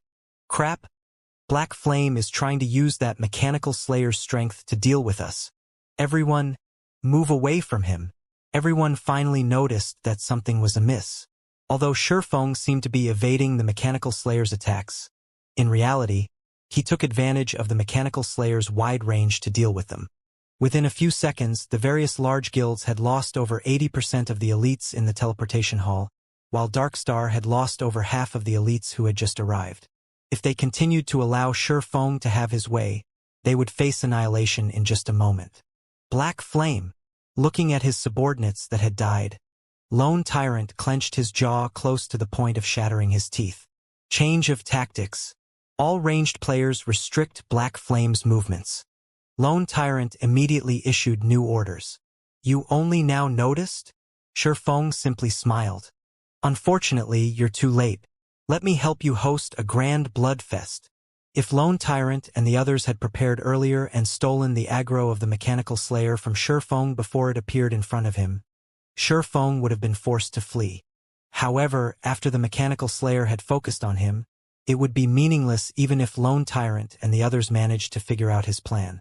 Shifeng had already seized control of the Mechanical Slayer's initiative. So long as Shifeng did not die, he would have control of the giant's actions. Fortunately, nobody in White River City could surpass his survivability. Although Shifeng's survivability was impressive, when faced with a level 50 mutant High Lord, not even he could last long. After all, the gap between them was simply too wide. I have no choice. I have to use it. Shifeng reluctantly took a frost grenade from his bag. Immediately, the Mechanical Slayer slid to a halt, its glowing red eyes glaring at the frost grenade in Shifeng's hand. The Mechanical Slayer was very familiar with the frost grenades. Shifeng had once used these frost grenades to freeze it for a long period of time, rendering it helpless. Ha! It seems that it remembers. Shifeng laughed when he saw the Mechanical Slayer's reaction. However, Shifeng had no hope that the frost grenades would scare the Mechanical Slayer for too long. Taking advantage of the Mechanical Slayer's hesitation, Shifeng took a step forward and dashed towards Darkstar's mages. Damn! All mages! Fire everything you have at him. Don't let him get close. Lone Tyrant shouted. One after another, spells flew towards Shifeng in quick succession. Frost arrows, ice spheres, ice walls, spiritual bondage, and other control skills aimed for Shifeng. Meanwhile, the Mechanical Slayer behind Shifeng had finally responded. Immediately, it threw the serrated greatsword in its hand at Shifeng. The greatsword generated a sonic boom as it flew, punching a hole through the air. The sword was so fast that it was impossible for anyone to dodge it. On one side, there were the numerous spells players had cast, and on the other, there was the Mechanical Slayer's greatsword. Shifeng could not afford to be careless. Immediately, he used Phantom Kill, creating a doppelganger of himself 10 yards away from his main body. Just as the serrated greatsword was about to skewer him, by the skin of his teeth, he swapped positions with his doppelganger. Shifeng's doppelganger was utterly powerless against the serrated greatsword, dying instantly. However, even after killing Shifeng's doppelganger, the greatsword did not slow and soared towards the Darkstar mages. Before the members of Darkstar could react, the greatsword plunged itself into the crowd. An explosion blossomed as the weapon crashed into the ground, creating a massive hole in the teleportation hall's floor, following which, with the greatsword as the epicenter, shockwaves radiated throughout the surroundings. A single shockwave had decimated all players within a 30-yard radius. From this, Sure Feng once more witnessed just how terrifying a mutant was. Meanwhile, Shadow Sword and Turtledove, who now hid in a corner, were dumbfounded by what they saw. Big Brother Shadow Sword, are all High Lords so powerful? Turtledove asked in shock. According to my knowledge, there is not a single High Lord as powerful as this mechanical slayer. It seems that Guild Leader Black Flame's command to withdraw was not without reason. Shadow Sword watched Sure Feng in the distance, a hint of admiration appearing on his face. Although the mechanical slayer's combat power was horrific, it did not possess the techniques to utilize it fully. Sure Feng, on the other hand, was different. Not only did he possess a firm grasp of his surroundings, but he also possessed meticulous dodging techniques. It was precisely what he, Shadow Sword, aimed to learn. If I join Zero Wing, in the future, won't I be able to learn many more techniques from him? An idea suddenly occurred to Shadow Sword, and his determination to attend Zero Wing's next recruitment increased. He must join Zero Wing. While Shadow Sword and Turtledove admired Sure Feng, Lone Tyrant's anger grew rampant. With a single attack, the mechanical slayer had slaughtered over 100 Darkstar elites. Damn that Black Flame! Have the others not arrived yet? Lone Tyrant bellowed. Guild leader, the closest members number around 4,000, and they are rushing to join us. With some time, there should be no problems boosting that number to 10,000. One of Lone Tyrant's subordinate reported. Lone Tyrant nodded, wearing a satisfied smile as he said, "Good. Tell the team to buy us some time. Also, send someone to Zero Wing's side to check for any movements. With so much commotion, they won't stand silently by." By the time everyone had gathered, whether it was Black Flame or the mechanical slayer, all would be his for the taking. At this moment, the members of Darkstar and the other guilds began to dart around. Wherever Sure Feng appeared, these players would run in the opposite direction, playing the mouse to Sure Feng's cat. Just as Sure Feng used the frost grenades to pin the mechanical slayer down and manipulate the monster's strength to kill the members of Darkstar and the various guilds, the level 150 guards of White River City had finally arrived at the teleportation hall. Over 100 guards stormed the teleportation hall. Among them, there was a level 150 Tier 2 guard general as well as plenty of Tier 1 guard captains. These NPCs stood neatly in order, surrounding the teleportation hall. The guards are here. We're saved.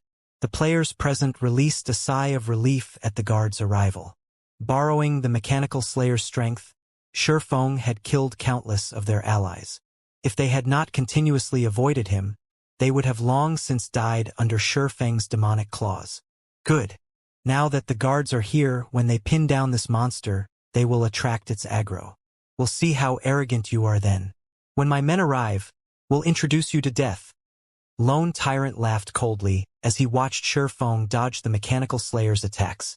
At this moment, however, Sure Feng also revealed a smile. Immediately, he dashed out of the teleportation hall, holding nothing back while doing so. Meanwhile, under the Tier 2 Guard General's command, the guards started their assault on the mechanical slayer.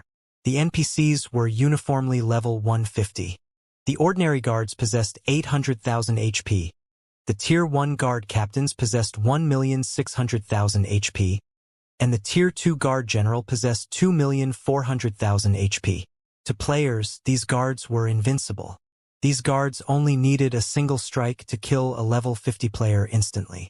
Hence, in everyone's eyes, a level 50 monster stood no chance against these NPCs. The same went for the mutant High Lord with 40 million HP. Unfortunately, mutants were different. When the level 150 ordinary guards attacked the mechanical slayer, the highest damage they had dealt was only around -1,000 points.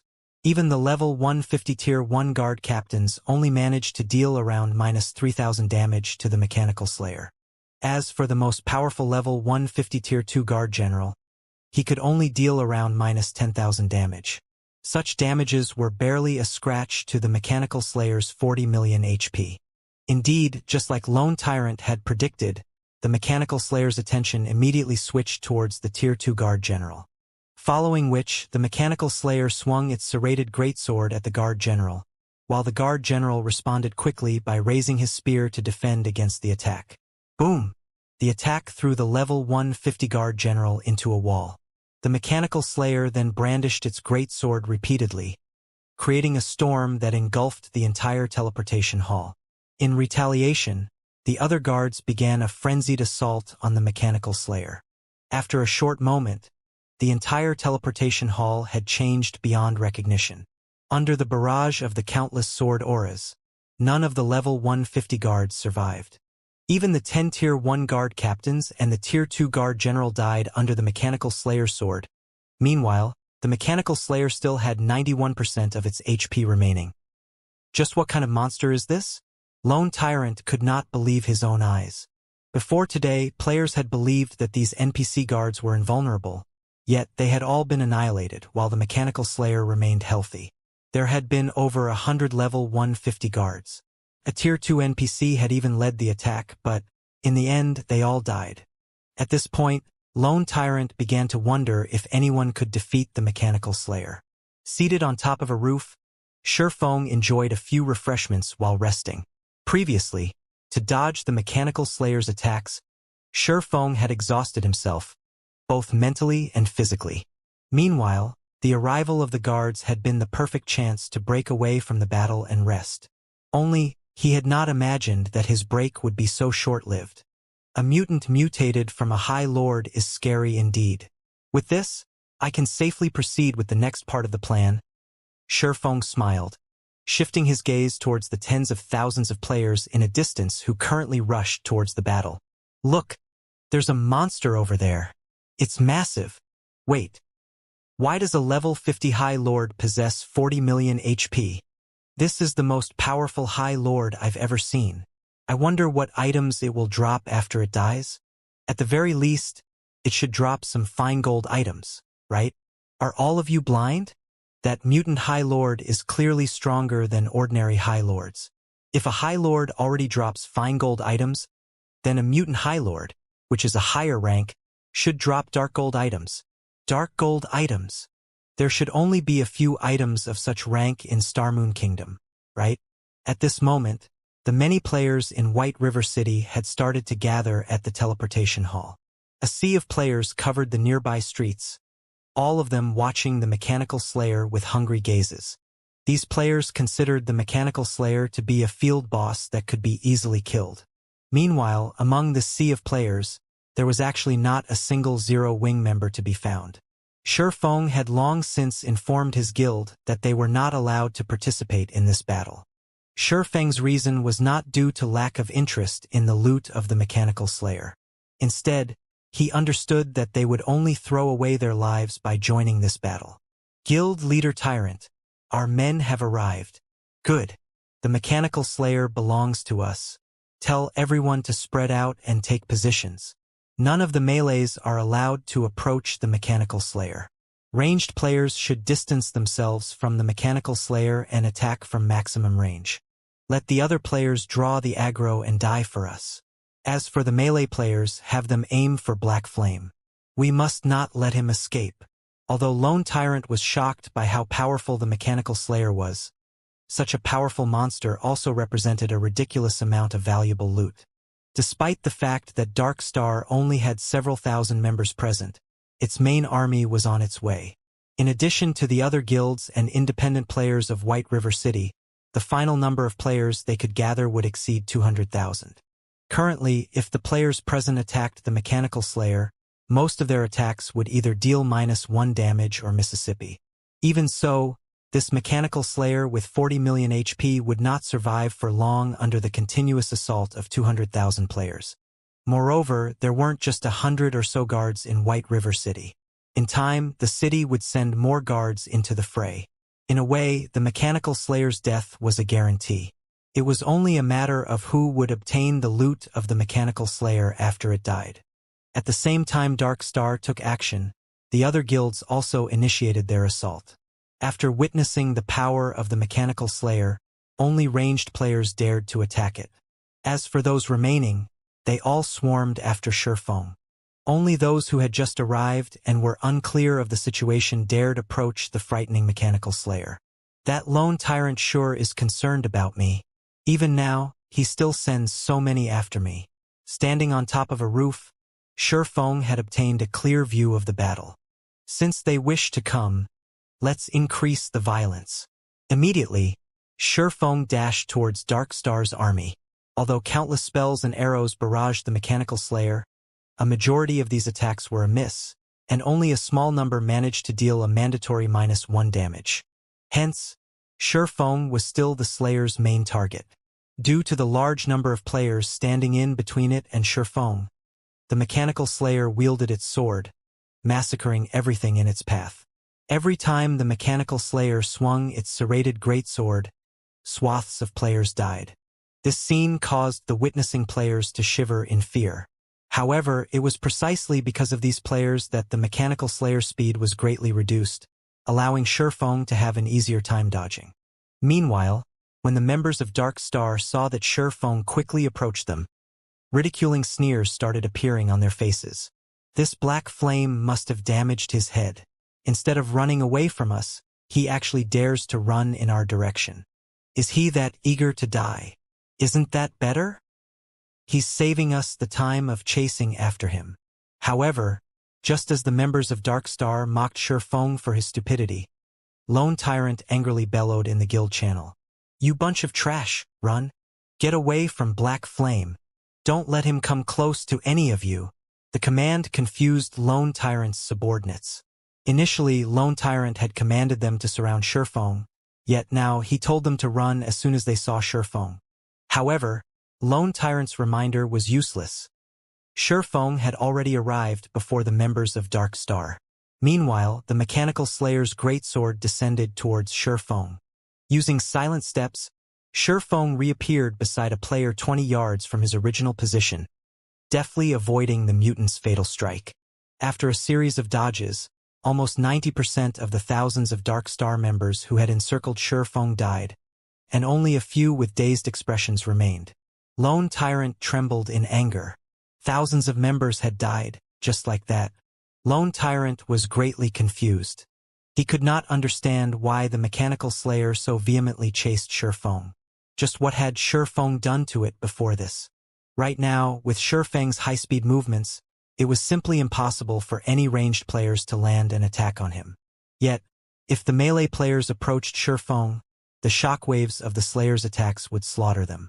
With the mechanical slayer's aggro locked on to Feng, he was practically a walking bomb. However, Lone Tyrant could not stop Feng. Even with so many players, none of them could pin down Feng. If someone could have pinned him down for just a moment, Feng would have long since died. At this moment, Lone Tyrant finally realized the great importance of top-tier experts to a guild. Even if he had an army of thousands, the role they could play in this sort of battle was far inferior to top-tier experts. Damn! Damn Black Flame! Lone Tyrant cursed loudly as he watched his guild members die in waves. At this moment, Lone Tyrant no longer looked like the guild leader of a powerful guild. Instead, he looked more like a shrew, shouting abuse on the street. Lone Tyrant's performance left witnesses stupefied. It turned out that even the guild leader of Dark Star had such a side to him. One could just imagine how helpless and infuriated Lone Tyrant felt at this moment. As for the other guild leaders watching this at this moment, rather than expressing ridicule, they all wore gloomy expressions.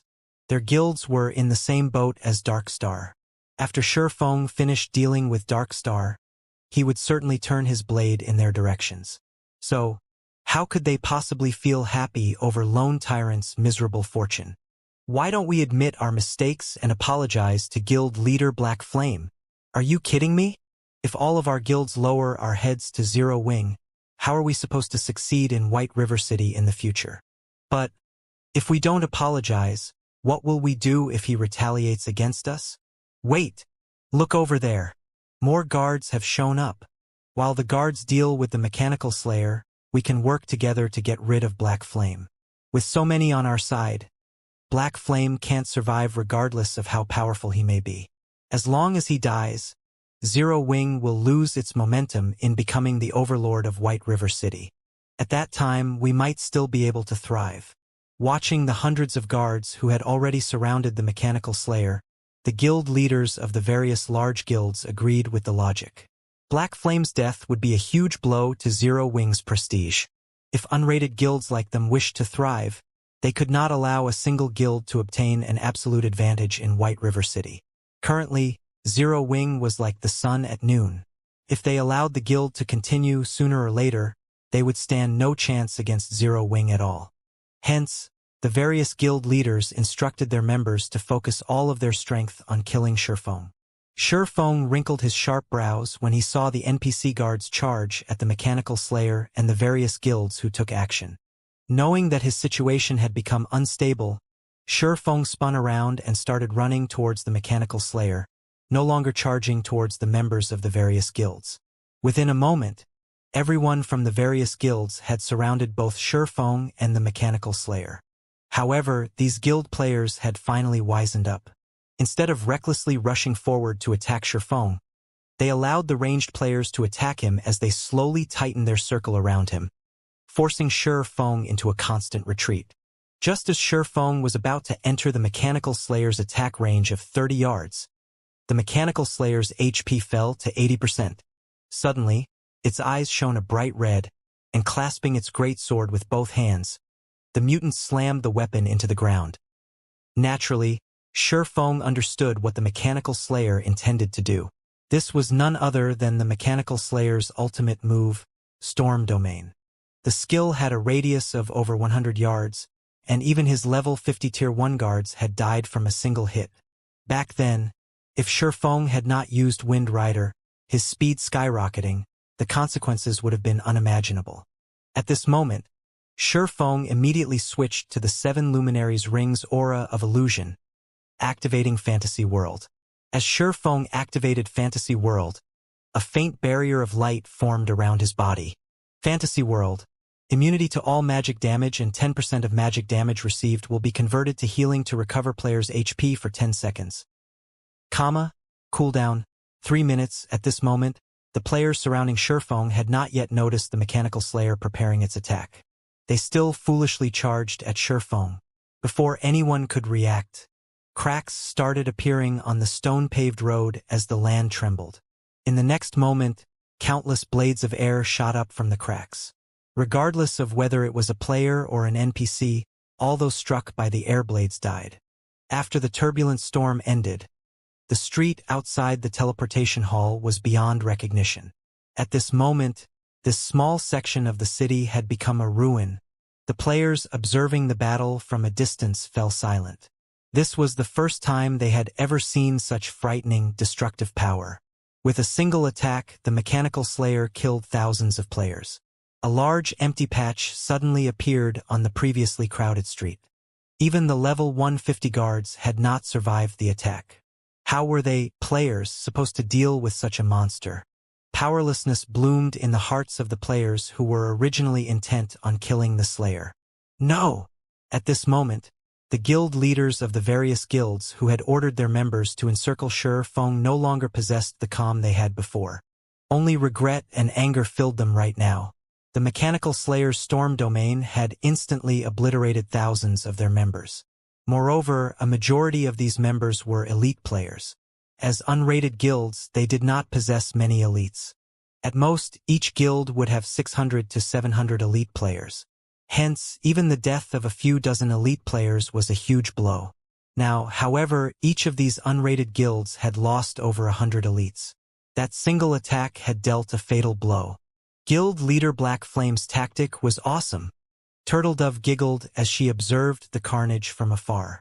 Let's see if those guilds dare to bully others in the future. Standing beside Turtledove, Shadow Sword nodded in agreement. Although this matter appeared simple, in reality, it was extremely difficult to carry out such a feat while directing the Mechanical Slayer's attacks. Shurfeng also had to dodge the attacks from other players constantly. Shurfeng also had to know where he could and could not run.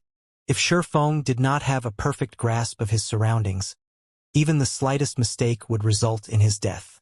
Following the disappearance of the storm domain, the momentary calm also shattered. When the Mechanical Slayer discovered that some people were still alive, especially Shurfeng, it was humiliated. Suddenly, The mechanical slayer jerked its serrated greatsword from the ground. The mechanical slayer then started spinning, transforming into a bladed tornado. This was one of the mechanical slayer's skills, Bladestorm. The tornado possessed a powerful suction, easily pulling players into its attack. Moreover, the tornado's movement speed was very fast. Can affect my movement even when I'm 30 yards away. If I stand closer, even I might get sucked in. Shifeng hurriedly took out a speed scroll from his bag and used it. He then charged towards the gathering of the various guilds. Meanwhile, a level 150 tier 2 guard general standing only half a dozen yards away from the tornado was immediately yanked into it. A series of damages over minus 10,000 points appearing above the guard general's head. In only a moment, the guard general died under the mechanical slayer's bladestorm.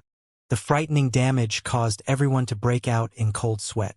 Now, all thoughts of killing this mutant vanished from the minds of these witnesses. Currently, they only had a single thought: run. Suddenly, many players who stood closest to the mechanical slayer began to flee in a panic. Naturally, the members of the various guilds were no exception.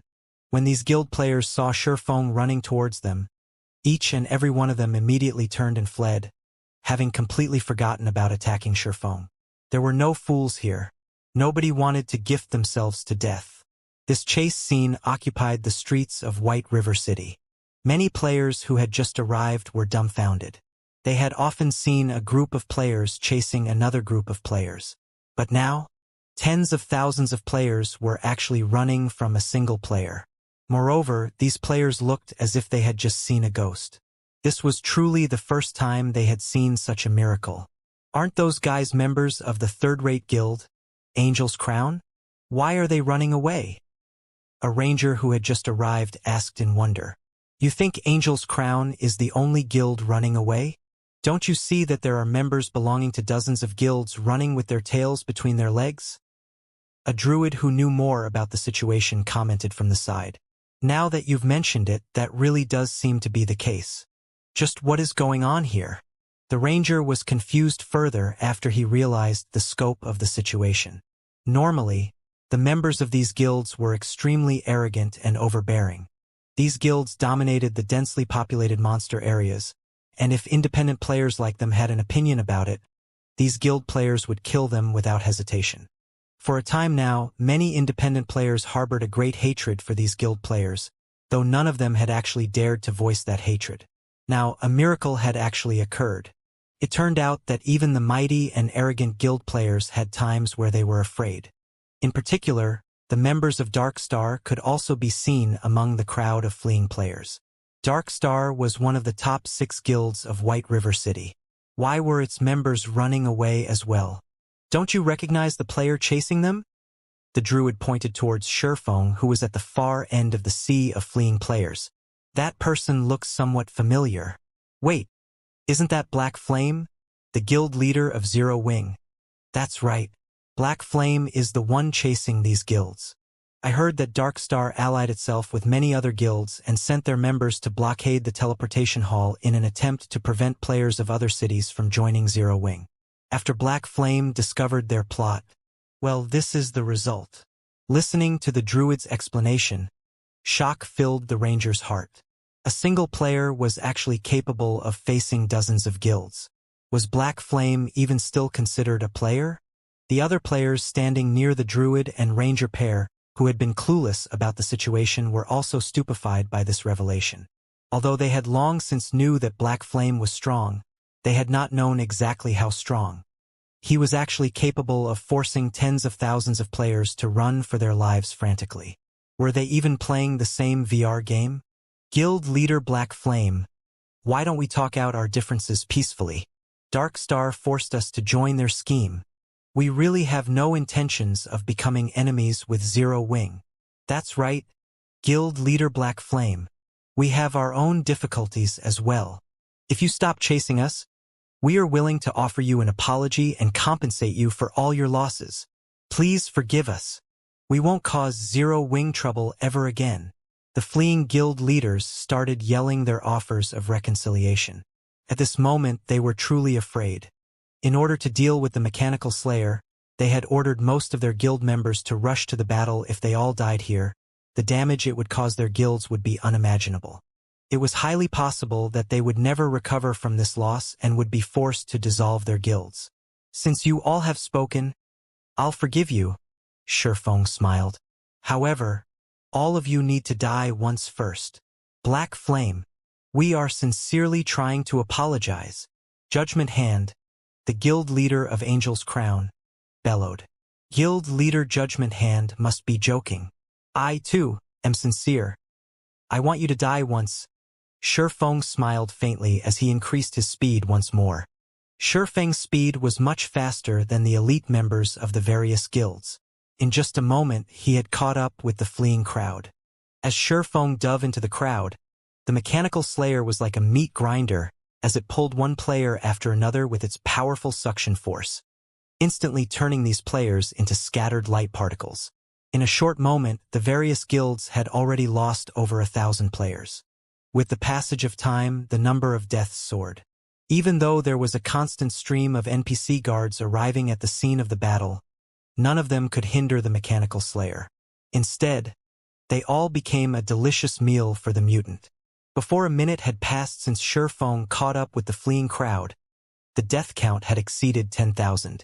Among them, Dark Star's losses were the greatest, as Shifeng's main target was the members of Dark Star. This horrifying scene caused all observers to grow cold. If these tens of thousands of players had not scattered and escaped from the very beginning, the number of deaths would be several times higher by now. However, after more than half of the guild players and over 1,000 NPC guards had died, a man in white robes suddenly appeared in the sky. This man's appearance immediately attracted the attention of many people, including Shifeng's. This man was no ordinary NPC. He was the magistrate of White River City, Weissman, a Tier 4 great wizard. Many players sighed in relief at Weissman's arrival. The mechanical slayer was too strong. Even though so many guards had attempted to slow its assault, over 50,000 players had died. Moreover, turned several White River City streets into ruins. If given more time, the slayer would have slaughtered every player in White River City. Meanwhile, the city itself would become nothing more than rubble. Despite being only a level 50 mutant High Lord, the mechanical slayer had caused so much damage. If dozens of such powerful monsters appeared, wouldn't they obliterate White River City? However, among all of the players present, only Shifeng understood how powerful a mutant was. An ordinary High Lord could never be so strong. Mutants were considered natural disasters. I wonder which is stronger, a great wizard or a mutant?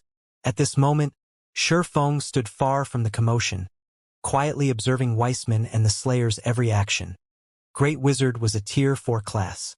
Even in Starmoon Kingdom, Weissman was one of the heavyweights. Such a powerhouse would only offer protection to a major city like White River City. Smaller cities would only be guarded by Tier 3 NPCs at best. Meanwhile, the Mechanical Slayer was also unique. It was a mutant that had transformed from a High Lord. If classified as a tier, Shifeng's initial judgment placed the Mechanical Slayer at Tier 3 upper rank. Otherwise, it could not have defeated a Tier 2 guard general so effortlessly. At this moment, the level 200 Weissman and the level 50 Mechanical Slayer were only 30 yards apart, staring each other down. The level gap between the two was very wide. No matter how one looked at it, they were not equals. Yet, when Weissman and the Slayer stood together, nobody felt any sense of disharmony from looking at them. A mutant? No wonder the guards could not defeat it. Weissman did not rush to attack the Mechanical Slayer. Instead, he carefully observed the mutant. He then shifted his gaze towards his surroundings. The spacious streets around him no longer possessed the splendor they had in the past.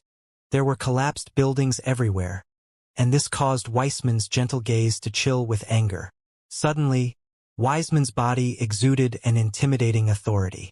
Even while standing hundreds of yards away, everyone could feel their bodies grow heavy, their breath quickening. As this authority grew increasingly powerful, some ordinary players who had withstood the pressure suddenly crouched, their faces filled with fear while their bodies trembled. Authority was intangible, and it could not physically influence substantial change. This was closer to spiritual pressure. It was an instinctual warning for when living creatures faced an enemy that was far superior, altering them to the danger.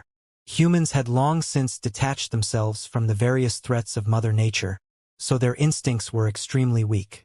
However, due to God's domain, players began to recover these instincts gradually. Although players had recovered these senses, they still sorely lacked spiritual training. As a result, many were unable to withstand Weissman's authority and had crouched in fear. Aside from exuding his frightening authority, Weissman had also enveloped an area 100 yards around him as his magic domain. As long as one were within this domain, the magic would suppress their strength unless they possessed equal or stronger magic. Simultaneously, this magic domain also strengthened Weissman. This was a frightening aspect of Tier 4 classes. As soon as a Tier 4 class used their domain, Tier 3 classes and below would be sheep for the slaughter. At this time, the mechanical slayer also began to move. Raising its serrated greatsword, it sent a powerful slash at Weissman. Just as countless air blades swept across the expanse, Weissman suddenly vanished. In the blink of an eye, he appeared on the other side of the mechanical slayer. Responding quickly, the slayer swung its greatsword towards Weissman's new location. However, the result was the same. Weissman dodged the attack using instantaneous movement again. After over a dozen consecutive slashes, Weissman had yet to receive a single point of damage. Meanwhile, Weissman's consecutive usage of instantaneous movement stunned the watching players. It was common knowledge that the instantaneous movement that elementalists possessed had a cooldown of 25 seconds with a maximum moving distance of 20 yards. However, Weissman's instantaneous movement looked like it did not have a cooldown. Moreover, every time Weissman used instantaneous movement, he moved over 40 yards from his original position. It's as expected of a Tier 4 class. Even instantaneous movement has become far more powerful. If a Tier 4 assassin grasped this skill, the Slayer would have suffered over 100 attacks by now. Shifeng had fought his fair share of Tier 4 classes in the past, so he knew just how powerful they were. Among the many Tier 4 classes he had fought, quite a few were great wizards. So, Shifeng had a general understanding of great wizards. From his knowledge, Shifeng knew that there were differences between Tier 4 great wizards. As for Weissman, a great wizard capable of using instantaneous movement effortlessly over a dozen times in quick succession, at the very least, he should be an upper-rank great wizard. After a frenzied assault, scars around 4 meters deep and 40 meters long were visible throughout the street. However, no matter how the mechanical slayer attacked, it could not land a single hit on Weissman. The slayer had also started to panic. Gripping its serrated greatsword with both hands tightly, it stabbed its weapon into the ground. It was obvious that the mechanical slayer intended to use storm domain once more. However, Weissman, who had continuously dodged the slayer's attacks, had begun his attack. One of his hands currently held up his white jade staff, gathering a horrifying amount of magic power around it, while his mouth chanted complex incantations and his other hand swiftly traced lines of runes. Such quick writing and complex runes. The incantation for an ordinary Tier 3 spell normally only has around a dozen lines or so, yet Weissman has already written at least 20. At the very least, he should be casting a Tier 4 spell. Shifeng was shocked as he watched Weissman's casting. Ordinary, great wizards would need at least 6 to 7 seconds to write over 20 lines of runes. Meanwhile, Weissman had only needed 4 seconds. This is bad. This distance is still too dangerous. Shifeng knew how powerful a Tier 4 spell was. Such a spell possessed the destructive force of a missile. With his distance of 150 yards, he could easily be caught in the crossfire. Hence, Shifeng turned and ran. As the ground started to fragment, blades of air shot up from the ground. Weissman suddenly flew upward and hovered in mid-air. The air blades exploded forth, shooting towards Weissman. At this moment, Weissman had also finished chanting his spell. He pointed the finger he had used to write the runes with towards the sky, and in the next instant, a gigantic blue magic array appeared above the city. Tier 4 magic, Sky Piercer. Weissman lightly waved his white jade staff, pointing it at the mechanical slayer. Blue-colored gas flowed out of the magic array, transforming into a sharp blue spear that came crashing down. When the air blades and blue spear collided, a violent shockwave swept through the area. Even houses over 100 yards away were blown away. Players who stood within a 200-yard radius died instantly, while players who stood 200 yards to 300 yards away suffered varying degrees of damage. After the brief collision between the two skills, blue spear pierced through the air blades and struck the mechanical slayer's body. The spear was like a meteorite crashing into the ground. In the wake of the impact, strong winds blew and dust rolled. A shockwave far more powerful than the one before also spread from the site of impact. It was as if a huge earthquake had just occurred. After the dust settled, everyone's gazes shifted towards where the sky piercer had fallen. Immediately, everyone's jaws dropped in shock. The spear's landing site had become a massive crater that was over 30 meters deep. The sky piercer's destructive power had far surpassed everyone's imaginations. The entire street had been destroyed, and other than Weissman and the mechanical slayer, nothing remained. It was simply a spell, yet it carried the power to decimate the heaven and earth. Many of the players present even began to wonder whether they were still inside a game. The heavy air, the chilling wind, the pungent smell of blood, the vibrations from the ground, and the pain they felt were constant reminders of where they were. Suddenly, everyone realized that God's domain was completely different from the virtual reality games they had played in the past. In their opinion, a virtual reality game was merely an accumulation of numbers and data. Even if they grew powerful inside a game, at most they would deal higher amounts of damage. It wouldn't be surprising for a player to deal damage in the millions or tens of millions. After all, it was just a bunch of data. No matter how realistic God's domain was, at the end of the day, it was still only a virtual reality game. Nothing inside the game was real. At this day and age, this belief was well rooted in players' minds, and they never strayed from it. However, they suddenly realized that they were wrong. So strong. Is this the strength of a Tier 4 class? If we can become Tier 4 classes, will we be that strong as well? Everyone gazed at Weissman, who was still hovering in midair. At this moment, excitement, fear, and longing filled their minds. There were no superheroes or espers in real life. No human was capable of flying freely in the sky. However, such feats could actually be achieved in this incomparably realistic world known as God's domain. It was as if everyone had arrived in a world of miracles. Considering the current situation, people no longer thought of God's domain as just another virtual reality game. Instead, God's domain was a world where they could start their second life. I have underestimated Weissman to think he could actually cast Tier 4 magic with such ease. Relying on his astonishing speed, Sherfong had managed to escape the effective range of Weissman's Skypiercer, so he had not received any damage from the resulting shockwave. Normally, high-tiered spells required a very long casting time. During this period, others could easily interrupt the caster and inflict significant amounts of damage. Normally, when one fought an opponent of the same tier, very rarely did they have the chance to cast high-tiered spells. Instead, they would use low-tiered spells with shorter cast times. It was extremely difficult to cast a Tier 4 spell in the midst of battle like Weissman had when faced with an equal opponent. Yet, even when facing a mutant like the Mechanical Slayer, Weissman had still managed to cast a Tier 4 destructive spell effortlessly. It was apparent just how powerful Weissman was. While Sherfong had focused on Weissman, the Mechanical Slayer had flown out from the crater the Skypiercer had created. What? It's still alive. Even after taking a hit from a Tier 4 spell, Sherfong was slightly surprised when he saw the wounded Slayer. The effects of high-level magic weren't limited to HP damage alone. Could also damage the enemy's physical condition. In battles, HP only served as a reference. In certain cases, even when players only had 1 HP remaining, their combat power would not be affected in the slightest. They could still display 100% of their actual combat power.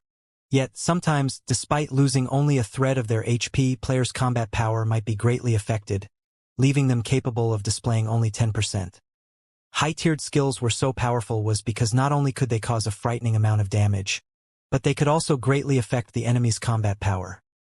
At this moment, although the mechanical slayer looked like a mess with many wounds covering its body and less than 50% of its HP remaining, the spell had not significantly damaged its combat power. What an enviable physique! Shifeng had been a Tier 3 Sword King in his past life, so he understood how important a strong physique was to a player. Although the mechanical slayer had less than 50% HP remaining right now, its remaining HP was not much different than the HP Weissman possessed. With its combat power unaffected, the mechanical slayer could still challenge Weissman. However, the mechanical slayer's next action had completely surpassed Shifeng's imagination. After flying into the air, instead of launching an attack at Weissman, the mechanical slayer turned tail and ran. This scene stupefied every player present. Nobody could have imagined that the mechanical slayer would actually flee after realizing that it could not win against Weissman. The mechanical slayer's intelligence far surpassed any ordinary monster. Unfortunately for the mechanical slayer, Weissman had no intention of letting it escape. Using instantaneous movement, Weissman teleported to the mechanical slayer's side and immediately used Snowy Explosion. Countless frost arrows pelted the mechanical slayer's body. In the blink of an eye, the mechanical slayer had frozen into an ice sculpture. The mechanical slayer's frozen body then plummeted towards the ground, the impact creating a massive hole in the ground, following which Weissman waved his staff. Suddenly, multiple aqua-blue magic arrays appeared around his body. Water dragons emerged from these magic arrays and shot towards the mutant. These water dragons wrapped around the slayer and buried their vicious teeth in its flesh, restraining the mechanical slayer in a large ball of water. This was the Tier 2 spell Water Binding. When used, it restricted the target's movements. Now unable to move, the mechanical slayer immediately used Bladestorm. Not only did the skill increase its movement speed, but it also made the mechanical slayer immune to all magical control effects. After breaking out of Weissman's water binding, the mechanical slayer spun towards the great wizard. Reacting quickly, Weissman immediately started chanting the incantation of another spell, his hand having already written 3 lines of runes. A moment later, an ice shield appeared, covering his body. The ice shield could absorb a massive amount of damage. At the same time, the shield would slow enemies who managed to land a hit.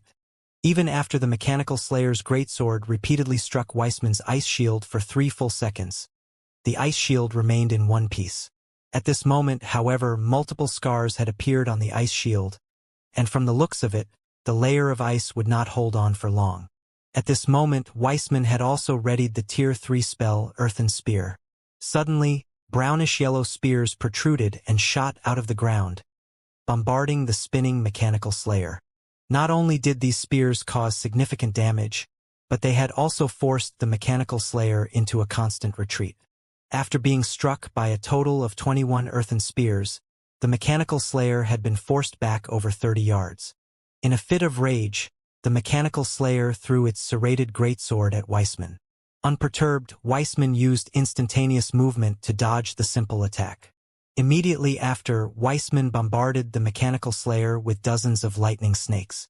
While Weissman and the mechanical slayer clashed, Shifeng quietly snuck closer to them. After the battle had reached this point, Shifeng could tell that the mechanical slayer was no match for Weissman. Although the mechanical slayer was not weak, mutants needed time to grow. Originally, the gap between the mechanical slayer and Weissman should not have been so wide. However, aside from having a severely lacking repertoire of skills, the mechanical slayer was also inexperienced with evading attacks and controlling its own body, resulting in such a wide gap between itself and its opponent. With the mechanical slayer's current combat power, it would have no problems dealing with Tier 3 upper-rank NPCs.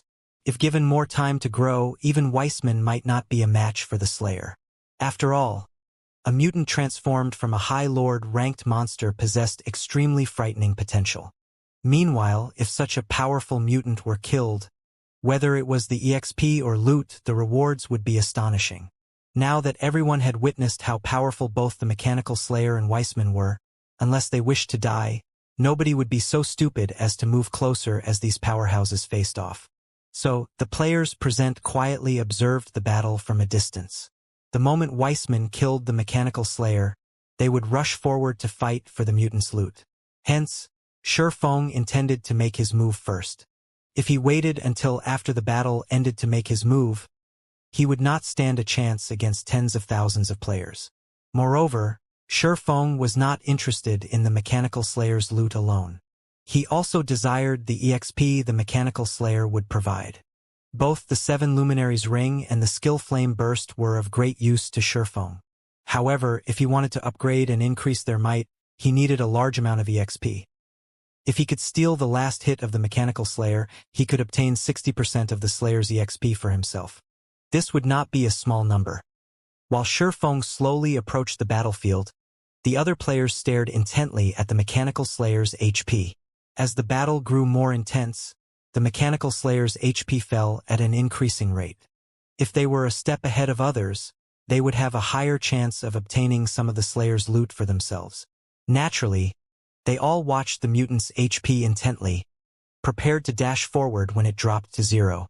At the same time, various guild leaders began issuing commands to surround the battlefield. Although Shi Feng had killed many of their members with the aid of the Mechanical Slayer, many were still alive. At this time, these guilds no longer paid attention to Shi Feng. Including Lone Tyrant, who hated Shi Feng down to the bone, they all focused on the Mechanical Slayer. Guild Leader Tyrant, we have people stationed as close to the Mechanical Slayer as possible. Our men will charge forward as soon as the Slayer dies. An assassin standing beside Lone Tyrant reported. Good. If someone steals the loot, kill them, Lone Tyrant ordered.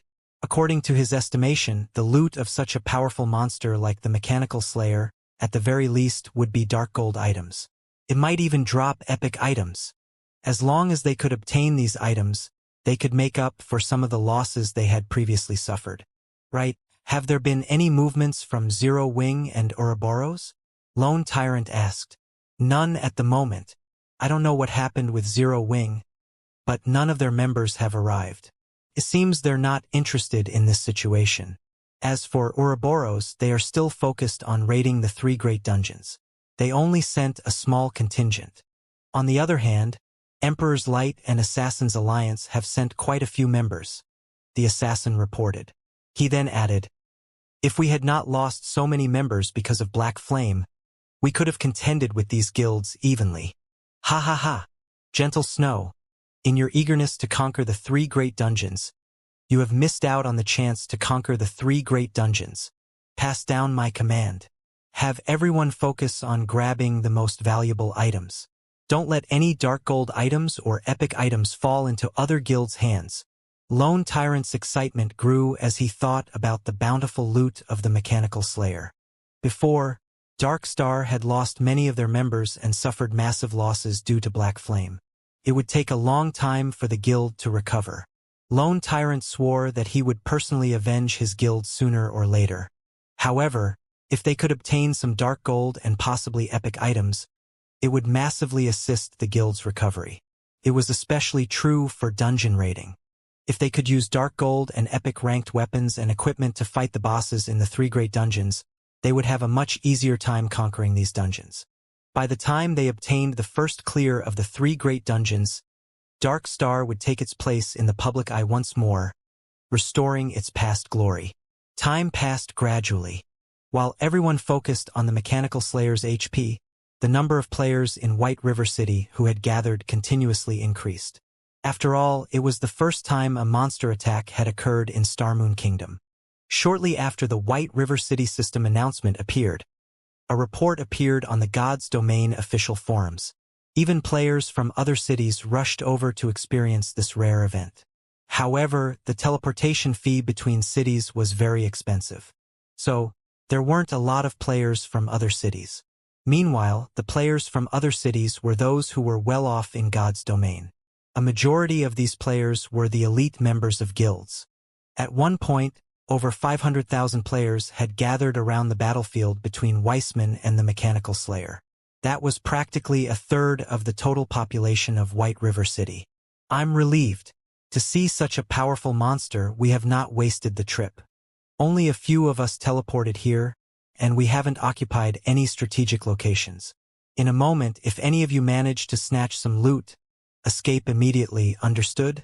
Don't stay behind to throw away your lives. A handsome man in black robes told the people standing around him. If Shurfeng could see this man's name, he would be shocked. This man was a famous expert in the virtual gaming world. His fame even surpassed Gentle Snow's. The man was also an individual ranked within the top 1,000 on the global experts list. This man was Red Feather, and he was one of the elders of the first-rate guild, Star Alliance. Boss Red Feather, rest assured. You should know our strengths the best.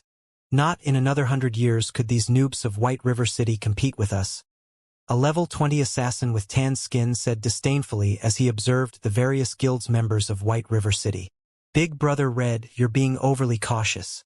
We are the trump card of Star Alliance. Since we've arrived, how could we not walk away with all of the loot?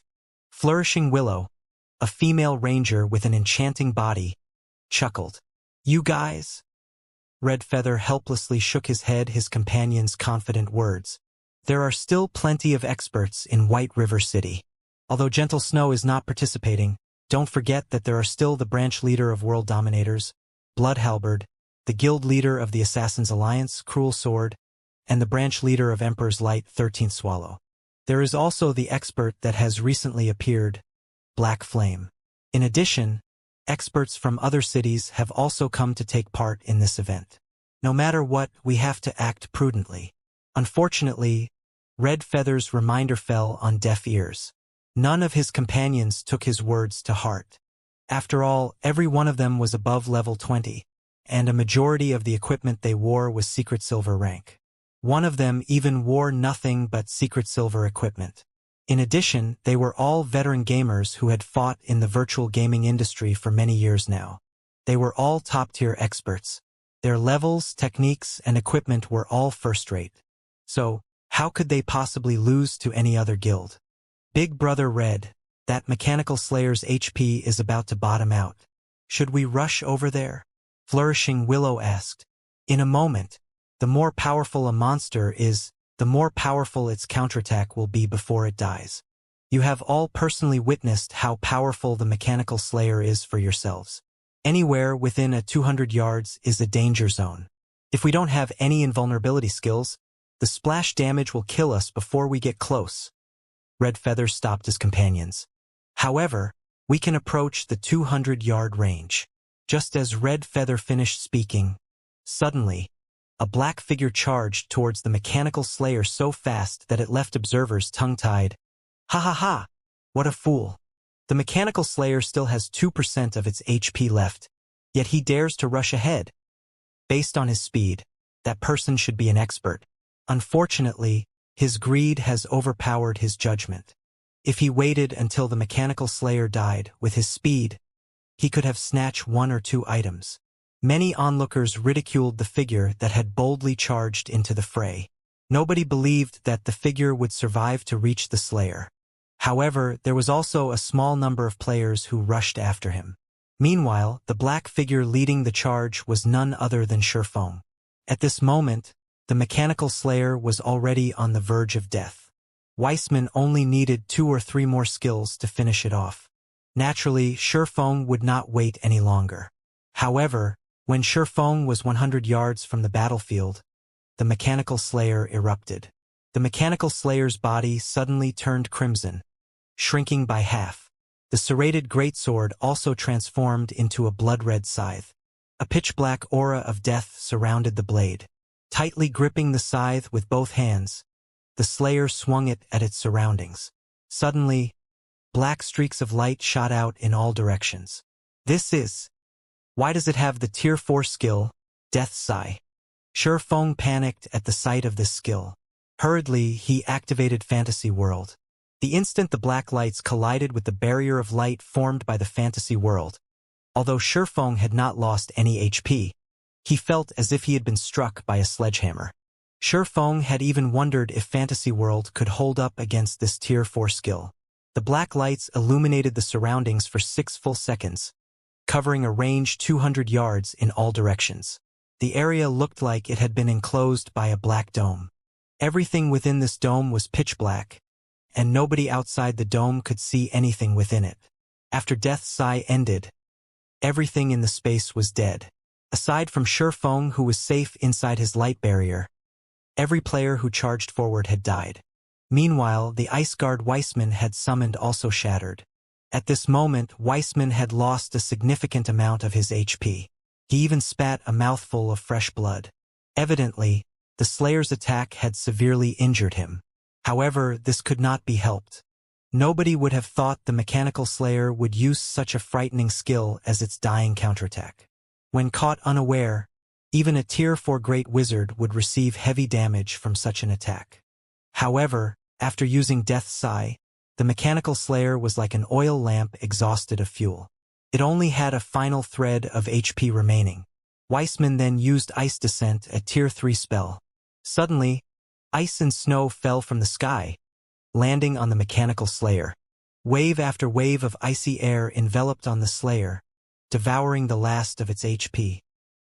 Your head is mine. At this moment, seeing as the mechanical Slayer was about to die, Feng had grown anxious. Immediately, he activated Windwalk and dashed at the mutant. The moment he was in range, he used Silent Steps to appear behind the mechanical Slayer. As Weissman's spell was not yet over, Feng had to endure Weissman's ice descends as well. Feng then retrieved an intermediate frost grenade from his bag. After accurately gauging the Slayer's HP, Feng threw the intermediate frost grenade and dealt -500 damage to the mutant. The frost grenade destroyed the mechanical Slayer's remaining 300 HP before the next wave of icy air could. Feng had pushed himself to his very limit to grasp the mechanical Slayer's HP, and he very nearly lost the last hit to Weissman. After the mechanical Slayer died, over 100 items burst forth from the mutant. Meanwhile, Feng also received a series of system notifications. Before Feng could check the notifications, his experience bar started to soar. In just a moment, Feng's level 24 experience bar filled before breaking through to level 25. Even after reaching level 25, Feng's experience bar did not stop. Level 26, level 27, level 28, level 29. Golden light continuously flashed over Feng's body, only gradually fading after Feng reached level 34. In the end, Feng rose to 74% of level 34. Feng had leveled up 10 times consecutively. The EXP he had obtained had completely surpassed his imagination. Even in his previous life, never once had he managed to level up 10 times in a row. It was clear how bountiful the EXP provided by the mechanical Slayer was. If he had obtained 100% of it, he would have leveled up further. Before Feng could celebrate his success of stealing the last hit, he felt deep-seated malice directed at him from all directions. Although Feng was wearing the black cloak, and nobody had yet recognized Feng, the system notification that appeared after the mechanical Slayer died had betrayed Feng. Star Moon Kingdom System Announcement. Congratulations to Black Flame for being the first player to kill a mutant. Rewarding 50 reputation points in Star Moon Kingdom, 30 free mastery points, and 30 gold coins. White River City System Announcement. Player Black Flame has killed the mechanical Slayer that invaded White River City. Rewarding 50 reputation points in White River City, 10,000 merit points in Star Moon Kingdom, and 20 gold coins. These two notifications popped up 3 times. After reading these notifications, even a fool could tell that the cloaked figure covered in a golden glow was none other than Zero Wings guild leader, Black Flame. Now, not only Feng had obtained a wealth of EXP by killing the mechanical Slayer, but he also received a bountiful reward from the system. How could others not be envious? Sure enough, his reputation is well-deserved. He actually stole the last hit while Weissman and the mechanical Slayer fought. After watching Feng's previous performance, Red Feather could not help but compare himself to Feng. Suddenly, Red Feather discovered that, regarding timing, he was inferior. Black Flame is quite good. However, at the end of the day, he still can't make it onto the Secret Pavilion's experts list. How powerful could he possibly be? On the other hand, Big Brother Red Feather is an expert ranked within the top 900 on the experts list. Flourishing Willow giggled, smiling faintly. The Secret Pavilion's experts list contained the names of 1008 great experts in God's domain, and it was extremely hard to place on that list. After all, there were too many players in God's domain. Moreover, that number continued to increase. Hence, even if it were the 1008th ranked player on the experts list, that expert would be a monster-like existence. In the virtual gaming world, players took pride in ranking on the experts list. Not only was it a symbol of strength, but it was also a symbol of honor. Since Red Feather ranked in the top 900, it sufficed to say that he was very powerful. On the other hand, Black Flame's absence from the experts list showed that the secret pavilion judged him as inferior to Red Feather. However, Shi Feng did not care what others thought about him. Without hesitation, he started picking up the items the Mechanical Slayer had dropped. After the Mechanical Slayer died, over 100 items had scattered around its body. Needless to say, everyone present knew that if one could take all of these items for themselves, it would massively assist Guild's development. Seeing as the Mechanical Slayer had been such a powerful monster, even the worst items it dropped should be fine gold rank. At this stage of the game, fine gold ranked weapons and equipment were extremely rare. With over 100 weapons and equipment of such quality, they could either fully arm a 20-man team, qualitative improve a 50-man team, or significantly upgrade a 100-man team. Damn! All of you, go! Those drops are mine! Lone Tyrant shouted in rage. Clenching his fists, Lone Tyrant's eyes resembled a poisonous snake's as he glared at Shi Feng. The Dark Star members who had been on standby all this time charged forward.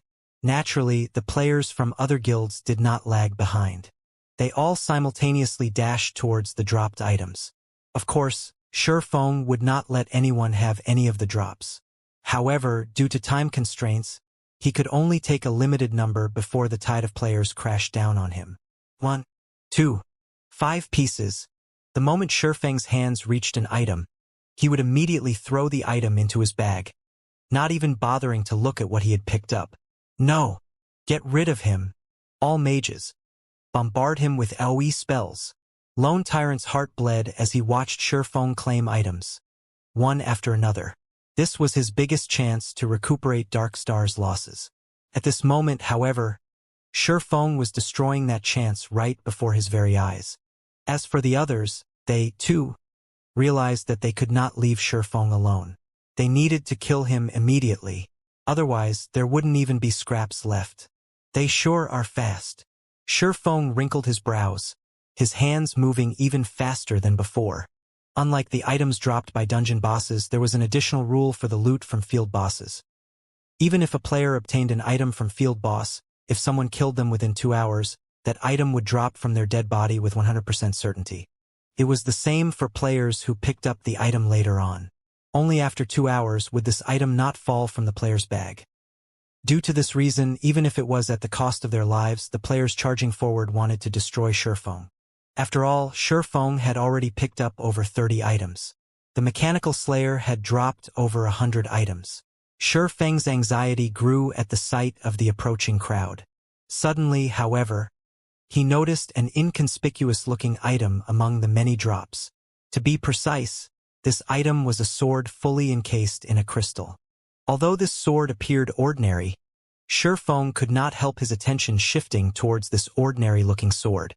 At the moment, Shi Feng was 8 yards away from this sword.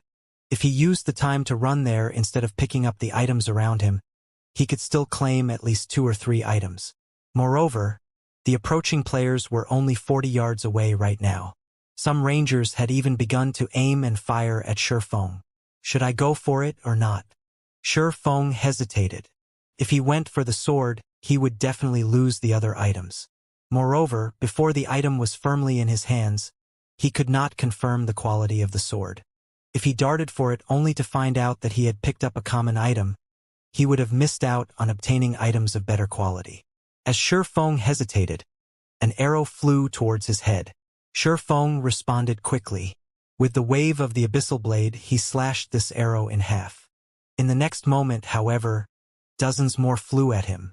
After Shi Feng reached level 34, his various attributes had improved immensely. Taking a step forward, he brandished his 2 swords. While dodging the incoming arrows, Shi Feng sliced apart those that he could not dodge. I'm running out of time. Shi Feng decided to make the gamble. Immediately, he charged towards the sword in the stone. Even with so many items surrounding him, only this sword attracted his attention. There must definitely be a reason for this. Thus, Shifeng decided to trust his instincts this time. After Shifeng picked up the sword in the stone, the crowd arrived and surrounded him. Every one of them was like a hungry wolf as they glowered at Shifeng, malice flashing in their eyes. They only wished they could swallow Shifeng whole. Black Flame, don't even think about escaping this time. Know your place and hand over the drops and all of your equipment. Lone Tyrant laughed as he smirked at Shifeng. The encirclement around Shifeng was different this time. There was no forest for him to hide in. Moreover, players had him surrounded. Shifeng had no hope of escape. At this moment, Red Feather, who swiftly approached the scene, sent a whisper to Shifeng. Guild leader Black Flame, you are a red name at the moment. You have killed so many players inside White River City. If you die, the penalty you will receive will be extremely heavy. Why don't you hand all the drops over to me, and I'll help you leave safely? Shifeng sent a contemptuous gaze at Red Feather, looking at Red Feather as if he was a fool. Now that there were thousands of players simultaneously casting their skills at Shifeng, only a fool would believe that Red Feather could help Shifeng escape safely. Red Feather only made such an offer to convince Shifeng to approach him before taking the opportunity to end his life, obtaining an easier time collecting the drops. This sort of trickery might deceive a child, but to deceive him? Maybe in another decade. He didn't fall for the bait? Red Feather was slightly surprised when he saw Shifeng's contemptuous gaze. Indeed, he had planned to trick Shifeng all along. After Shifeng approached him, he would kill Shifeng, gaining easier access to the dropped items. When people were desperate, they would grasp at even the tiniest bit of hope. This was a basic human instinct, and Red Feather had sought to take advantage of this. For many, even if they knew they were being cheated, they would still choose the risk. However, what about Shifeng? Currently, tens of thousands of players surrounded Shifeng in all directions. Even a fly could not escape. Simply put, Shifeng had zero hope of escaping alive. Faced with such overwhelming numbers, any normal person would have long since broken down from the pressure. Even Red Feather could not guarantee that he would not be affected. No ordinary person could endure the condemnation of thousands, not to mention the murderous gazes of tens of thousands. Yet, even in such a situation, Shifeng seemed unaffected in the slightest. Shifeng even had the spare time to send him a contemptuous gaze. Red Feather started to wonder whether or not Shifeng was a human. Shifeng could actually maintain such calm. However, even if you don't take my bait, you still won't escape. Although Red Feather felt somewhat disappointed, his intention to kill Shifeng had not changed. Fire and arrows blotted out the sky above Shifeng. Even though he was level 34 now and possessed a severe level suppression over the other players, he still would not survive these attacks. Not a single person present believed that Shifeng could leave this place alive. In the next moment, however, Shifeng confused everyone. At this crucial moment, Shifeng activated Defensive Blade and continued to pick up drops. One after another, he placed the items in his bag, showing that he valued money more than his own life. Many players expressed their confusion. Does Black Flame really think he can escape? Does Black Flame believe that, as long as he claims the loot, those items will not drop after he dies? However, Shifeng still smiled faintly. He paid no attention to the incoming attacks. Following which, wave after wave of spells and arrows landed within 20 yards around Shifeng, transforming the area into an ocean of ice and fire. Meanwhile, all players within this 20-yard radius turned into ash. Shifeng was no exception. Ha ha ha! Black Flame! Finally! Lone Tyrant laughed psychotically as he watched Shifeng turn into particles of light. Although Lone Tyrant had not done the deed personally, when the news of Black Flame's death spread, he would definitely become the laughingstock of God's domain. Zero Wings guild leader, Black Flame, had actually thrown his life away because of greed. What could be more ironic than this? Wait, none of the items Black Flame picked have dropped. A player with powerful eyesight suddenly shouted in surprise.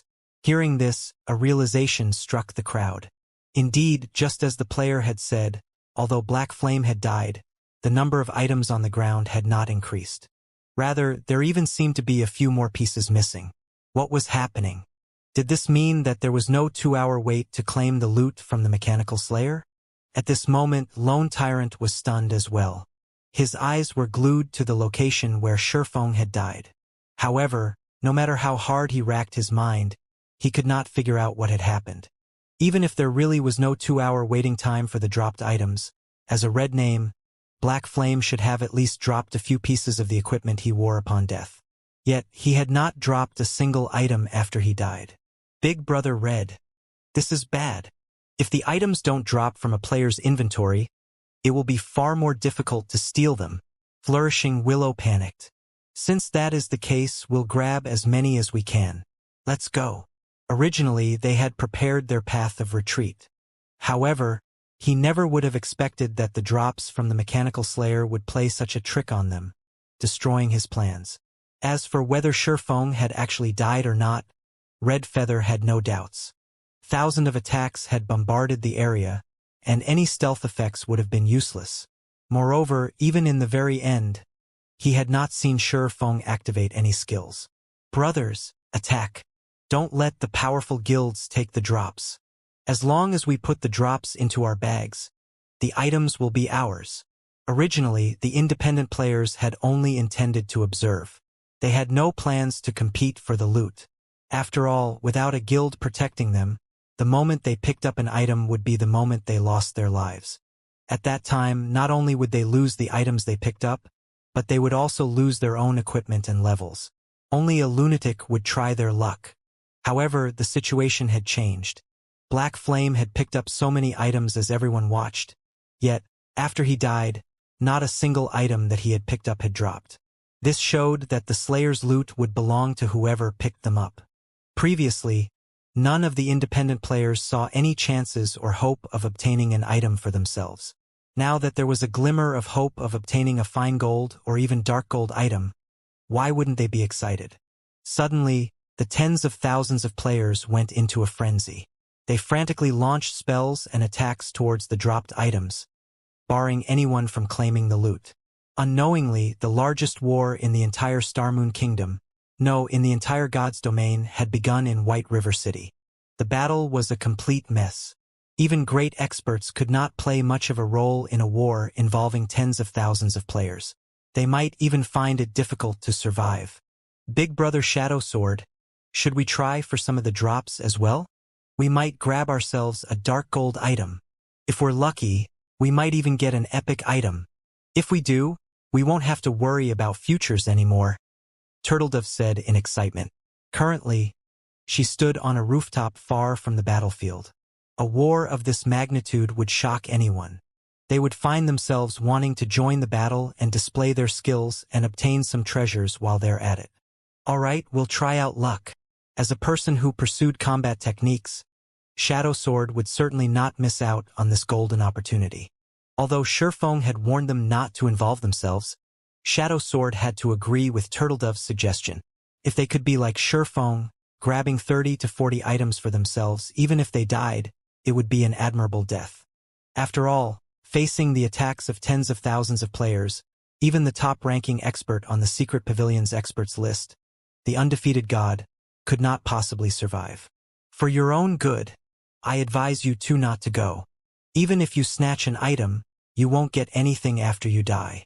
At this moment, a calm and indifferent voice reached Turtledove and Shadow Sword's ears. When the two heard this voice and promptly turned their heads towards the source, shock immediately appearing on their faces. You? How did you resurrect? Turtledove gaped at Shurfeng with disbelief. Currently, Shurfeng still wore his black cloak, a calm expression on his face. Resurrect? I never died, so why would I need to resurrect? Shurfeng chuckled. Making one-way trips was not brave but stupid. Since he had charged into battle naturally, he had long since prepared an escape. Before Shurfeng had charged towards the mechanical slayer, he had already activated Phantom Kill. He had then sent his doppelganger away from the battlefield while he forged ahead to steal both the last hit and the treasure. After he had his fill, he immediately swapped positions with his doppelganger, letting his doppelganger endure the rain of attacks while he departed from the battlefield. You didn't die? How is this possible? I saw countless spells hit before you turned into particles of light and disappeared. Turtledove walked up to Shurfeng, her bright eyes scanning his body. After an extensive examination, she revealed a look that said, "You can't deceive me." Shurfeng laughed and said, "That's only a doppelganger." Doppelganger. Originally, Turtledove had not believed Shurfeng in the slightest.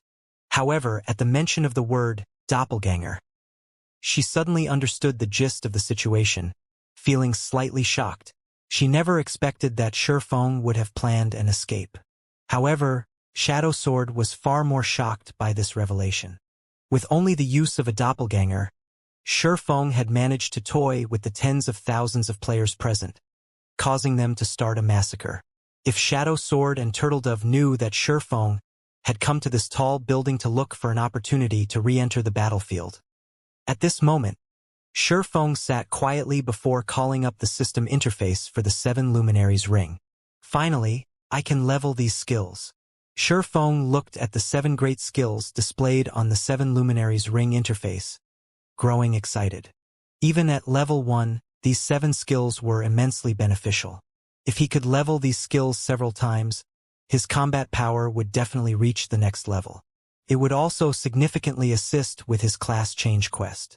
The battle on the streets of White River City was in full swing now, and a large number of players died with every passing moment.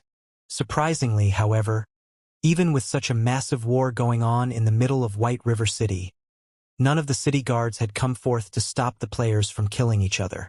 The guards had only sealed off the neighborhood around the teleportation hall where the battle took place.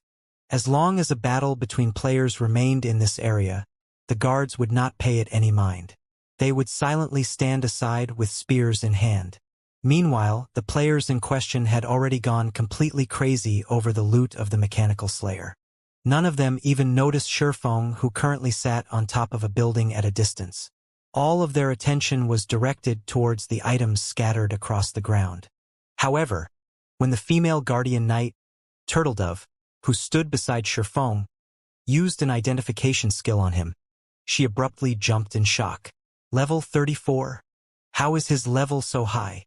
Currently, a majority of the players in God's domain had yet to reach level 20, yet Shurfeng was level 34. The sight of Shurfeng's level of 34 was enough to cause any player to despair. In God's domain, the suppression of 5 levels was detrimental, let alone a suppression of over 10 levels. However, Turtledove had quickly discovered Shurfeng's level falling by 1. She was confused. Shurfeng had obviously not died, yet his level had fallen. Turtledove did not know that, at this moment, Shurfeng had assigned a large amount of EXP to the 7 great skills of the 7 Luminaries ring. The amount of EXP that Shurfeng possessed at level 34 was extremely abundant, and with the EXP of a single level, he had managed to upgrade all of the 7 great skills of the 7 Luminaries ring to level 3. Aura of Earth level 3 requires 6 million EXP to upgrade to level 4.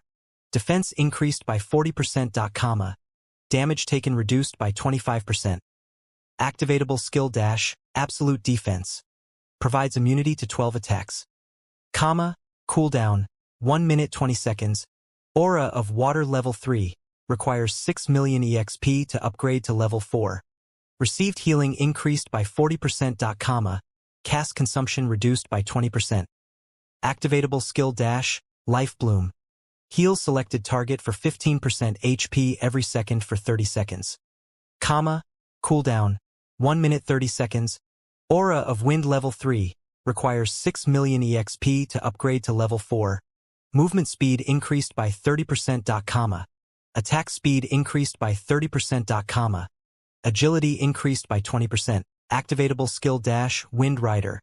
Enables temporary flight and movement speed increase of 120% for 15 seconds. Cooldown, 2 minutes. Aura of Fire level 3 requires 6 million EXP to upgrade to level 4. Defense increased by 35%, target's defense reduced by 30%. Activatable skill dash, Firestorm. Inflicts 600% damage within a range of 15 by 15 yards for 5 seconds. Cooldown, 5 minutes. Aura of Time level 3. Requires 10 million EXP to upgrade to level 4. Cooldown of all skills reduced by 25%. Enemies within a 100-yard radius will have their movement speed and attack speed reduced by 25%, and cooldown of skills increased by 30%. Activatable skill dash, absolute time. Prevents enemies within a radius of 60 yards from using any skills or tools for 20 seconds. Cooldown, 2 minutes 30 seconds. Aura of Illusion level 3. Requires 10 million EXP to upgrade to level 4. All attributes increased by 25%. Enemies within a 100-yard radius will have all their attributes reduced by 30%. Activatable skill dash, Fantasy World. Immunity to all magic damage and 15% of magic damage received will be converted to healing to recover players' HP for 15 seconds. Cooldown, 3 minutes. Aura of Space level 3 requires 10 million EXP to upgrade to level 4. Immunity to all control and restricting effects. Activatable skill dash, Space Movement. Instantly move to any location within a radius of 360,000 yards. Cooldown, 8 minutes. As expected, the EXP required becomes increasingly abundant at the further levels. However, the skills have indeed significantly improved. I wonder how far I can upgrade them to if I dump in all the EXP I have. Once again, Shifeng started assigning EXP to the 7 Luminaries ring. This time, Shifeng had upgraded all of the skills to level 5, reducing his level to 26. Aura of Earth level 5 requires 12 million EXP to upgrade to level 6. Defense increased by 45%. Damage taken reduced by 35%. Activatable skill dash, Absolute Defense. Provides immunity to 16 attacks. Cooldown, 1 minute 20 seconds. Aura of Water level 5 requires 12 million EXP to upgrade to level 6. Received healing increased by 60%. Cast consumption reduced by 30%. Activatable skill dash, Life Bloom. Heals selected target for 20% HP every second for 40 seconds. Cooldown, 1 minute 30 seconds. Aura of Wind level 5 requires 12 million EXP to upgrade to level 6. Movement speed increased by 40%. Attack speed increased by 40%. Agility increased by 30%. Activatable skill dash, Wind Rider. Enables temporary flight and movement speed increase of 150% for 20 seconds.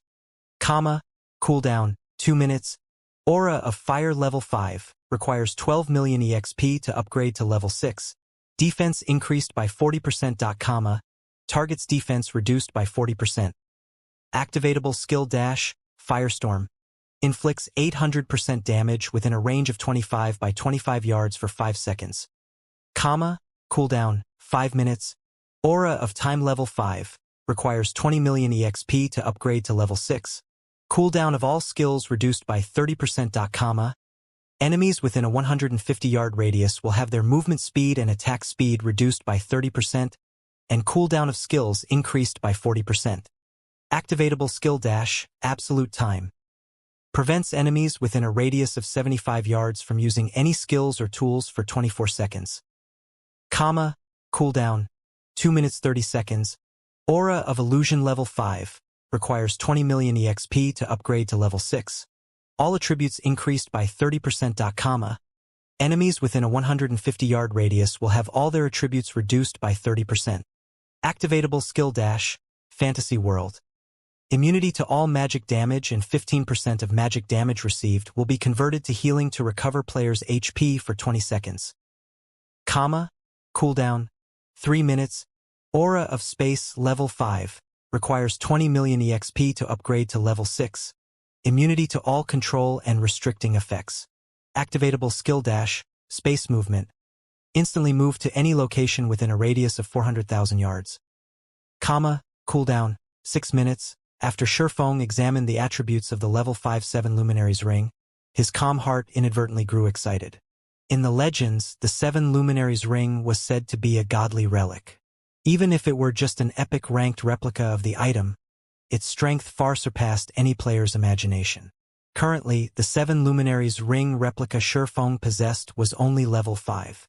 Looking at the replica's current attributes, Shifeng had even wondered if this 7 Luminaries ring replica could rival the strength an actual legendary item. However, if Shifeng wanted to continue upgrading the 7 Luminaries ring, he would need a horrifying amount of EXP. In his current position, it was simply impossible to upgrade the ring to level 6.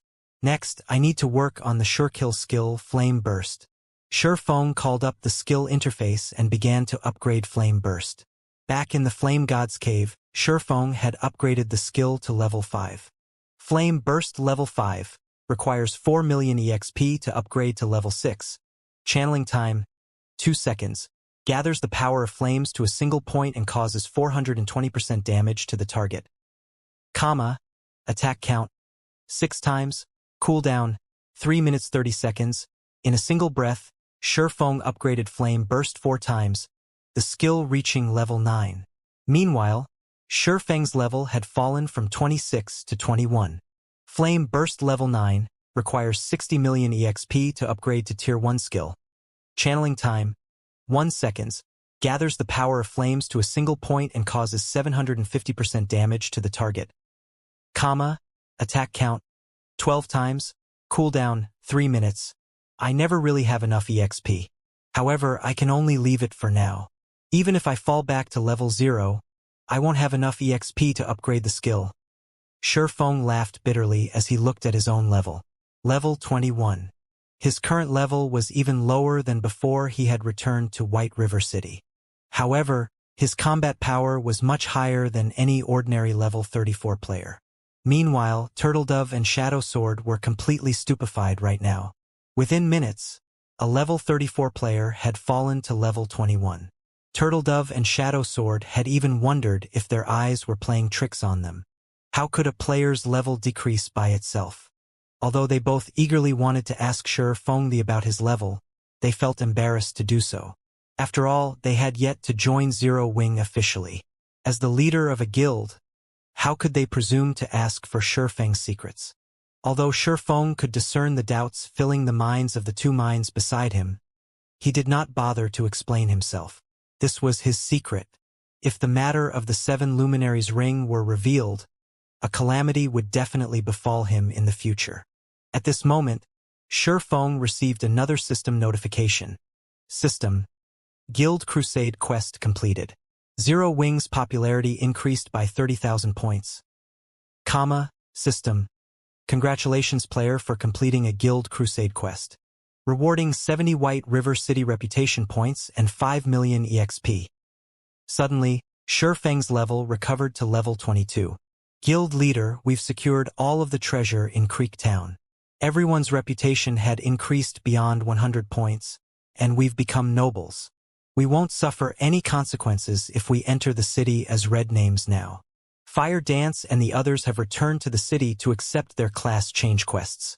Aqua Rose suddenly reported through the team chat. Good.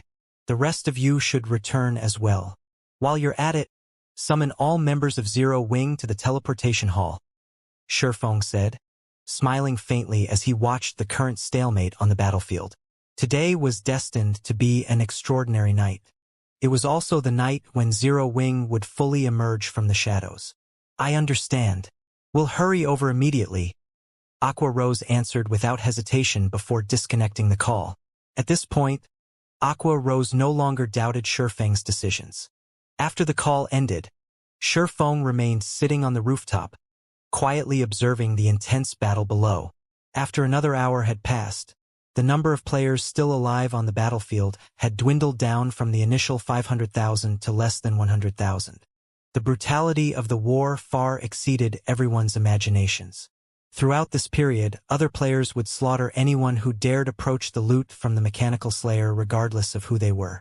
Even when a guild had sent hundreds of members charging forward, the result was the same.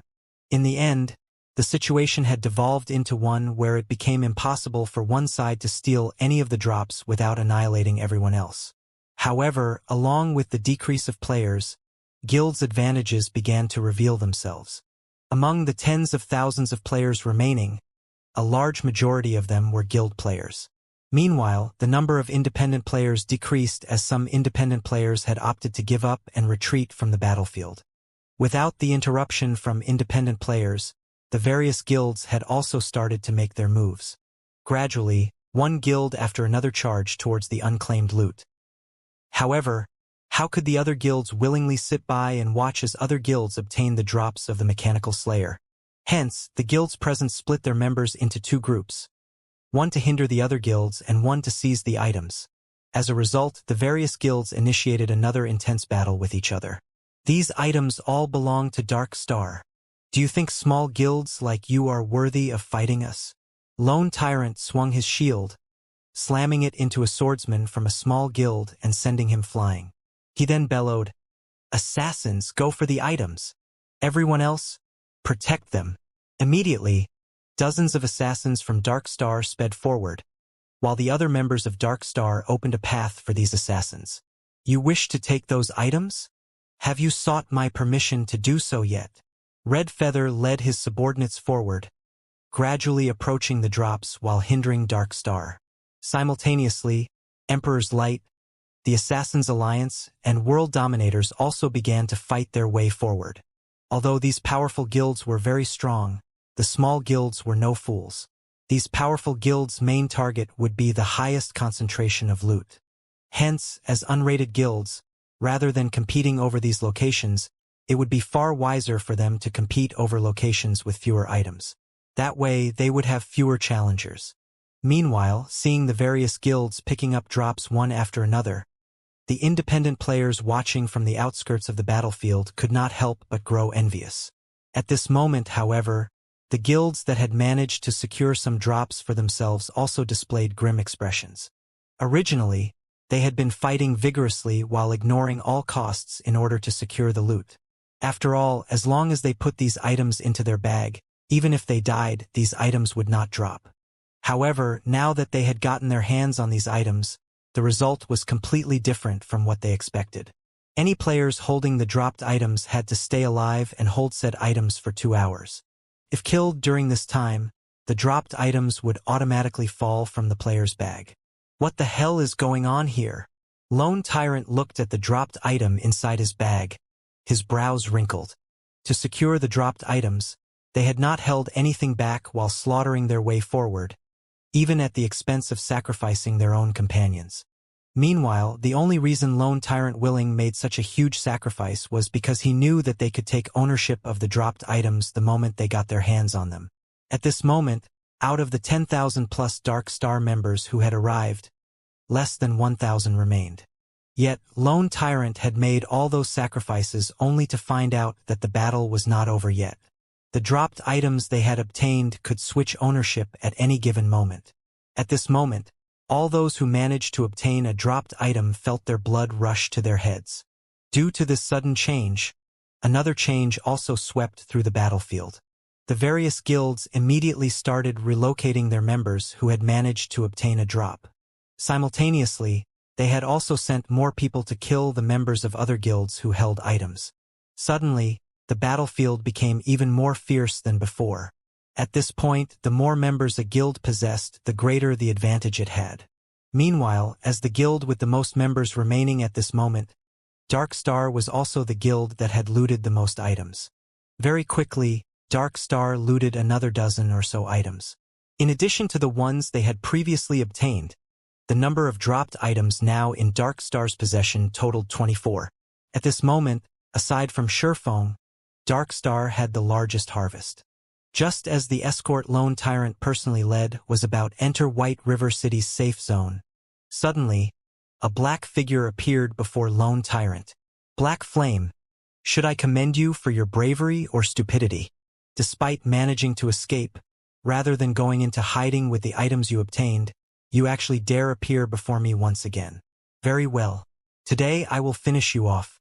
As for the items in your possession, they will all belong to Dark Star. Lone Tyrant recognized Sherfong almost instantly. With a sneer, he waved his hand. Over 100 melee players surrounded Sherfong, while the mages at the rear line started chanting their spells. The healers also began to back off. This time, however, they stood sparsely apart from each other. Obviously, they had done so to avoid getting caught by Shurfeng's large-scale AoE magic and that silencing field which prevented them from using any of their skills or tools. Black Flame, you must feel so helpless when you see this formation. No? You will definitely die this time. If you have to blame someone, blame yourself for showing up in front of me. Lone Tyrant boasted. Shurfeng simply smiled at Darkstar's formation. If this had happened before he had upgraded the 7 Luminaries ring, this formation would have caused him a headache. With several hundred people standing so sparsely, the effective range of Firestorm and Absolute Time would indeed be insufficient to deal with all of them. Without the silencing field, as the battle drew on, he would have no choice but to escape. However, circumstances had changed. Looking at the hundreds of level 16 and level 17 melee players charging at him from all directions, Shurfeng activated Absolute Time. At level 5, Absolute Time had an effective radius of 75 yards, so it covered a large majority of the scattered players. As for those that were outside the range of Absolute Time, they were no threat to Shurfeng. Following which, Shurfeng switched out the Aura of Time for the Aura of Fire on the 7 Luminaries ring, increasing his damage dealt by 40%, while reducing his target's defense by 40%. However, Shurfeng was not done yet. Shurfeng then activated the additional skill of Purgatory's Shadow, Purgatory Power, increasing his attack speed by 100% and damage by 30% for 15 seconds. Immediately after, Shurfeng used Windwalk and advanced, abruptly charging towards the members of Darkstar. Shurfeng's first target was a level 17 Shield Warrior. Raising the Abyssal Blade, Shurfeng lightly slashed at the Shield Warrior. The silvery gray Abyssal Blade transformed into a streak of silvery gray light. Before the Shield Warrior could lift his shield against Shurfeng's attack, a deep slash appeared on his mysterious iron-ranked breastplate. A critical damage of -3,216 appeared above the Shield Warrior's head. Following which, this level 17 Shield Warrior, which possessed slightly more than 2,600 HP, died. Before this Shield Warrior's body hit the ground, Shurfeng had already arrived in front of a Berserker. Similarly, Shurfeng struck once before leaving behind an afterimage and charging towards the next swordsman. From an outsider's point of view, they could only see a dark shadow passing by the members of Darkstar. Then, for reasons unknown, those Darkstar members suddenly fell to the ground, their HP bars completely depleted. Meanwhile, this dark shadow was so fast that it only took around 6 seconds to move through every single member of Darkstar. By the time this shadow stopped moving, the several hundred Darkstar members had become corpses. Only silence and hundreds of dropped items accompanied these corpses. The players watching this scene play out from afar were completely stupefied. This was too horrifying. Are you a ghost or a human? Lone Tyrant gaped at the hundreds of dead Darkstar elites in front of him in disbelief. Before he could make sense of what was happening, all of his companions had died. The word fear was no longer sufficient to describe what Lone Tyrant currently felt. What do you think? Shurfeng said, smiling faintly as he shifted his gaze to Lone Tyrant. Lone Tyrant's heart jumped when he saw the ridiculing smile on Shurfeng's face. At this moment, he no longer thought of retaliating. He even doubted that the person before him was Black Flame, but an evil Rakshasa of God's domain instead. Otherwise, how could he possibly explain the unbelievable sight before him? How was it even possible for a player to be so powerful? At this moment, escape was Lone Tyrant's only hope. Even if he had 10 lives, they wouldn't be enough against such an evil Rakshasa. However, as soon as Lone Tyrant turned around, he discovered that Shurfeng had already appeared in front of him. Immediately after, he saw the Abyssal Blade in Shurfeng's hand give off a dazzling light. He also felt himself melt at the immense temperature radiating from Shurfeng's sword. This skill was none other than Shurfeng's recently upgraded level 9 Flame Burst. Before Lone Tyrant could react, the scorching Abyssal Blade had run through his heart. The hell-like flames incinerated his body. At the same time, a massive damage of over -10,000 appeared above Lone Tyrant's head. Following which, as if struck by a meteorite, Lone Tyrant was sent flying backward. However, before his body made contact with a solid surface, he had become nothing more than ash in the wind. After killing Lone Tyrant, Shifeng turned to face the remaining Dark Star members behind him. At this point, Shifeng had thoroughly frightened these players. He only required 1 strike per person, 100 strikes to bring about annihilation. In the blink of an eye, hundreds of players had died just like that. Moreover, even their guild leader, Lone Tyrant, could not withstand a single hit before the evil Rakshasa burned him to ash. The remaining Dark Star members felt a chill crawl down their spines when Shifeng glanced at them. Their limbs felt like lead, incomparably heavy. At this moment, none of them had any courage to continue fighting. Meanwhile, many players watching from afar immediately uploaded the videos they had recorded to the official forums, creating a huge sensation. As a result, the name Black Flame became even more popular than before. Run! No one knew who had shouted this single word.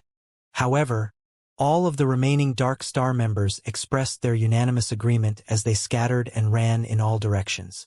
With hundreds of players running away from him in all directions, even Shifeng, as fast as he was, could not possibly kill all of them. Hence, Shifeng decided to target the 9 assassins and rangers who were being protected by a group of their companions. These players bore the dropped items from the Mechanical Slayer. Shifeng might be able to ignore killing everyone else, but he could not ignore these 9. Damn! Why is my luck so rotten? One of the escaping assassins paled with fright when he saw Shifeng dart towards his group. Seeing his escape was no longer an option, the assassin spun around and prepared for a desperate battle. Face me if you can. However, by the time this assassin turned to face Shifeng, the blazing abyssal blade had already penetrated his chest. The assassin's HP quickly bottomed out, and 3 items dropped from his lifeless body.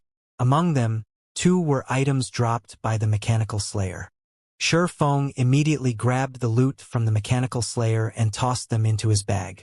He then charged towards his next target. By the time everyone from Darkstar had run out of absolute time's effective radius, Shifeng had killed 6 people in quick succession, obtaining a total of 15 dropped items. As for the remaining 3, they had escaped. Not a bad harvest. Shifeng smiled satisfactorily as he looked at the new additions to his bag. Including these 15 items, he had obtained a total of 52 dropped items. That was practically half of the Mechanical Slayer's drops. Just as Shifeng prepared to leave, he suddenly discovered the players from other guilds all barreling towards him. Meanwhile, every one of these players wore greedy expressions, and they all thought of Shifeng as a fat sheep. If Shifeng had only taken a handful of the loot, they would not have dared strike at Shifeng even if someone put a gun to their heads. However, the number of dropped items Shifeng obtained was simply too shocking. Hence, their greed had overtaken their fear. Although the strength Shifeng displayed defied all reason, everyone had the courage to charge at Shifeng because they knew that his explosive strength could only last for a short time. Moreover, large-scale silencing skills like the one Shifeng used would definitely have a very long cooldown. Knowing that the situation had become unfavorable, Shifeng immediately turned and ran. He had only recently used absolute time, so the skill was still on cooldown at that moment. Without the skill, he stood absolutely no chance against thousands of players. Boss Red Feather, Black Flame is trying to flee. It will be difficult to deal with him if we allow him to escape into White River City's safe zone. Should we use that item now? A Cursemancer asked. At this moment, Red Feather carefully considered the situation. Standing by his side, Flourishing Willow said, "Big Brother Red, are we really going to make a move against him?" Flourishing Willow's words surprised her teammates.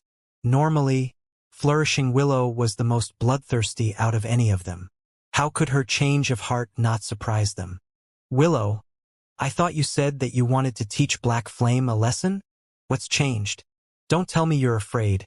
An assassin on the same team joked. "Huh? Who's afraid? Are you itching for a beating? Why don't we have a private spar once we return?" Flourishing Willow glared at the assassin. "Ah, no. I was just joking. You're a great expert who ranks on the experts list. Why would you bully me?" The assassin hurriedly said, concerned for his safety. Aside from their boss Red Feather, Flourishing Willow was the strongest powerhouse in their team, and nobody dared provoke her. "Humph." Flourishing Willow proudly snorted. She then shifted her gaze to Red Feather, whose expression appeared melancholic, wondering what his decision would be. Previously, Shifeng had meant nothing to her. Even if Shifeng's past performances were outstanding, at most, he would only shine in White River City. However, things were different now. Now that she had personally witnessed Shifeng's skilled and rapid movements, Flourishing Willow was sure that his strength would carry him beyond the confines of just a city. It was especially true for that frighteningly accurate swordsmanship of his. In just a few seconds, Shifeng had brandished his sword over 100 times. He had even done so while moving at high speeds. It would have been reasonable if Shifeng had simply killed the players of Dark Star. However, Shifeng had actually managed to bury his sword in the heart of every player. Even Red Feather could not achieve such a feat. In addition to being so highly skilled, Black Flame was also the guild leader of Zero Wing. His status was not low. Even if they discarded all pretenses and killed Black Flame, it would not benefit the Star Alliance. Move out. In the end, Red Feather still made his decision. They had an opportunity of obtaining a large number of fine gold and dark gold items. So what if they had to offend Zero Wing? Moreover, the Star Alliance was a first-rate guild. Even Ouroboros did not dare disrespect them, much less Zero Wing. Okay? The several assassins in the team replied excitedly, each of them promptly retrieving a purple gold crystal ball from their bag. Activating wind steps and stealth, these assassins swiftly dashed towards Shifeng. Shifeng's movement speed was extremely fast, and ordinary players had no chance of catching up to him. Even rangers, assassins, and swordsmen, who all boasted high movement speeds, could not catch up to Shifeng. Surprisingly, however, the distance between Shifeng and the players chasing him gradually shortened. Initially, there had been a span of 100 yards between them. Now there were only 30 yards. If the distance shortened by just another step, the shield warriors and berserkers could use charge to pin down Shifeng. However, no matter how hard the warriors tried, none of them could reduce this distance of 30 yards any further. It drove them all mad. That sure is a lot of people. Shifeng turned to look at the crowd chasing him, his lips curling upwards.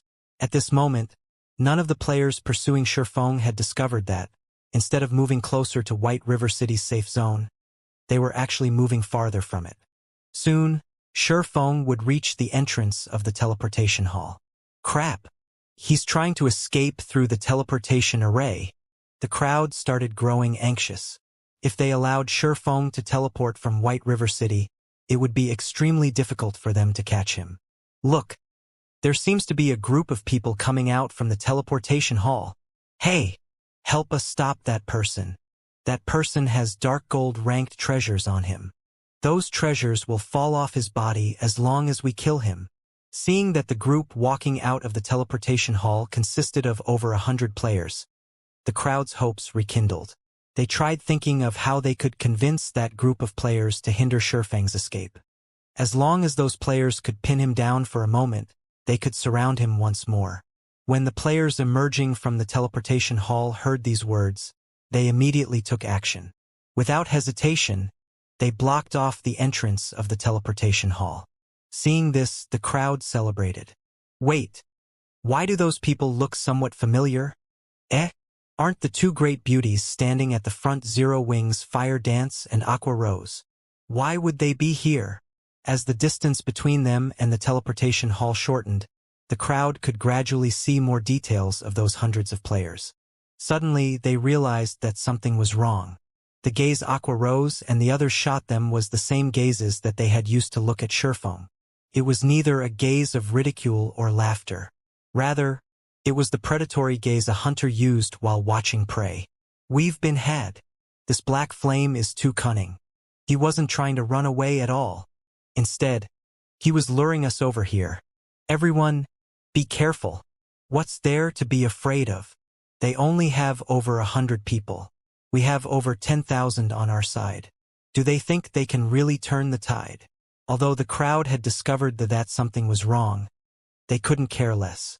An arrow fitted on the bowstring couldn't avoid being fired. Shifeng had simply obtained too many dropped items. They might not get another opportunity to find such a fat sheep in the future. Right now, the total number of drops all of their guilds obtained was nowhere near what Shurfeng carried. Hence, they would not hesitate even if they had to start a war with these hundreds of players from Zero Wing. Ha ha ha! Excellent. We could only play the role of side characters back in Creektown. Now, I can finally exercise my hands, Blackie said joyfully as he watched the incoming crowd. Blackie, don't kill too many. Let the others get some practice as well. It isn't very often we get to participate in such a large-scale battle. Fire Dance smiled faintly as she unsheathed her daggers and entered stealth. Black and Fire Dance's excitement left their teammates speechless. In Zero Wing, it was common knowledge that Blackie and Fire Dance were the two gods of slaughter in the guild. In the previous war involving 4 of the top 6 guilds of White River City, if Blackie had not wielded large-scale magic such as the Stars of Light, Fire Dance's total number of kills would have definitely surpassed his. Everyone be careful. Since these people have survived until now, they should have some strength. Aqua Rose simply ignored Blackie's and Fire Dance's actions. The attack power the two of them possessed was simply not something others could replicate. Big Sis Aqua, don't worry. Now that we have upgraded our equipment, this is a perfect chance to see how much we have improved. The others started laughing. After the death of the Mechanical Slayer, the magic barrier protecting the treasures of the Blood Hand Association also disappeared.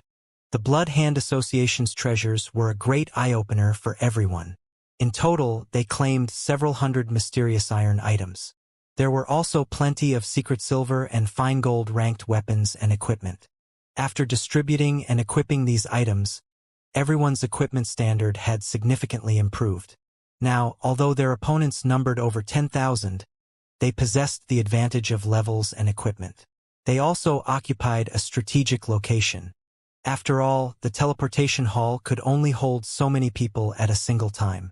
It was not possible for all of the incoming players to squeeze into the hall simultaneously. In other words, despite the overwhelming odds, they were not without a chance for victory. At this moment, Shurfeng stopped right before the entrance of the teleportation hall. He then turned to face the various guilds charging at him. On one side, there were over 10,000 players, while on the other, there were 100 or so players. The difference in numbers was over 100 times.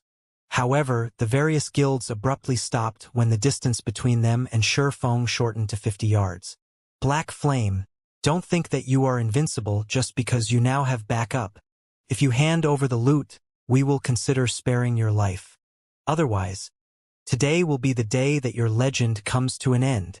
Hand over the drops, and we'll spare you your life. Otherwise, you and your team will be finished. The guild leaders of the various guilds glared at Shurfeng with crazed eyes. They wanted nothing more than to murder Shurfeng right now. Previously, the massacre the Mechanical Slayer carried out under Shurfeng's lead severely wounded their guilds. Afterward, due to Shurfeng faking his own death, they even began to slaughter each other indiscriminately, decreasing their numbers once more. Now, so many reinforcements suddenly appeared. Who knew if Shurfeng had anything else prepared? Now that Shurfeng had suddenly turned to smile at them, how could they not feel worried? Hence, they all decided to halt their steps rather than continuing to charge forward. What if they recklessly rushed again, only to find themselves caught by another one of Shurfeng's traps? Thus, nobody dared to be the first to charge over. What's the point of talking so much trash? You've chased me for so long, so shouldn't it be my turn now? Shurfeng smirked at the army of players before him. Revealing a faint smile, he slowly unsheathed the abyssal blade. Shurfeng's calm reaction began to unnerve some of the guilds present. Facing an army of over 10,000, even a first-rate expert would react anxiously. However, even after observing Shurfeng for so long, they could not detect the slightest hint of panic on his face. Did Shurfeng truly possess another card that could allow his small team to defeat them? Big Brother Red, there is definitely something suspicious going on. Now that Black Flame has reached the teleportation hall, he can escape at any time. Yet, instead of doing so, he actually plans to take a stand. Flourishing Willow said, her brows tightening. Red Feather nodded in agreement, feeling that something was indeed wrong with this situation. Before, Feng could have simply escaped into White River City's safe zone.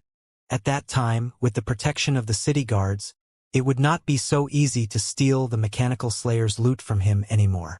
Yet, instead of doing so, Feng had gradually lured everyone to the teleportation hall. Why would Feng do such a thing? Crap! We've been tricked. Black Flame is trying to buy time. Red Feather suddenly panicked. Hurriedly, he opened the team member display to check whether or not his team members inside the White River City safe zone were safe. Big Brother Red, what's going on? Flourishing Willow looked at Red Feather, confused. Black Flame is trying to lure the tiger away from the mountain. Zero Wing has over 5,000 members, yet only 100 or so are here. Since he could call over these 100 or so members, why didn't he send for even more reinforcements? Red Feather explained.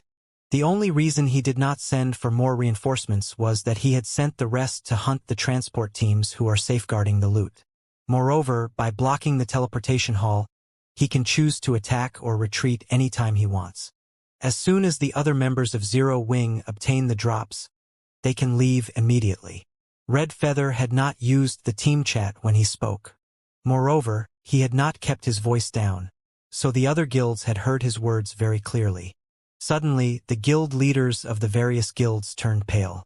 Immediately, they started contacting the players that were transporting the dropped items. However, none of their calls connected. The results were the same when they tried contacting the other team members of the transport team.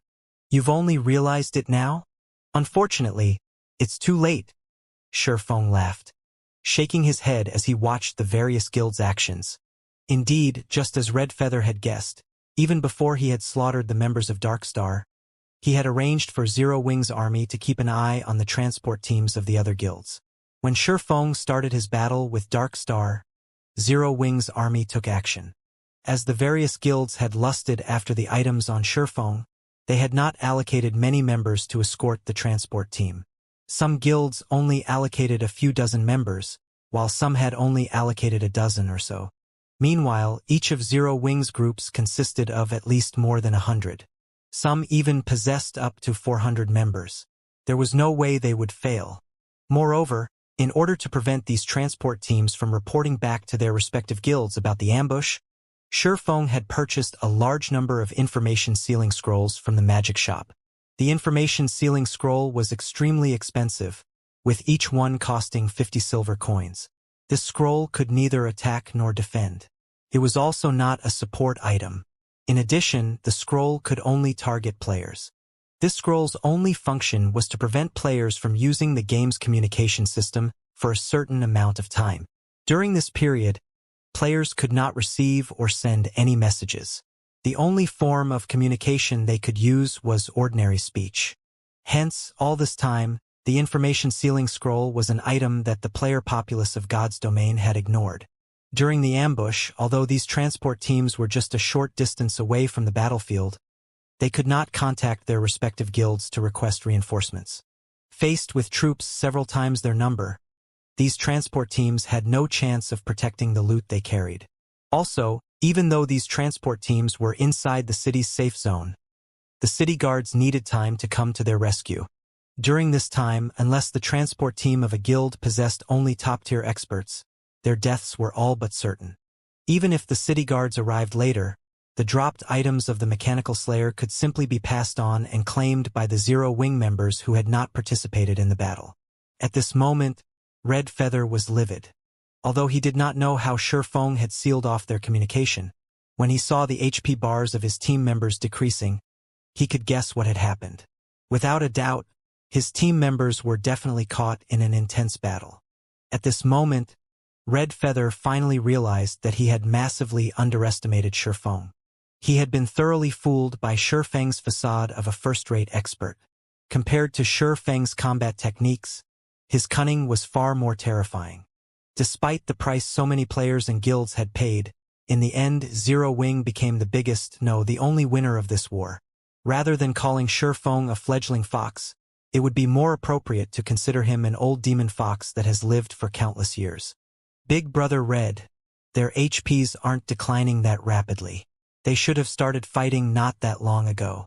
Also, they're only a short distance away from us. If we run back there right now, we might still be able to save them, Flourishing Willow said hurriedly. However, the moment Flourishing Willow finished speaking, one of the members on their transport team suddenly died. What? Flourishing Willow looked at one of the HP bars on the list of team members in disbelief. The dark HP bar proved that this player was already dead. She was very clear on the strength of the team transporting the dropped items. They were all elites of the Star Alliance. Yet, just shortly after the battle started, one of these elites had already died. How could she not be shocked by this situation? It's too late. At this point, we can only kill Black Flame to make up for our losses. Red Feather shook his head. He then looked at Shifeng, rage burning in his eyes. In reality, Red Feather was not the only person present who was angry. The other guilds were similarly enraged. Shifeng had so easily taken away the dropped items they had paid such a large price to obtain. This also meant that, at this moment, Shifeng had obtained all the drops of the Mechanical Slayer. So how could they not feel angry? They had far underestimated Shifeng's ambitions. From the moment the Mechanical Slayer attacked the city, Shifeng never had any intention of letting anyone obtain a share of the loot. Now, they finally realized how naive they had been. They had lost the battle from the very beginning. The battle between their transport teams and the members of Zero Wing had been going on for some time now. It would be too late even if they tried to rescue the transport teams. The only thing they could do now was to get rid of Shifeng. In any case, the number of drops Shifeng had on him was almost the same as the number of drops of the guilds combined. Kill him. Kill him right this instant. Black Flame. Today will be your funeral. None of the guilds present could care less anymore. All of them started charging at Shifeng one after another, not caring whether or not Shifeng had set up any traps for them. However, when the various guilds started charging at him, Shifeng and the others of Zero Wing also retreated into the teleportation hall. Facing death with a smile, the various guilds rushed into the building without a moment's hesitation. Seeing the large number of players swarming into the teleportation hall, Shifeng said in the team chat, "Start!" Blackie, who had been eagerly waiting for this moment, immediately cast stars of light. The entrance and hallway of the teleportation hall was not very spacious, with a capacity of only around 100 players or so. Meanwhile, the range of the stars of light just happened to completely cover this area. One after another, stars of sacred light shot down from the sky, rocking the entire teleportation hall. Even with the preparations the guilds made, the might of the stars of light was simply too overwhelming. Despite the healers at the rear trying their best to save their companions, Blackie's stars of light destroyed even the MTs, who possessed the highest HP and defense, in just 2 to 3 rounds. After the duration of stars of light ended, many members of the various guilds had died. Shifeng estimated the death toll for Blackie's skill at over 500. At this moment, Blackie's name looked more black than red. If not for the guards of White River City temporarily halting their management over the vicinity of the teleportation hall, the guards would have killed Blackie dozens of times by now. Meanwhile, Blackie's skill had thoroughly shocked the various guilds. The scene before them brought home to the crowd once more the importance of large-scale destruction spells. Even before their frontline players had a chance to clash with the enemy, their side had already suffered so many deaths. This was just like the battlefields of ancient times when archers would already fire their bows before the two sides could even clash. In this case, however, since their side did not possess any archers, they would naturally suffer a one-sided beating. The only thing they could do in this situation was to endure and hope they survived.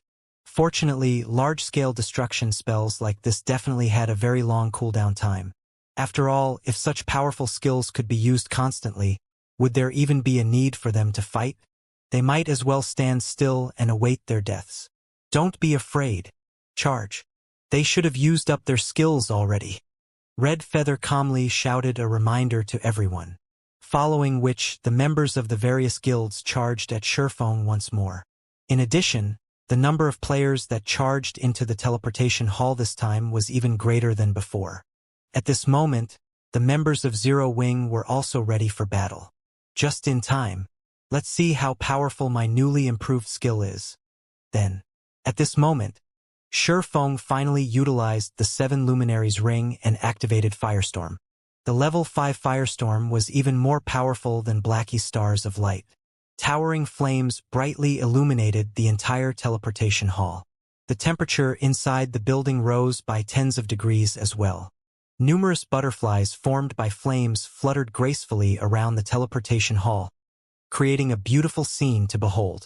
However, all the players touched by these flame butterflies instantly combusted, their bodies turning into ash shortly after.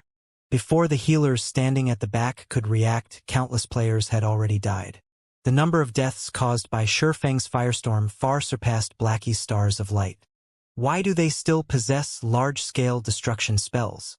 The various guilds present had long since known about Blackie's stars of light. After all, the scene of Blackie using this skill had appeared on video recordings many times by now. Since they had been prepared for it, they had not sent their full force in the initial charge. For their second charge, however, they had held nothing back. Yet now Zero Wing had revealed a second, and even more powerful large-scale destruction spell. This situation greatly confused everyone. Just where did Zero Wing manage to obtain so many large-scale destruction spells? Just having one of such spells was already a near impossible feat at this stage of the game. Not even first-rate guilds possessed a single one of such powerful spells. Yet Zero Wing actually laid claim to 2. After Firestorm ended, the members of the various guilds turned silent. No longer did anybody dare to rush forward. After seeing this second large-scale destruction spell unleashed, the various guilds present started hesitating. Instead of letting their blood rush to their heads, they started calmly observing the situation. Looking at Shi Feng's leisurely behavior as he stood inside the teleportation hall, they could not help but wonder whether Shi Feng still had another card hidden up his sleeves. From beginning to end, Shi Feng had never considered the army before him a threat. The expression Shi Feng had, in particular, made it seem as if everything was under his control. If there were still members among Zero Wing capable of using large-scale destruction spells, wouldn't they just be seeking their own deaths by recklessly charging ahead? Before arriving at the teleportation hall, the various guilds present had already suffered immense losses. Now, the 2 spells they suffered were like fuel added to the fire. If they were to take another 1 or 2 of such blows, just how were they supposed to cope with the losses? Why aren't you guys charging? It is impossible for Zero Wing to possess any more of such large-scale destruction spells.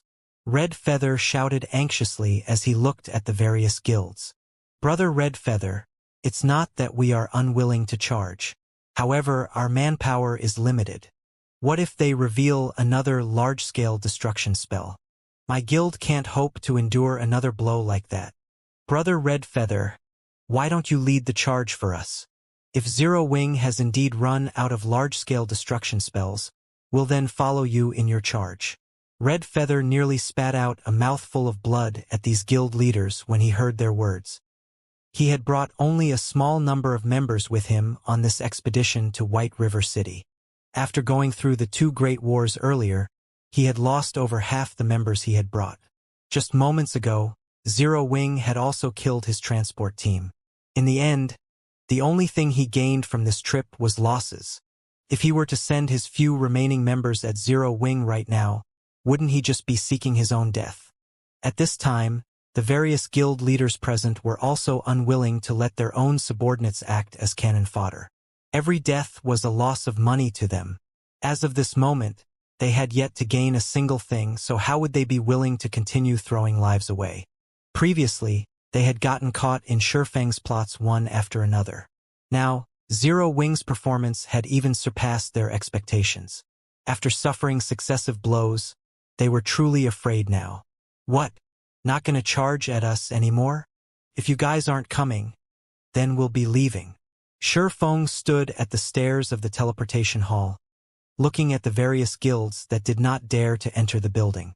The calm and easygoing smile Shi Feng wore made it impossible for anyone to guess at his thoughts. Looking at Shi Feng's relaxed and indifferent attitude, as well as the low-grade provocation he used, the various guilds present became even more certain that Shi Feng still possessed a hidden trump card. As long as they dared to charge at him, what awaited them would be an even greater loss. At this moment, the independent players observing from afar were completely stupefied by this scene. An army of tens of thousands. Shi Feng actually intimidated such a force all by himself, such that they didn't dare to set even a single foot inside the teleportation hall. This scene was truly one man holding out against 10,000. Before today, nobody present would have believed such a nonsensical feat was actually possible. Now, however, they believed it. After all, Shi Feng was the best proof. It would be an honor to die to such a player. After a stalemate of more than 10 seconds, Red Feather suddenly stepped forward. Everyone, don't be fooled by Black Flame. Do you think large-scale destruction spells can be obtained so easily? He is simply buying time. As long as we charge at him once more, the drops Black Flame obtained will be ours. Red Feather did not believe that Shi Feng still possessed a third large-scale destruction spell. Shi Feng was definitely tricking them. Emphatically, Red Feather advised, "If anyone doesn't believe me, then our Star Alliance will compensate you with 5 times the losses you will suffer." Red Feather's offer of compensating 5 times the losses had they suffered was very tempting, and many guild leaders present hesitated at the offer. Unlike the powerful guilds in White River City as unrated guilds, they did not have much financial support as unrated guilds. Their sources for gold coins were also limited. If they signed an agreement with Red Feather, their subordinates' deaths would only profit them in the future. If they took Red Feather's offer, however, they would sacrifice a lot of their guild's strength. Moreover, they would also lose the faith of their guild members. Seeing these guilds hesitate, Red Feather started to panic. Although he was unsure of whether Zero Wing still possessed large-scale destruction spells or not, he had a guaranteed method to kill Black Flame. As long as he could approach the man, Black Flame would die even if he were an expert ranked on the God's Domain experts list. Once Black Flame died, the dropped items he carried would fall from his bag. Meanwhile, Red Feather would be the first person to grab those items. Afterward, he could simply use the teleportation array to leave White River City. Now that the dropped items his team had previously obtained were no more, if he could not snatch the items on Black Flame's body, how could he walk away with satisfaction? Don't tell me that none of you want the loot from the Mechanical Slayer? That was a monster that even a Tier 4 Great Wizard struggled to kill. Not to mention dark gold items, it would not be odd to find epic items among the drops. Don't you want the power of an epic item? Red Feather's comments excited the various guild players. None of them had even seen a dark gold item before, let alone an epic item. If a guild obtained an epic item, it would instantly become a hot topic throughout the entire God's Domain. At that time, even an unknown guild would become famous, attracting the attention of many guildless players. Although it would still be no match for a truly powerful guild, it could still become an overlord of a city. The might of an epic item was unimaginable. In God's Domain, dungeons were one of the main sources for players to obtain weapons and equipment. As only a limited number of players could enter a dungeon, if one wanted an easier time rating, they could only do so by upgrading the combat power of a limited number of players. Hence, not only were epic items significant symbols to a guild, but they also played a very large role in the guild. At this stage of the game, if a guild could obtain an epic item, the strength of the guild would instantly soar to the next level. The Mechanical Slayer's loot needed to be appraised before anyone could discern quality and attributes. Hence, nobody knew the exact quality of the Slayer's loot. However, seeing as the Mechanical Slayer had been such a powerful monster, it would not be surprising even to find epic items among its loot. As long as there was the slightest possibility, nobody among the crowd would easily give up on this chance. Charge! For the epic items. Black Flame, hand over the epic items, and we'll spare your life. The various guilds charged at Shi Feng once more with passion. Setting aside Red Feather's offer, the lure of an epic item alone was worth any price. At this moment, Aqua Rose walked up to Shi Feng's side, suggesting, "Guild leader, they're charging at us once more. We've bought enough time now. Should we depart?" Although they had the absolute advantage of levels, equipment, and terrain, if they had to face so many players, death and injury would be inevitable. Since they have already achieved their goals, it was not necessary to continue fighting. Okay, let's withdraw. Shifeng nodded. Pass me the Tier 3 magic scroll that you obtained from Creektown. I'll stall for time and leave them with a memento. Take this chance to activate the teleportation array. Indeed, just as Red Feather had guessed, large-scale destruction spells were not so easy to come by. At this moment, only he and Blackie possessed such spells. Although they had plenty of small-scale AoE attack spells, the might and range of these spells were not enough. They would not play a significant role in this battle. Are we really going to use that Tier 3 magic scroll? That's the only one we received from the Crusade.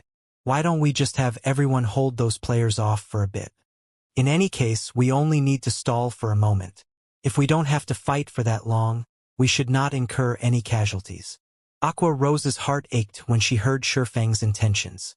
The value of a Tier 3 magic scroll far surpassed a single dark gold item. It doesn't matter.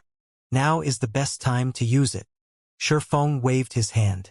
Aqua Rose simply sighed in response to Shifeng's decision. With a heavy heart, she handed the Tier 3 magic scroll over. She only had herself to blame for working under such a guild leader. Normally, Shifeng spent his money lavishly, not bothering with a budget.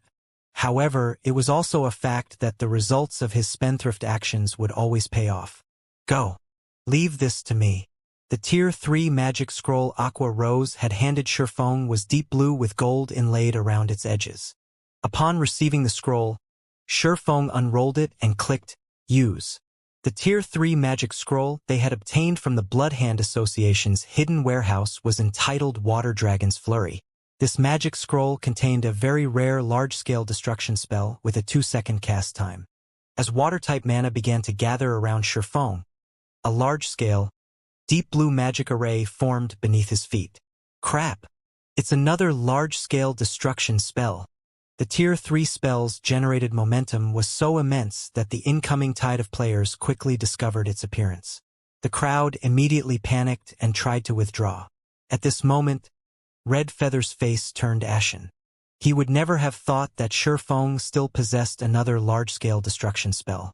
Although the crowd retreated quickly, it was too late as Shifeng had already unleashed the magic of the Tier 3 magic scroll in his hands.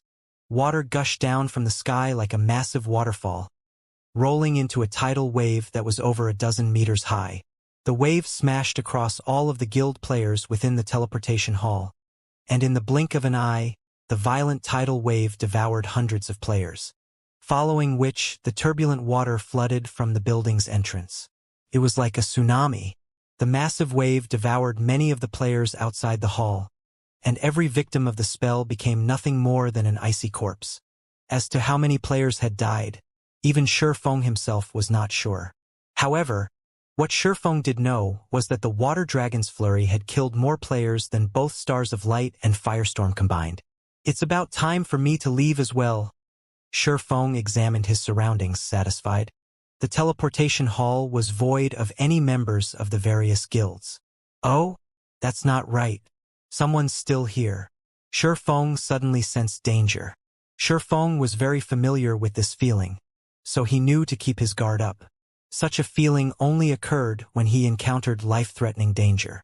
Hence, Shifeng immediately activated Omniscient Eyes. Since he had not seen anyone inside the hall, the only possibility left was assassins. Omniscient Eyes allowed Shifeng to perceive any invisible or stealth units within 100 yards. After activating the skill, a golden glow enveloped both of his eyes. He then observed his surroundings. Like a god overlooking all life forms, nothing could hide from his vision. 6 people, is it?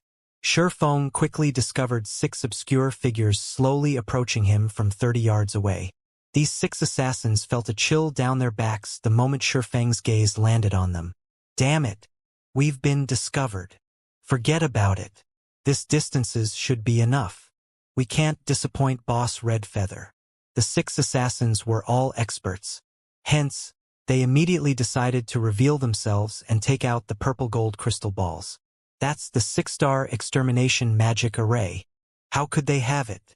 Shifeng was abruptly shocked when he saw the purple gold crystal balls in the hands of the 6 assassins. These items were no less rare than a Tier 3 magic scroll. Though they were far more powerful than a Tier 3 magic scroll, the requirements and limitations were also far more troublesome than a Tier 3 magic scroll.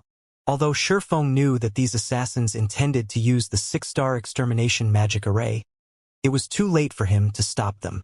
In the next moment, the crystal balls released a dazzling purple glow. Purple flames then burst forth, enclosing Shifeng and the 6 assassins within a barrier of purple fire. This barrier only covered a small area of 30 by 30 yards. With their levels, it would only take a few steps to cross this distance. Guild Leader Black Flame, since you so arrogantly offended the Star Alliance, we've come to teach you some manners. Tiger, what's the point of talking to him? He is merely a frog at the bottom of a well. How could he possibly know how amazing our Star Alliance is? Let's finish him off immediately. Boss Redfeather is waiting for us. I'm trying to give him some time to mourn his own loss. Now that the barrier has been activated, nobody can possibly interrupt us. We can take our time dealing with him since there's no way for him to escape anyway. You're right. Wouldn't it be boring if we killed this insufferably haughty Guild Leader Black Flame in just 2 to 3 hits? Does Guild Leader Black Flame have any last words? Ha ha ha. The 6 assassins chatted merrily among themselves. They looked at Shifeng as if he were an ant. It was as if everything was within their control, and victory was already within their grasp. The 6-star extermination magic array was a magic barrier that possessed several restrictions. Unlike a normal magic scroll, activation required 6 players.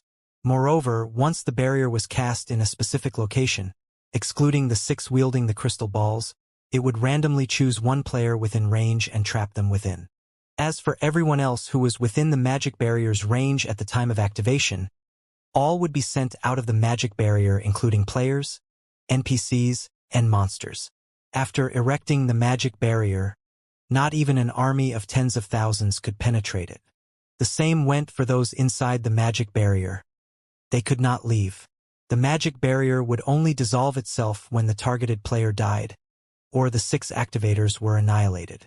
In addition, while the barrier did not impose restrictions on the 6 casters, the targeted player, on the other hand, was banned from using any skills. To any player in God's domain, losing one's skills was like a tiger losing its claws and fangs. It was similar to how Shifeng could one-sidedly massacre hundreds of players after activating Absolute Time, a regional silencing skill. Although part of the reason Shifeng could achieve such a feat was due to his frightening combat power, the regional silencing skill Absolute Time played a similarly large role. Currently, Shifeng had to face 6 level 20 assassins who were capable of using all their skills. He was also trapped in this barrier until he defeated these 6 elite players.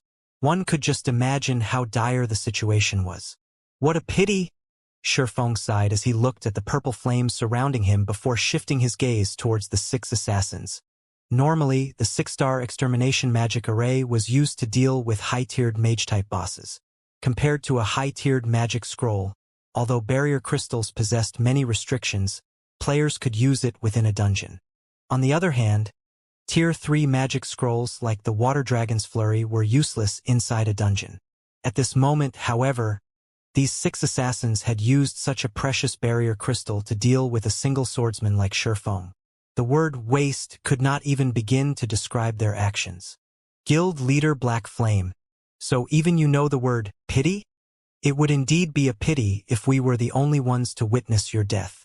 However, you can rest assured that we will upload a video of your death to the forums, showing everyone the end of your undying legend. When that time comes, Guild Leader Black Flame, you should not blame us for your ruin. Instead, blame yourself for being too arrogant and greedy. You actually dared to oppose the Star Alliance. The 6 assassins laughed maniacally, having already foreseen how Shifeng would become the laughingstock of God's domain in the near future. As for the 6 of them, after killing Shifeng, they, too, would instantly become the focus of Starmoon Kingdom. Saying so, the 6 assassins immediately activated stealth and advanced on Shifeng. However, Shifeng was a step ahead. Without the slightest bit of panic or hesitation, Shifeng dashed towards the 6 assassins with frightening speed. The strength of assassins lay in death from the shadows. If exposed, however, they were only half as dangerous. Knowing this, Feng darted forward without hesitation and sliced up the 6 assassins. Dang! Dang! Dang!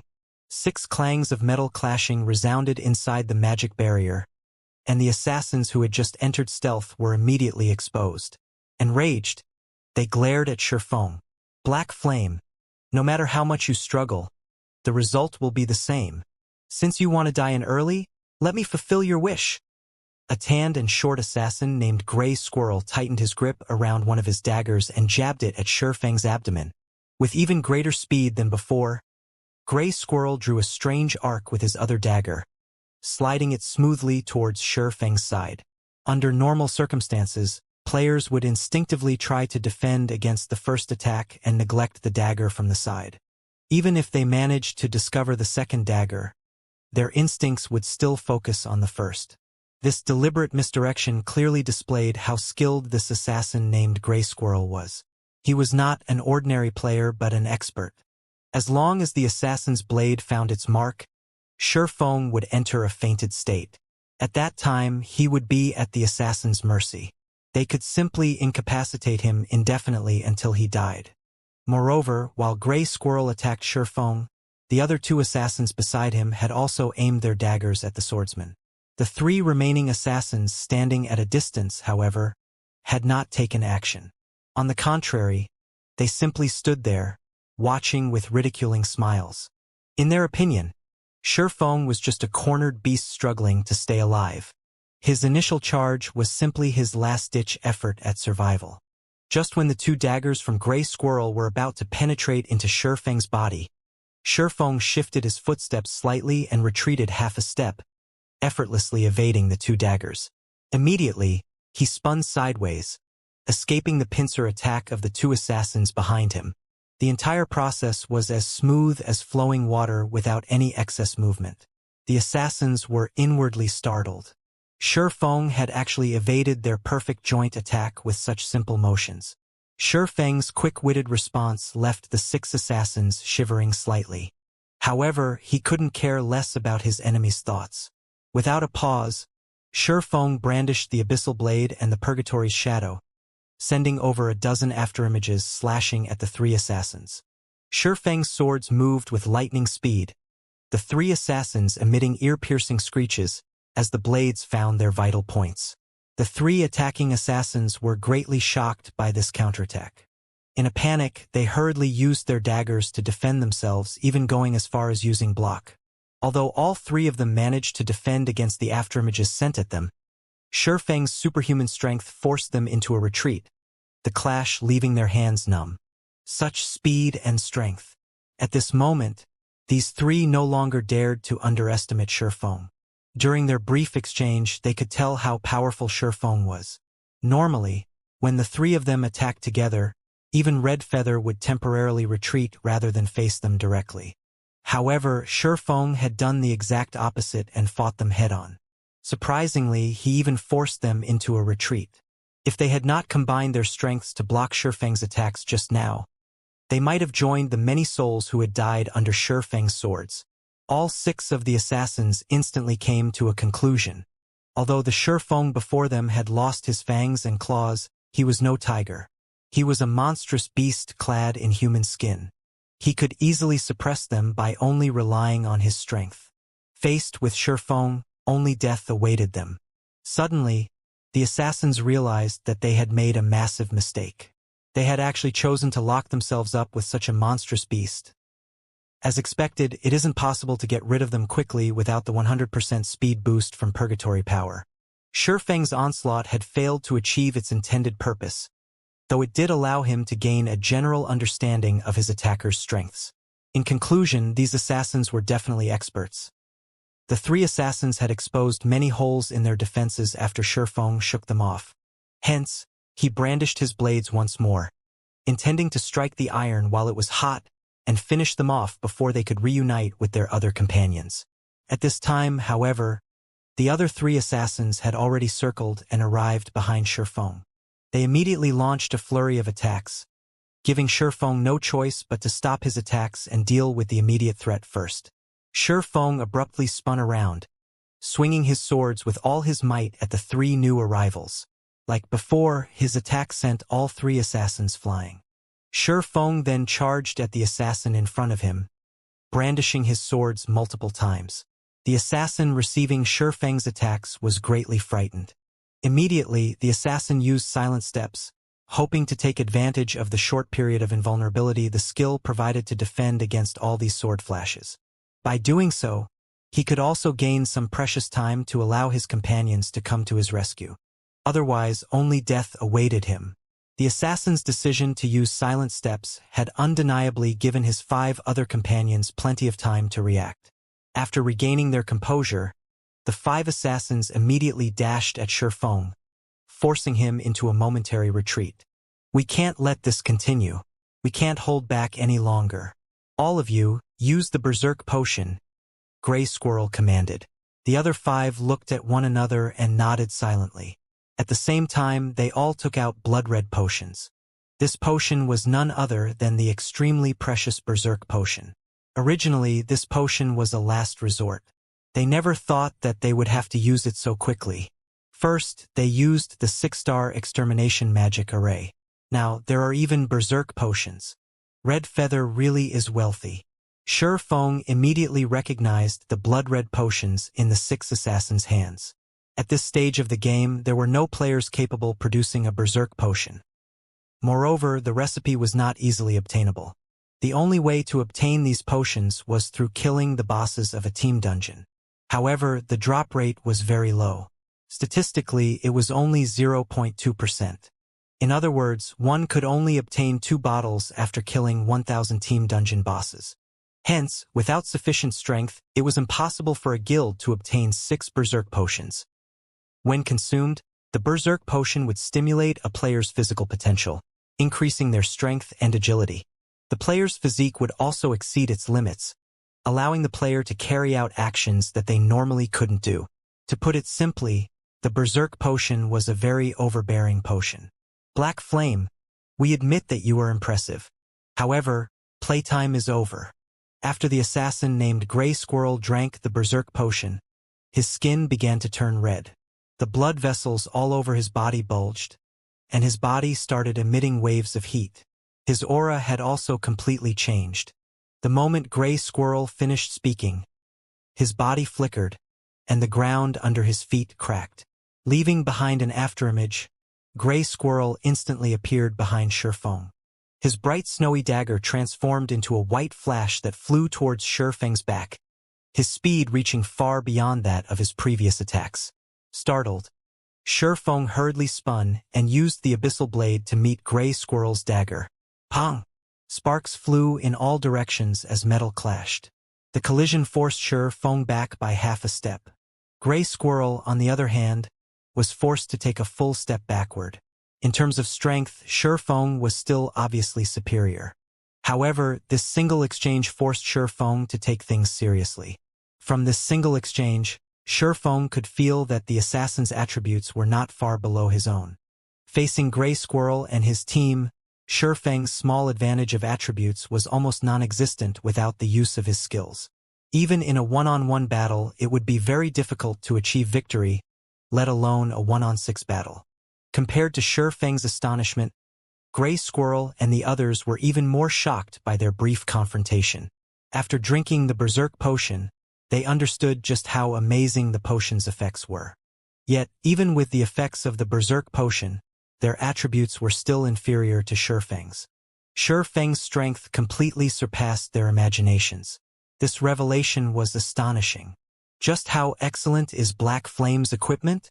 Gray Squirrel kept focused on Shifeng, his expression becoming serious. He then said to his 5 companions, "We'll attack him together." The other 5 nodded. If they only relied on Gray Squirrel to deal with Shifeng, the final victor of the battle would most likely be Shifeng. Seeing all 6 opponents approaching simultaneously, Shifeng dared not underestimate them. Shifeng took out a basic frost grenade from his bag, tossing it at the assassins. Although he could not use skills, there was no restriction on the items inside his bag. Compared to absolute time of the 7 luminaries ring, the 6-star extermination magic array was inferior. When the frost grenade exploded, the 6 assassins charging at Shurfeng failed to react in time and froze on the spot. The 6 of them knew the dangers of being restrained. Hence, they all used Vanish to dispel the freezing effect. Originally, they had intended to continue their charge. However, the 6 of them suddenly saw Shurfeng remove an extremely familiar item from his bag. Berserk Potion. How do you have one as well? Gray Squirrel's eyes widened, intense fear appearing on his face. What? Your Star Alliance can obtain this item, but our Zero Wing can't? Don't forget that I am also the leader of a guild. There should be a limit to how much you look down on us. Shurfeng revealed a faint smile as he held the blood-red Berserk Potion before emptying the contents of the bottle. In the next moment, Shurfeng's skill turned blood-red. His entire body shone with a faint blue shimmer as well. Following which, his body emitted a violent heat wave, and even the 6 assassins, who were over 7 yards away, felt it. The effects displayed after Shurfeng drank the Berserk Potion were far stronger than theirs. Clearly, the increase Shurfeng received was much greater than theirs. The Berserk Potion would display strength corresponding to the potential of the consumer's existing physique. Shurfeng was superior to the 6 assassins in every aspect. Hence, after drinking the Berserk Potion, the resulting upgrade was far more impressive. Let's start the second round, shall we? Shurfeng cracked his knuckles. He could feel his entire body brimming with strength. Despite the fact that he stood still, cracks already began to form beneath his feet. His strength now far surpassed the strength he possessed after activating Purgatory Power. He then smiled at the 6 terrified assassins. The assassins stared at Shurfeng as if he were the demon god, and they couldn't help but gulp. Taking a step forward, Shurfeng suddenly disappeared. Before the 6 could react, Shurfeng appeared before Gray Squirrel. The silvery gray abyssal blade descended. Gray Squirrel tried to raise his daggers to block the attack. However, he suddenly discovered that his speed could not keep up with Shurfeng. As he had already used his life-saving skill, Vanish, Gray Squirrel could only stare helplessly as the abyssal blade cleaved down into his body. A damage of -2,641 points appeared above his head, decimating his HP that was barely over 2,000. Moreover, the strike had not been a critical hit. The other 5 broke down at this sight. The speed of that strike was far too fast. Today, they had finally witnessed what the words in the world of martial arts, "There are no impregnable defenses. Only swiftness is invincible," meant. Before Shurfeng drank the Berserk Potion, they could cope with his speed and strength. After he drank the potion, however, they had no chance. If they had known, they would never have chosen to drink the Berserk Potions. However, it was already too late. Meanwhile, while Shurfeng fought inside the 6-star extermination magic array, the various guilds outside the teleportation hall also recomposed themselves. Once more, they charged into the building. The moment they entered the building, however, they noticed a giant magic barrier of purple flame blocking the corridor, preventing them from advancing. The various guilds grew anxious, having no idea what was happening. Red Feather, on the other hand, had an indifferent look on his face when he saw this purple flame barrier. The appearance of this barrier meant that Gray Squirrel and his group had succeeded. Shurfeng, who was trapped within the barrier, would definitely die. As soon as the barrier lifted, the drops Shurfeng had looted, as well as the equipment he wore, would belong to the Star Alliance. A moment later, the purple flame barrier began to vanish, holding everyone's attention. Good. The next thing we need to do is to get Gray Squirrel and the others out of here. Red Feather felt ecstatic in his heart. Although they had wasted the 6-star extermination magic array, close to half of the Mechanical Slayer's loot belonged to them now. Compared to such a gain, the loss of a barrier crystal was insignificant. After the purple flames completely dissipated, a figure appeared before the crowd. Red Feather's ecstatic mood instantly fell into an abyss. Following which, his face turned pale as he glared hatefully at the lone figure that had appeared. Gnashing his teeth, Red Feather bellowed, "Black Flame!" Red Feather could not believe that Shurfeng had actually defeated 6 expert assassins. Moreover, Shifeng had done so without the use of his skills. As a precaution, Red Feather had even given each of the 6 assassins a berserk potion. Yet, the result was still a resounding defeat. Crap! Zero Wing has activated the teleportation array. Black Flame is going to escape! A player shouted, reacting quickly. However, by the time everyone heard this reminder, it was too late. Shifeng's body flickered, easily throwing off the crowd as he drilled his way to the teleportation array. Aqua Rose promptly clicked teleport. In the next moment, the members of Zero Wing disappeared from the teleportation hall, leaving behind a crowd of stupefied guild players, as well as Red Feather, whose heart bled in pain. Not only had Red Feather lost the 6-star extermination magic array and the berserk potions, but he was also required to compensate the losses of the various guilds present. Meanwhile, he had gained absolutely nothing. As for pursuing Shifeng and the others from Zero Wing, that was impossible. Ignoring the fact that he had no idea where they had teleported to, even if he knew, it was impossible to kill them while inside the city's safe zone without overwhelming force. As of this moment, the war inside White River City had finally reached its end. In this war, aside from Zero Wing obtaining the most astonishing harvest, the Assassin's Alliance, Emperor's Light, and Ouroboros had also gained a small harvest. These 3 guilds had immediately fled the battlefield the moment they claimed some of the drops. They made no attempts to snatch the drops from Shifeng like how the other guilds had. As for the other guilds, every single one of them had suffered immense losses. As for the members of Zero Wing that had escaped, after the restriction on the dropped items lifted, Shifeng allowed everyone to get some well-deserved rest. After all, long battles were very taxing on one's spirit. Meanwhile, Shifeng also rented a room at a hotel and promptly logged off. During this war in White River City, many spectating players had recorded videos of the battles and uploaded them to the official forums. The videos caused a huge sensation throughout the entire Star Moon Kingdom. It was especially true when everyone watched Black Flame's battle. He only required 1 strike per person, 100 strikes to bring about annihilation. Moreover, with his strength alone, he had managed to shake an army of tens of thousands. Everyone watching the video trembled with excitement. Suddenly, every player throughout the Star Moon Kingdom knew the name Black Flame. Say, do you guys think that Black Flame will make it onto the Secret Pavilion's experts list this time? What are you talking about? Of course, he will.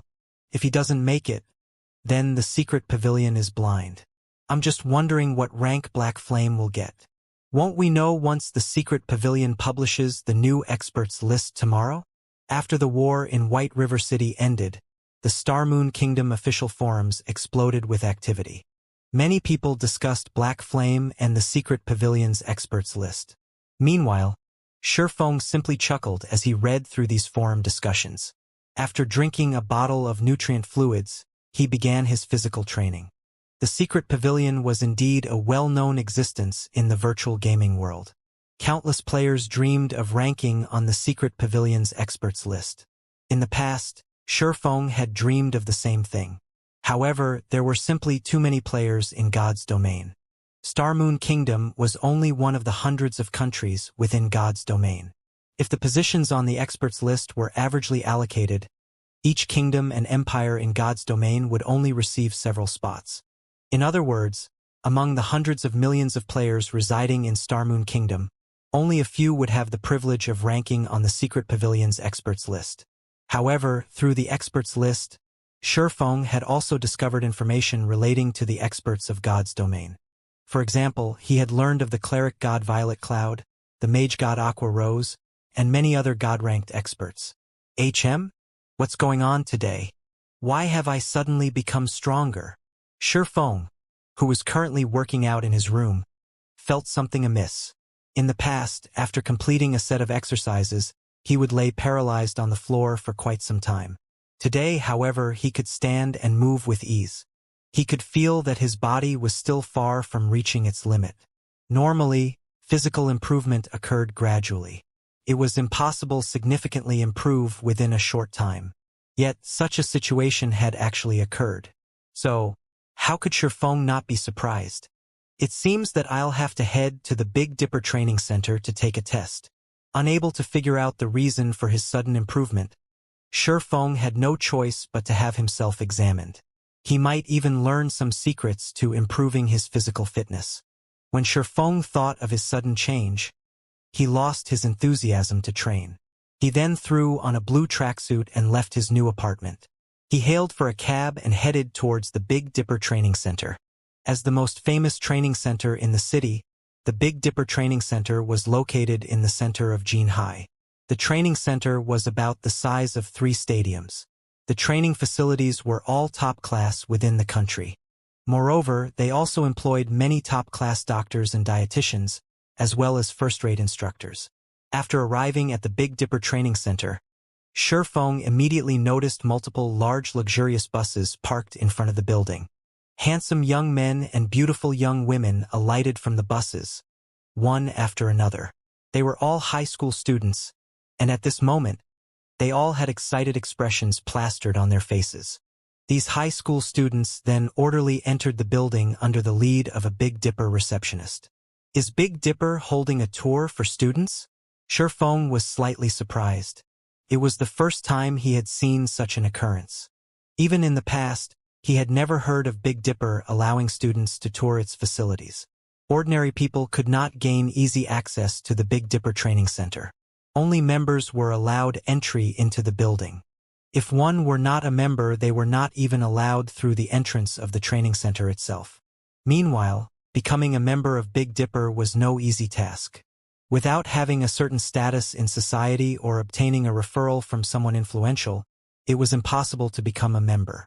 If Zhou Yuhu had not entered the top 10 in Jinhai University's fighting competition, he would not have obtained a Big Dipper membership card. Now that hundreds of high school students suddenly entered the training center, no matter how one looked at it, something must have changed. However, this was no concern to Shifeng. He had only come here for a physical checkup. Fortunately, the Big Dipper Training Center possessed inspection equipment and other facilities that even the hospitals envied. Following which, Shifeng had also followed the crowd into the building. "Excuse me, sir, only members can enter," a robust security guard said as he blocked Shifeng's path. "Here is my membership card." Shifeng swiped his Big Dipper member card at the electronic lock. The red display on the machine promptly changed to green, signifying that Shifeng was allowed to pass. The tempered glass doors then parted. Seeing that there were no problems, the bodyguard promptly turned and left. The 15th floor of the Big Dipper Training Center contained equipment for testing punching power, grip strength, speed, reaction, and much more. At this moment, many people crowded around the equipment. Shortly after arriving on the 15th floor, Shifeng discovered a familiar figure currently testing her reaction time. Why is she here? Shifeng was very surprised. It was none other than his female class monitor, Zhao Ruoshi. At this moment, Zhao Ruoshi had her hair pulled back into a ponytail. She wore a black sports vest and a pair of tight capris. Zhao Ruoshi's perfect figure, which she normally hid, was vividly displayed at this moment, and she looked completely different from when she was at school. The reaction machine would fire varying amounts of special rubber bullets at the examinee. One could test their reaction time by dodging these special rubber bullets. Faced with the flying bullets, Zhao Ruoshi danced like an elegant butterfly and effortlessly dodged the rubber bullets, one after another. Many of the men present were mesmerized by her fluid movements, and they only wished they could approach and strike up a conversation with her. However, this wasn't unusual. Zhao Ruoshi was already an alluring beauty. In addition to her elegant and noble demeanor, ordinary girls were simply no match for her. When the test ended, and Zhao Ruoshi exited the reaction testing room, many were startled. The result displayed on the testing machine was actually intermediate perfection. Who is this beauty? She can't possibly be a professional fighter, right? Many people inside the hall started a discussion among themselves. At this moment, even the handsome men who had intended to talk to Zhao Ruoshi hesitated. As frequent customers of the Big Dipper Training Center, they had an acute understanding of that result's significance. The reaction test was categorized into 4 ranks: basic, intermediate, advanced, and special. Meanwhile, every rank had the subcategories of unqualified, qualified, excellent, and perfection. In the city, even professional fighters could only obtain intermediate qualified on the reaction test, while only well-known fighters could achieve intermediate perfection. Huh? Shi Feng, why are you here?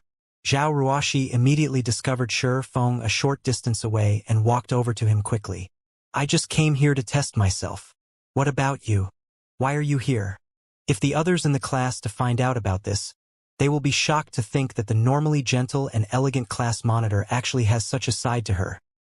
Shi Feng said, a grin plastered across his face. When Zhao Ruoshi realized that Shi Feng has watched as she tested, not knowing why, her cheeks burned slightly and a small shred of happiness filled her heart. Immediately after, she waved her little fist at Shi Feng, softly saying, you are not allowed to tell anybody about this. If you do, I'll get very angry, and you'll have to suffer dire consequences. Class monitor, since you have ordered it, I will naturally keep my lips sealed. Shi Feng laughed, failing to detect the minor changes to Zhao Ruoshi's expression. He only felt that Zhao Ruoshi was far more approachable than he previously thought. That's more like it. At least you have some conscience left in you. Zhao Ruoshi nodded with satisfaction. The testing machines here are somewhat complicated to operate. Seeing as this is your first time coming to this place, as your reward for helping me keep my secret, I'll introduce to you how the machines work. Originally, Shi Feng had intended to tell her that he already knew how to operate these machines. After all, he had frequently visited the Big Dipper Training Center after becoming the guild leader of Shadow in his previous life. However, to avoid suspicion, Shi Feng had no choice but to nod in agreement. Following which, Zhao Ruoshi led Shi Feng, touring the facility and introducing to him the various testing machines. Many of the men in the hall looked at each other in confusion, their hearts filled with envy and hatred for Shi Feng. They could not understand why a frail and ordinary-looking person like Shi Feng deserved such treatment from a great beauty like Zhao Ruoshi. At this moment, they wanted to pull Zhao Ruoshi over, telling her to ditch Shi Feng and let them escort her instead. However, despite having sensed the jealous stares directed towards Shi Feng, Zhao Ruoshi still gladly pulled him along, introducing to him the various testing apparatuses. Just as Zhao Ruoshi was about to teach Shi Feng how he could operate these testing machines, a few Big Dipper staff members suddenly led a large group of high schoolers into the hall. This floor is Big Dipper's testing hall. All of you are the elites that Big Dipper has selected. In a moment, all of you will be tested here, and we will record your results to help determine what kind of privileges you will have in the future. So, all of you must give it your best when testing. One of the staff members leading these high schoolers explained slowly. The high schoolers started rubbing their fists and palms together in excitement when they heard the staff member's explanation. Many of them wished they could break Big Dipper's previous records. Big Dipper actually chose these high school students as elites? What is happening, exactly? Shi Feng had overheard the staff member's words. Watching this situation, it would seem that the Big Dipper Training Center intended to cultivate their own group of elite fighters. However, Shi Feng simply could not understand why. After all, Big Dipper was only a training center. Why would they suddenly wish to cultivate their own fighters? In the past, Shi Feng had never heard of such a thing. In this life, however, it was happening before his eyes. Shi Feng had a bad feeling about this. History was already gradually deviating from the path he recognized.